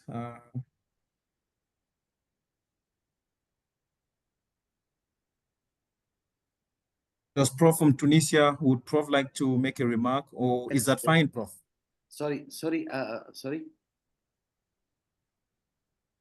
Yes, I was asking Prof. Wayel if you would like to make a remark following the comments from. Essentially, the first remarks, I didn't understand well the question. The second one, yeah, the modeling of. I have just to conclude with artificial intelligence and its application for the domain of linguistic modeling and textual analysis. When we have a talk about later on neural network with a colleague who will present in your program, the neural network, all algorithm of artificial intelligence, when it will process the data without a prior information about the origin of data, if it's coming from text or images or videos or signal or IT systems. So it's for the expert of artificial intelligence to model the algorithm to take into account the linguistic modeling that you are talking about. So the algorithm do not take it into account that the origin of data. But in our solution, we have to introduce some changing in our algorithm in order to take all these parameters to understand the context, the sentiment, the opinion, the review, etc. And for the first question, I think the first remark, I think that our goal actually is to provide an interface between all Africans. So me, I will talk about with my Tunisian dialect. My brother from other country will speak with his prior and his dialectal language, and the role of our interface is to translate the dialect into language, French, Arabic, or English, suitable for each country. So for this reason, in order to do this, we have to prepare data in order to learn machines. So preparing data like this project that I have presented in this talk, we have to prepare question in each dialect and the response in the other dialect. So in order to learn our model. So for this reason, we need from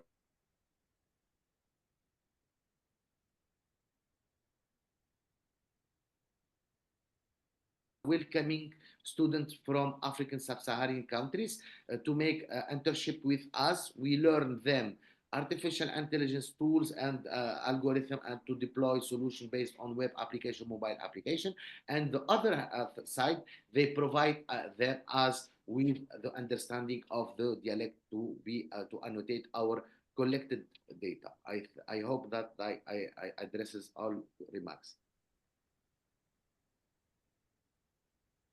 Hello? Hello? Can I say something?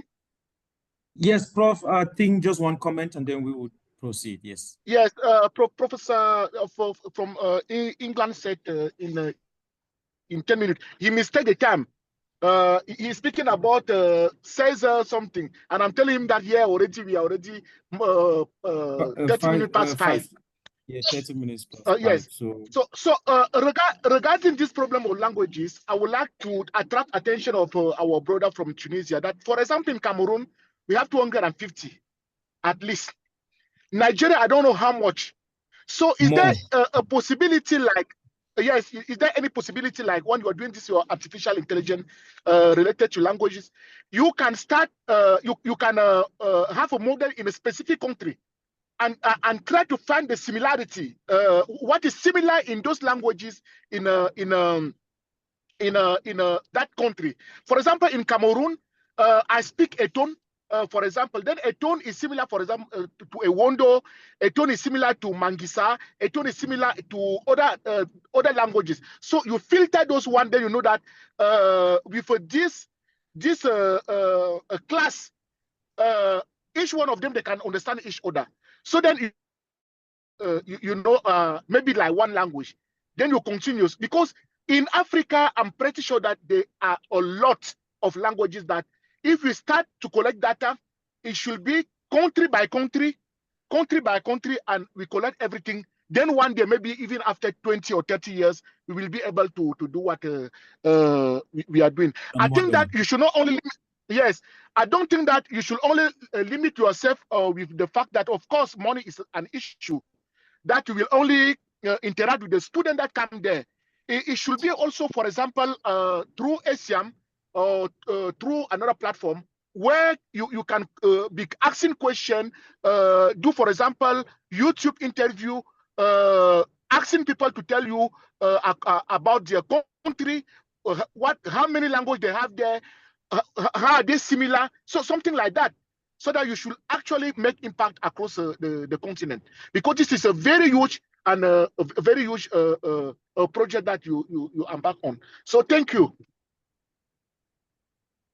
Yeah, indeed, a very huge and a very significant project that, if its core objectives are realized, it would go a long way to bring about the long sought unity that the continent needs. Thank you very much, Professor, and all the best as you scale and you expand and extend the scope of your study, just like Prof said, in integrating the rest of the continent, including the multifaceted languages across the different countries. Thank you again, once again. Prof, you say we expecting Prof from England in the next 10 minutes or so. I think 5 minutes, in the next 5 minutes. Yes. Okay. So if somebody has something to say. Yes. If anyone has any should go comments to for- make. We should go for a 5 minutes break, as in there can be I have a interaction. Okay. Can But I this go is ahead? break time anyway, so Okay. 5 Okay, minutes so break. this is break time, and so 5 we can minutes all break. 5 minutes But you break. can Okay. ask questions, you can talk, but we just have a break for. You can stretch around, walk around, Sure. and then talk. I'll facilitate. Can I say something? Please, you may proceed. My name is Glenn Kayombo. I'm participating from Zambia, Lusaka. Last year I was in Japan, and my ASIAM presentation I did it from Japan. I would like to say, first of all, a big thank you to all, to the chairman, the deputy chairman, and everybody. Now, regarding the Professor Wael in Tunisia, his talk is very good. To join in what Professor Tangana said, that it's a big project, really big. And in our context as African, we have lots of languages. So to just start with one particular language spoken by a student in particular university in Tunisia will be very hard. So it's a big project. Money is also required to really bring it to completion. Otherwise, Professor Well, you should scale up your tools. Project is big, but you started a very good thing already, and keep it up. I'd like to mention also the work of Professor Ngolekata pour le programme que vous avez montré. Vous avez parlé de semi-periodic equations. Là aussi, c'est très bien. Je voudrais rentrer dans le groupe de WhatsApp de professeur Mbele et pour pouvoir évoluer aussi. Merci beaucoup à tout le monde. Thank you, everybody. Oh, I'm okay. I'm done. Facilitator. I've finished with my comment.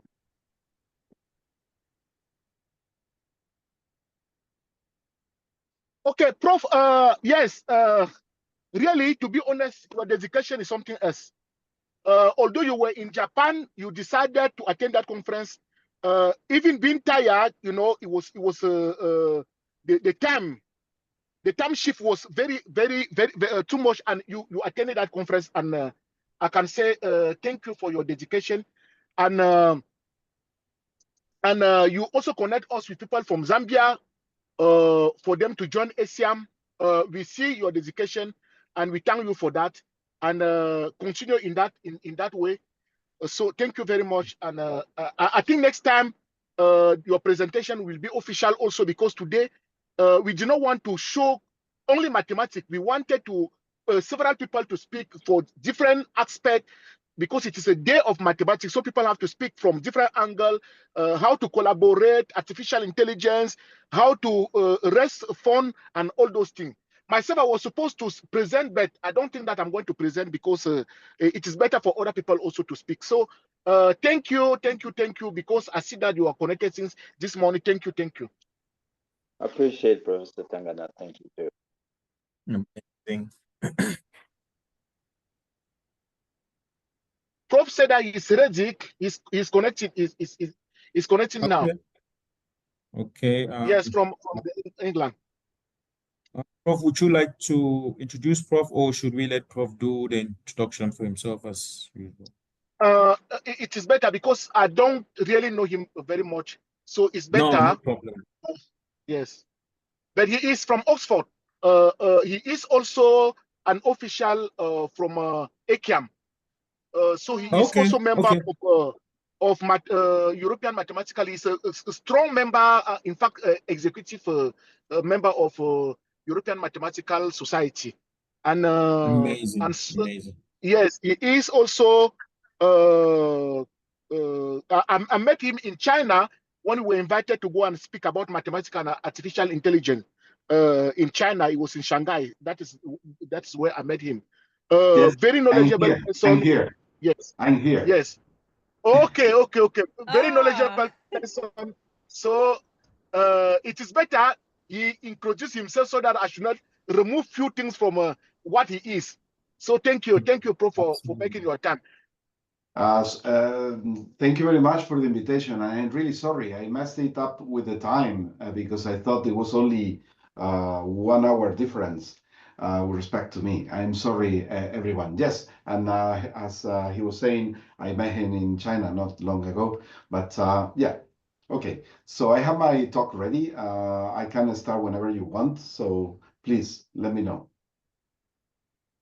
Okay, please start. You can start. Okay, very good. I will start sharing. Yes.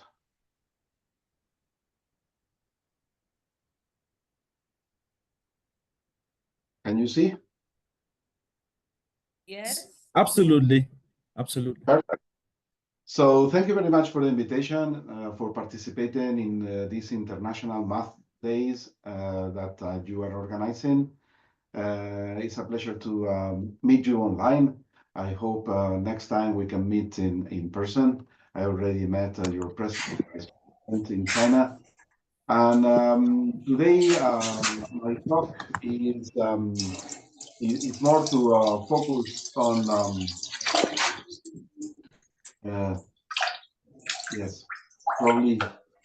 Yeah, there is a lot of noise now coming from somebody. So my talk is on Prof.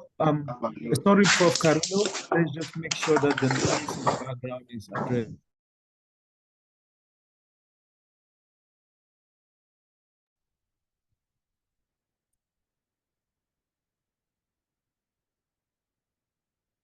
Prof, you are muted. Can you unmute your microphone? Now it should be okay. Okay, fine. Yes, so what I was saying is that what I would like to do is to show you some applications of PD modeling in collective behavior in the sciences. So especially about the use of aggregation diffusion equations. So let me explain you what is this about. So my first part of the talk is to explaining you the basic bricks of modeling, and then I will get into discussing applications in math biology, so especially in cell addition and in tissue growth.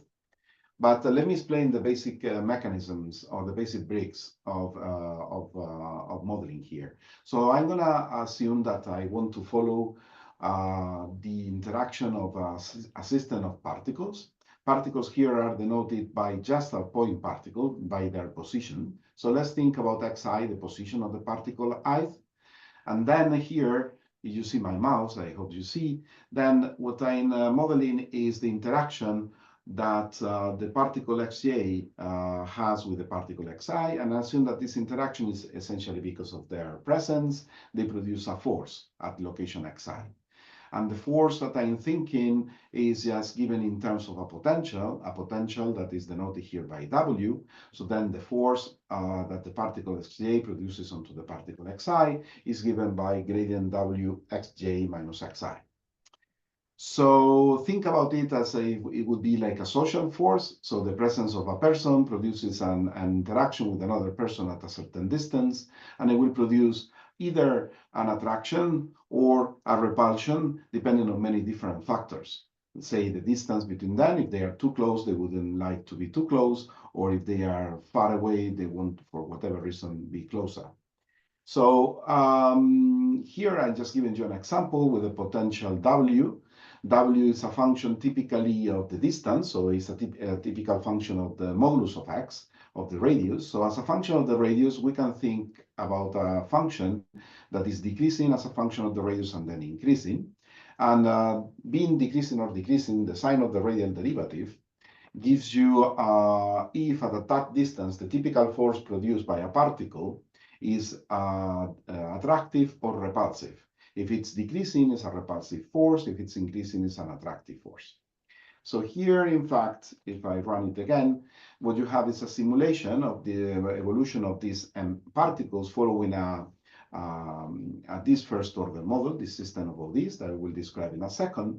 And as you can see, they, with an attractive repulsive potential, as you can see, they arrive to a certain equilibrium with a shape, which is somehow difficult to guess from just the random distribution of the particles at the beginning. So what is this evolution? In fact, this evolution is nothing else than considering the second order equations like Newton's law for the evolution of the particle position xi, where you have neglected the inertia term. So essentially you have the sum of the forces minus the friction, plus the, in principle, you should have the second order in time derivative of xi times the mass, and you are neglecting the mass. So associated, in fact, in order to analyze these kind of systems, you normally associate to this system what is called the empirical measure. It's a way to say that with certain probability, you will hit one of the particles or not. And obviously, you know exactly the evolution of the particle xi, the position of the particle xi at time t. Then this approximation is just a sum of Dirac's at the points xi of t. So as I said here, I'm using a radial potential as of interaction. It's repulsive in the short distances, attractive in the long distances. Nevertheless, you see that it gives rise to a stationary state in the long time, which is not radial, and which has a particular shape, is concentrated in certain regions with no clear reason why it should be of that type.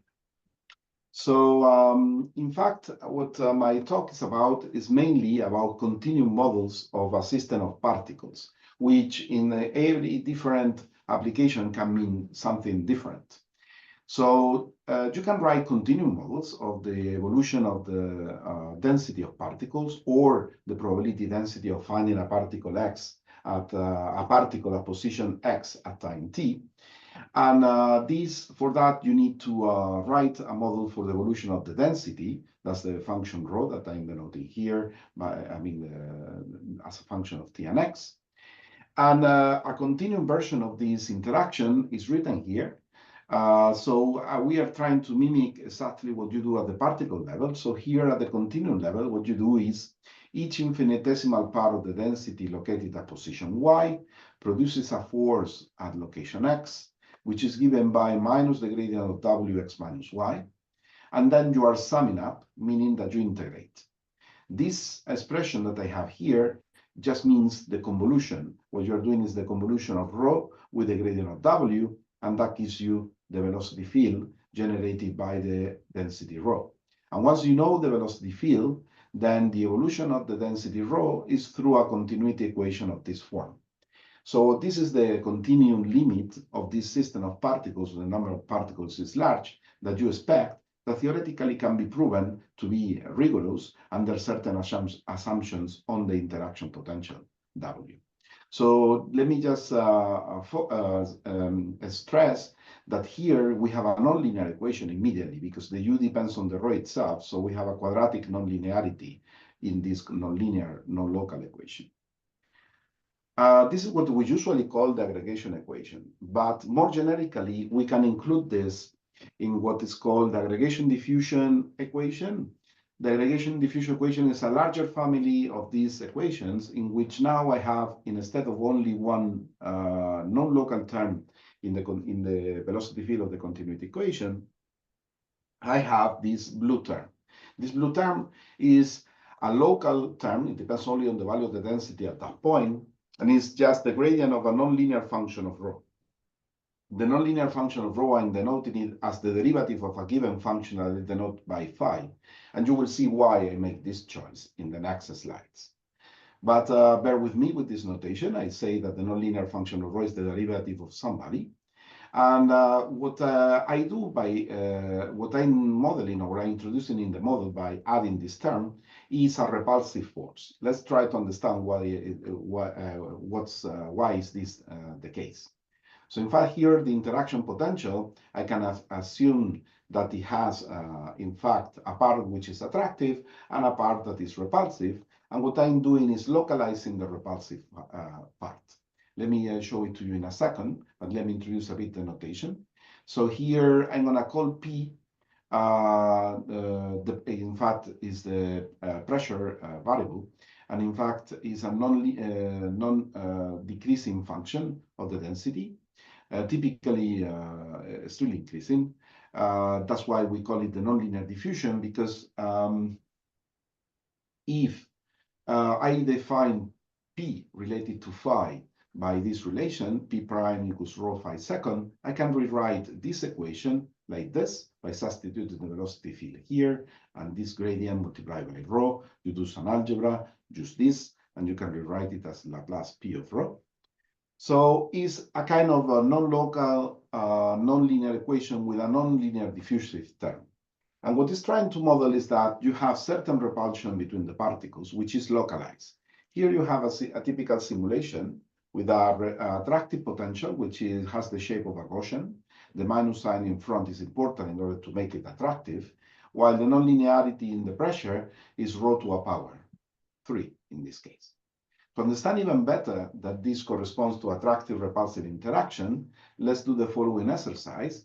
Let's start with the aggregation equation, like in the previous slide, in which I have only a non-local potential, and I separate into two pieces the potential. I separate it into the repulsive and into the attractive part. And the repulsive part, I localize it. What do I mean by localizing it? I approximate the repulsive part by something which is very singular at 0, which is in fact a Dirac delta at 0. If you do that, then formally speaking, this term separates into two. The attractive part, which still is non-local, and the repulsive part that becomes now local minus gradient of rho. And if I put gradient of rho back to the equation here, what you recover is divergence rho gradient of rho, which corresponds to Laplace of rho squared over 2, which is a nonlinear diffusion equation. So somehow localizing the repulsion has the same effect as producing a diffusion equation, a nonlinear diffusion equation of this type. And as you see in the simulation, you have this tendency of attracting to a cluster, localized clusters, that the localized clusters, they are still moving, they merge, and finally they merge into a single cluster, which has a certain size, depending on the balance between the attraction and repulsion. But this family of equations has very rich phenomena in very rich structure. And in fact, there are plenty of interesting questions that still are up to date, not known fully. For instance, we already saw this simulation in the previous slide, in which for this particular choice of potential and nonlinear diffusion, we get the convergence towards sun equilibrium state in a very interesting way, in which you have first clusters formation, then they merge and they merge into a single one. But many other interesting things can happen in this equation. So for instance, if I choose this potential now, just a combination of a quartic and a quadratic potential, so it still is repulsive attractive, it's like quartic at infinity and like minus a square near zero. And I take a nonlinear diffusion exponent 2 with some coefficient in front, and I change the coefficient here. One can see that there are the phenomena of what is called bifurcation. So one can always see that there is a steady solution, which is given by a function that is symmetric. But depending on the parameter, at some point there are more than one steady solution. There are steady solutions which are not symmetric with respect to zero, and those become the stable ones, while the symmetric one is unstable. And here you see the formation of this bifurcation. I'm just computing a steady state that is stable for the dynamics, starting with some perturbation of certain initial data. So you see that you get to a steady state that is symmetric, and after a certain parameter, you start biasing towards the right. But there are many other phenomena which are covered by these kind of equations as soon as you move to systems of these PDEs. So here you have a system of two species. Say we have the species that models these red cells and the species that models these blue cells. And then what you get by putting different potentials and putting, again, some different nonlinear diffusions that also including cross diffusion between the two species, then you get to evolutions that may lead to the formation of sharp interfaces. So here, in fact, in this simulation, I don't have the W's. The W's are 0 in this simulation. I have only these terms.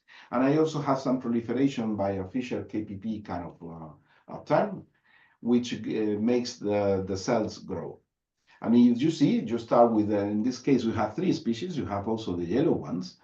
And when they grow, they meet certain locations, but they produce sharp interfaces, and they don't mix. However, these mixing or unmixing, as soon as you trigger the W's, as soon as the W's are present and are not 0, you can have more complicated things.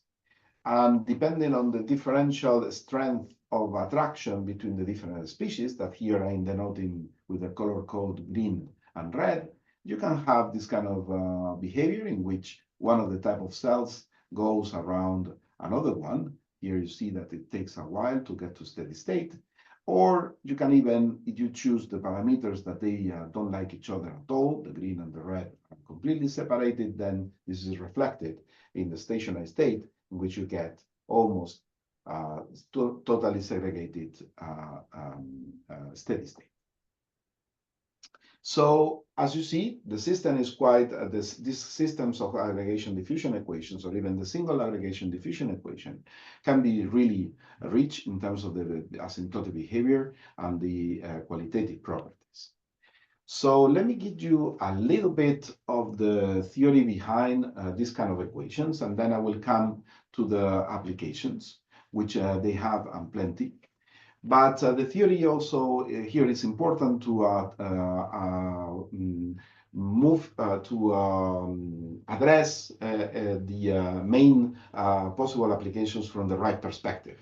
In fact, here, this equation, when you have a single equation, it has an energy, meaning that it has a Lyapunov functional that is more than a Lyapunov functional. It will control how the equilibration of the solutions happen when t goes to infinity. So one easy property that one can check in this equation is that as soon as the W is a radial potential, you have conservation of the center of mass, apart from the conservation of mass that it is obvious as soon as it makes sense to get an initial data, which is a probability density. But not only, you have a Lyapunov functional, as I said, which has a quite clear meaning if we think in terms of the statistical physics behind this. So in fact, if you take this functional, which is this double convolution of rho x, rho y with wx minus y, which is usually referred as the total potential energy, plus this blue term, and now you understand why I introduced the notation of phi prime before in the equation, because here is where the function phi appears. If I take this blue term, which is normally referred as the entropy in the system, then this is a Lyapunov functional for the equation. What does it mean, this really? It means that if you compute this functional along a solution of the PDE, the time derivative of this is non-negative. And in fact, it has this expression. What I have in the right-hand side is what is called the gradient of the variation of the energy with respect to rho, which is nothing else than a notation for this quantity. And this variation comes from taking, from the point of view of calculus of variations, small perturbations of the density rho, which conserve the mass, and compute the derivative here with respect to rho. In this way, you identify this variation. And in fact, the equation is more. It can be written as a continuity equation where the velocity field is minus the gradient of the variation. All of these ingredients are quite important to be able to explain the behavior of the long time asymptotics in this equation. Here you have another example of this metastability behavior that I showed you at the beginning of my talk in 2 dimensions, now in 1 dimension. As you see, very quickly in the evolution of this equation, you get this tendency of clustering to a small number of clusters, and eventually these clusters, they merge, even if it takes a lot of time in the simulation, in a single cluster. So in fact, this has very much to do with trying to understand the energy landscape of this free energy, because it was directly related to finding the local minimizers of the free energy, which are typically the locally asymptotically stable equilibria for these equation or systems. So there are very interesting mathematical questions about how to do that. What is the right topology to talk about measures or densities being close? What does it mean really mathematically to talk about balance between attraction and repulsion? All of these questions are important in order to use the right tools, not only to answer theoretically their behavior, but also to use them in practice. So, I think, yeah, so I'm going to show you again one use of the theoretical side to understand how to determine the minimization of free energies, how to find either the local minima or the global minima of these energies. And this is an example that the origin comes from math biology. It's about the classical Keller-Segal model for chemotaxis. So here what you have is an experiment in which somebody with a pipette is pushing some chemical attractant to which these cells are attracted to. So this chemical substance that you are putting with the pipette is a chemical substance to which these cells immediately they are able to sense, and they start crawling towards the source of that chemical substance. As you see, you have all of them crawling following that gradient. And what you want to model is not this movement, but rather the movement of 10 to the 8, 10 to the 9 cells that are producing this behavior. So in order to do that, there is a lot of theory behind how to do the coarsening or a number of high number of cells doing this kind of behavior, but you end up in models like this. Aggregation diffusion equations for a particular W, in particular the Newtonian potential, and for either linear or nonlinear diffusion. So in fact, one thing that we did some years ago was understanding under which condition between the nonlinear diffusion and the aggregation you could have non-trivial stationary states. Not only a system of stationary states, but also the property of radial symmetry. Remember at the very beginning of my talk, I showed you an example in which the simulation was giving you convergence towards sun shape that was not radially symmetric. So this can happen also, and I will show you another example later, but we gave here the other direction. So under which conditions on W and nonlinear diffusion, every stationary state is radially symmetric. And in fact, the result tells you that if the potential here is fully attractive at any distance, so always the stationary states will be radially symmetric, like in this case. So here, what is happening is that even if you are at a very long distance, even if you are in Mars, you will produce certain attraction, and then eventually everything will become in a single cluster. As soon as you have a always attractive potential, that is not completely supported, then this very small attraction will produce eventually the system to equilibrate in a single cluster. And this is what we answer in this paper. So in fact, this classify the long-time asymptotics of some models of Keller-Siegel or chemotaxis models in math biology. And it gives you a negative answer where you cannot expect a breaking of symmetry in the model.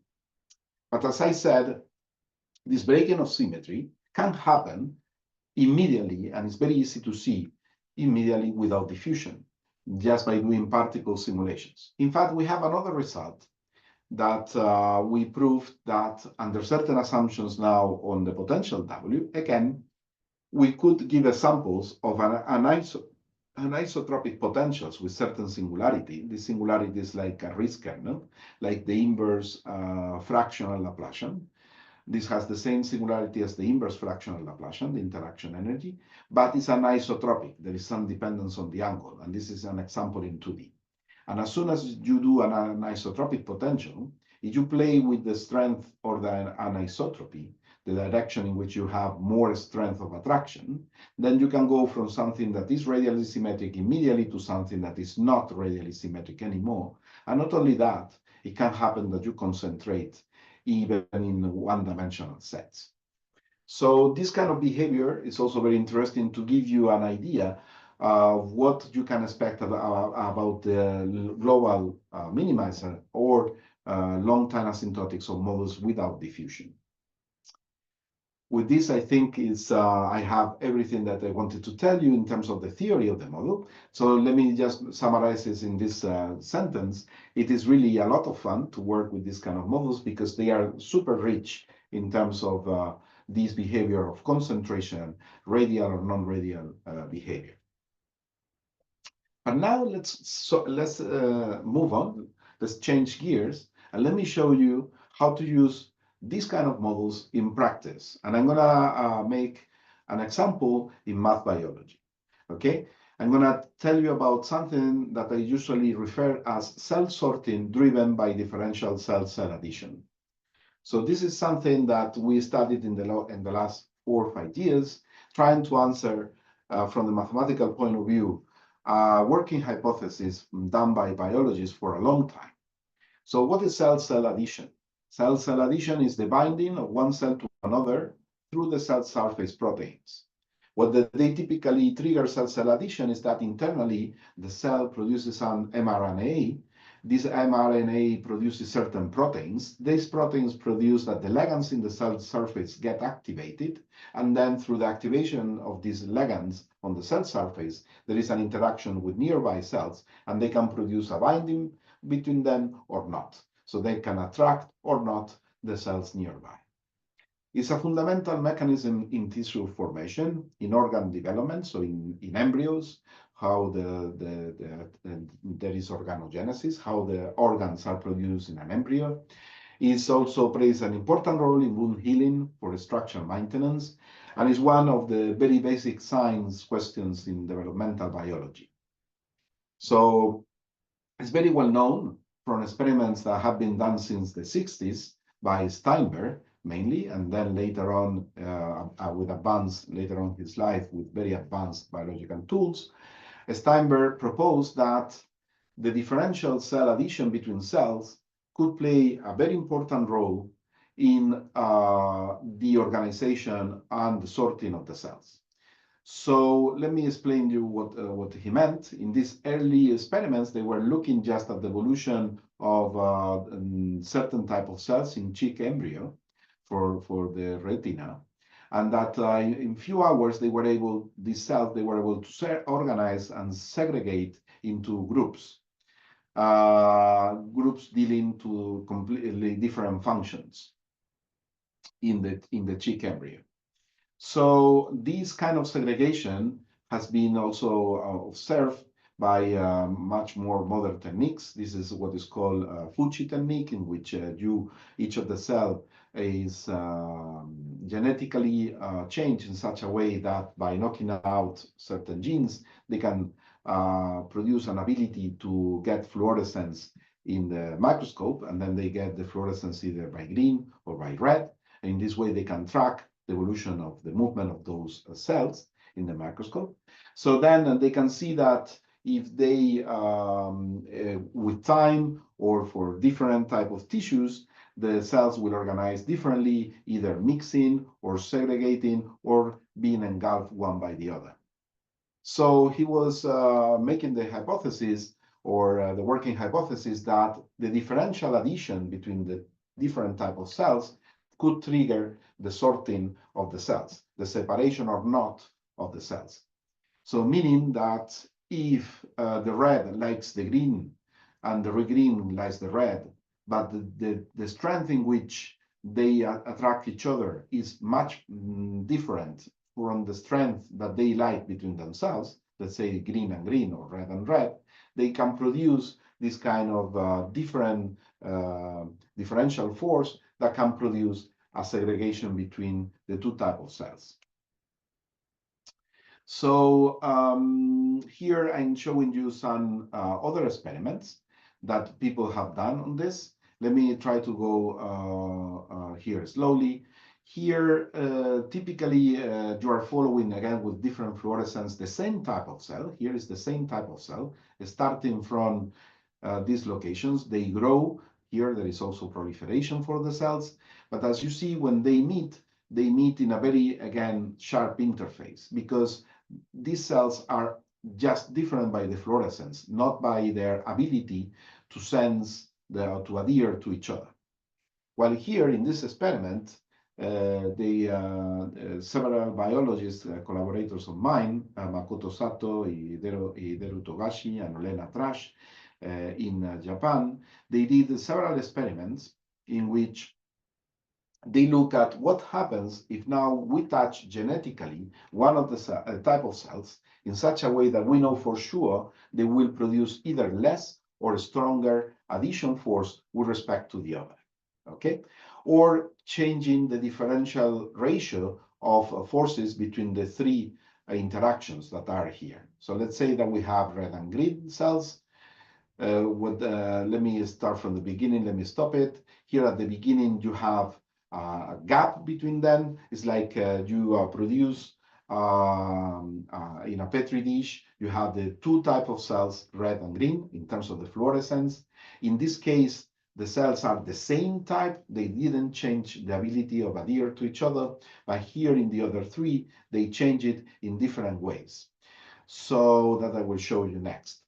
And you will see the behavior here. This is the real experiment. As you see, when they grow, these colonies, when they meet, they don't mix. They produce a very sharp interface between the two.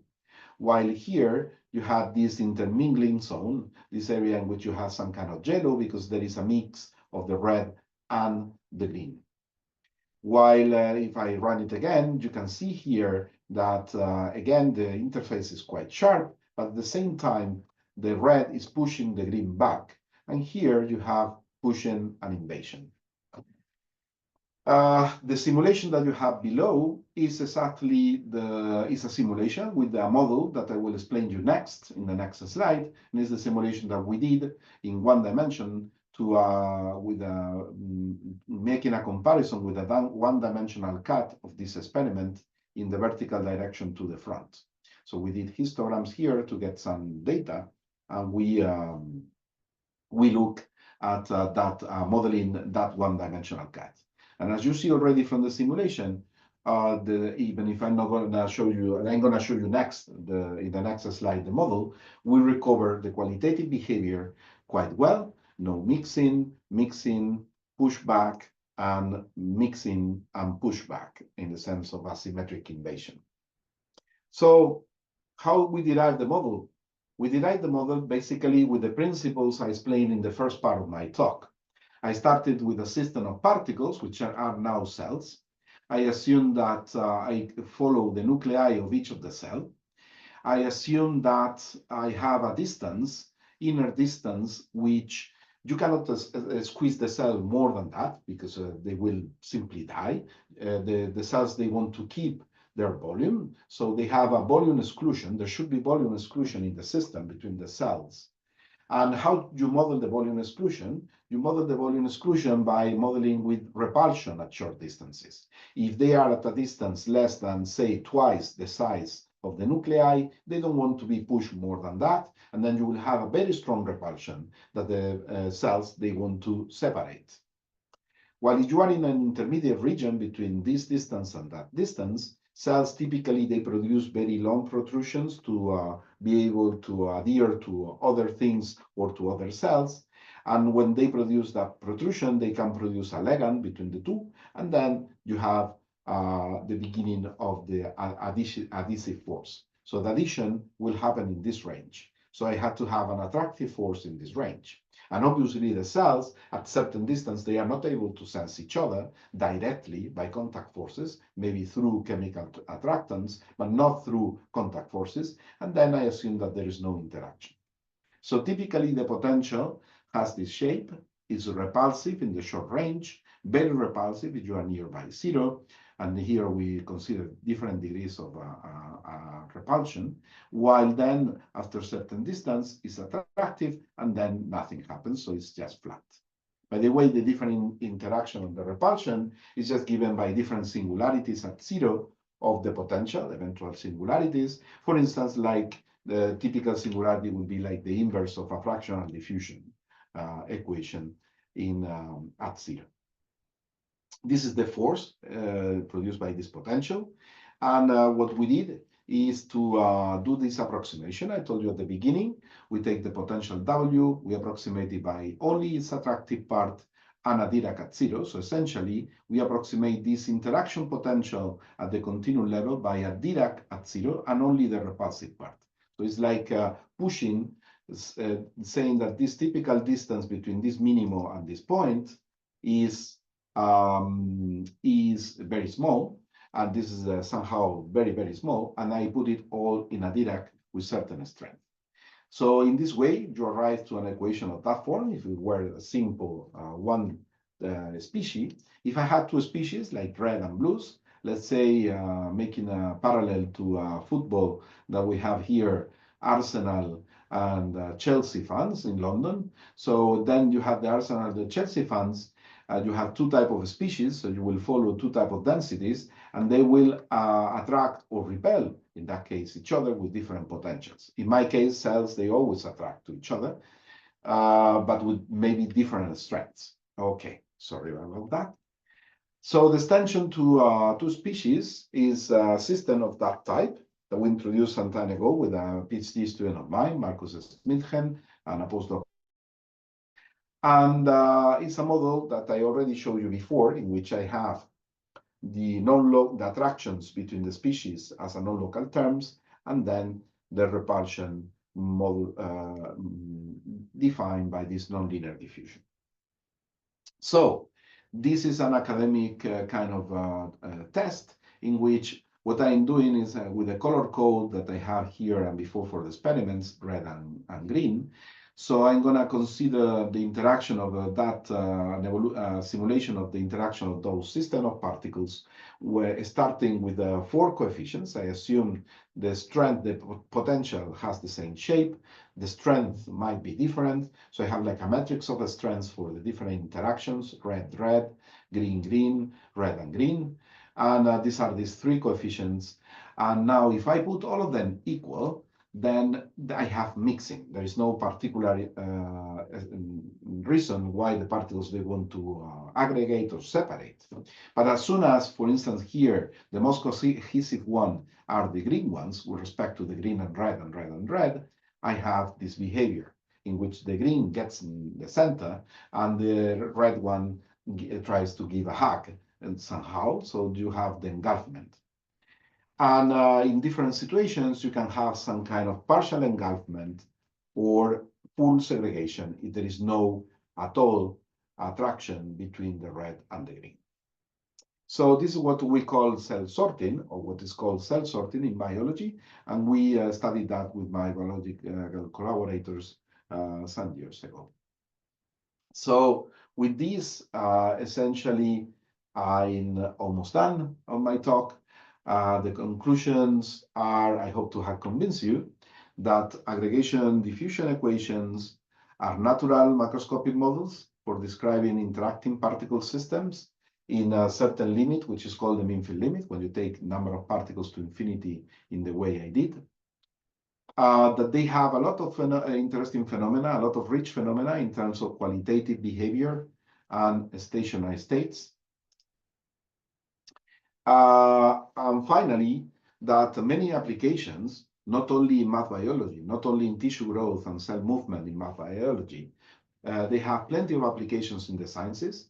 You use these kind of models in plasma physics, in computational neuroscience, in collective behavior, in social sciences, for global optimization, machine learning, sampling, inverse problems, and many others.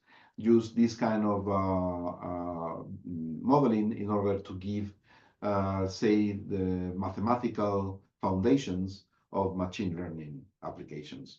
So thank you very much for your attention.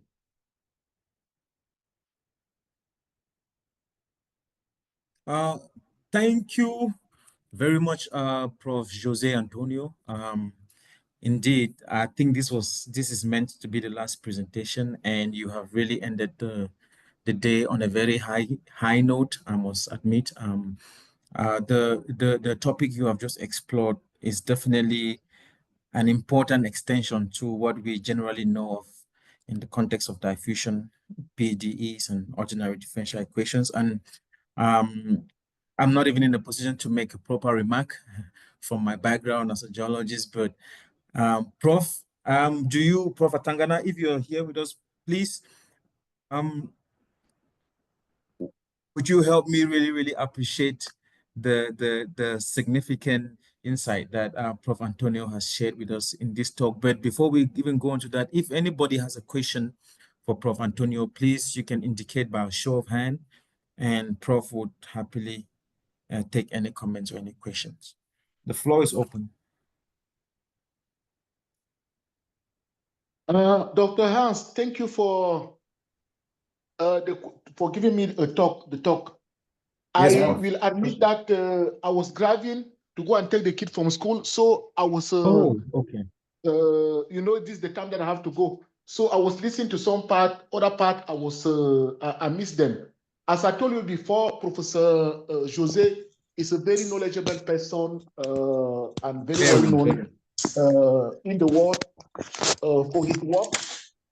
So I think that the younger people and ourselves, we have learned many things from what the professor has presented.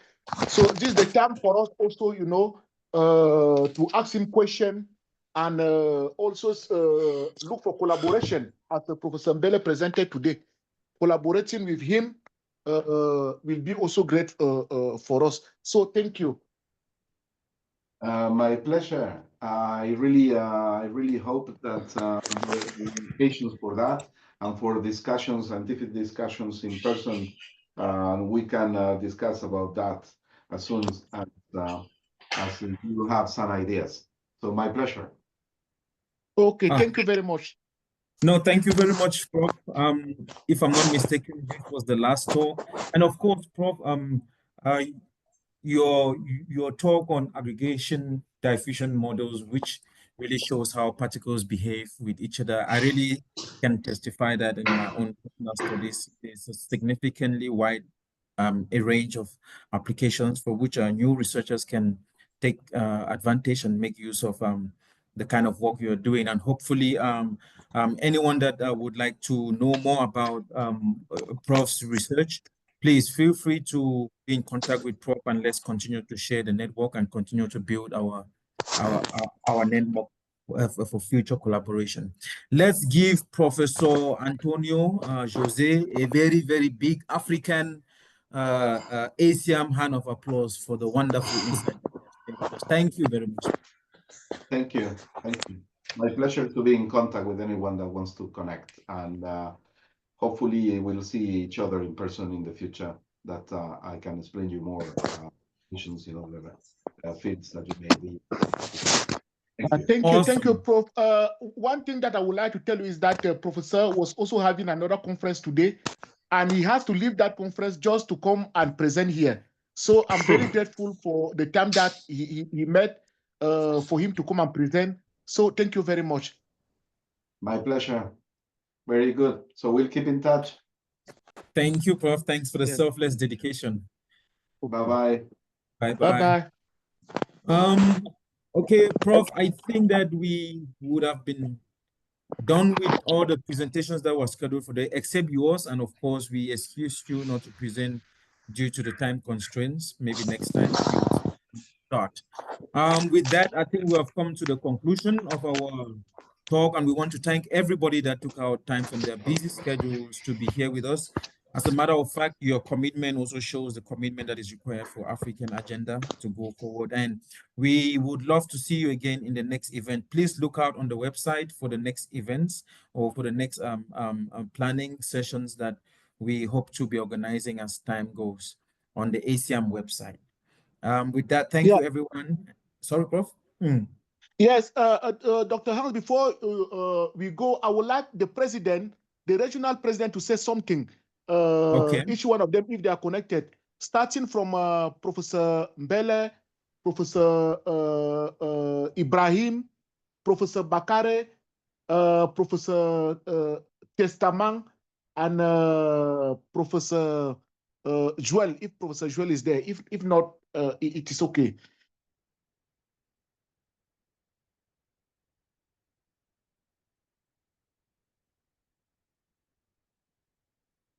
But if they don't have anything to say, we can give the floor to Professor Makende.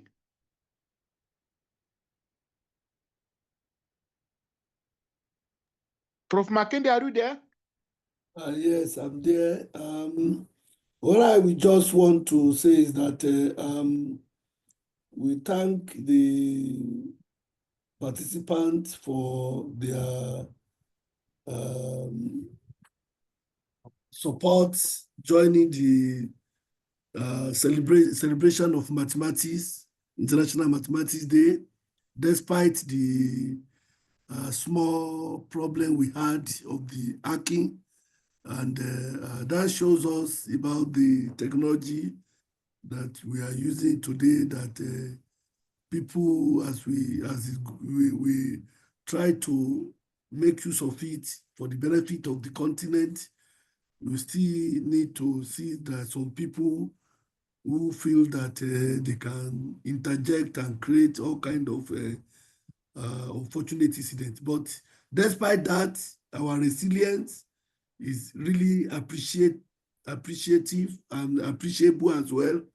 We thank everybody for celebrating mathematics. Let us keep the flag flying for mathematics, and ASIAM is welcoming everyone to be part, to join the membership.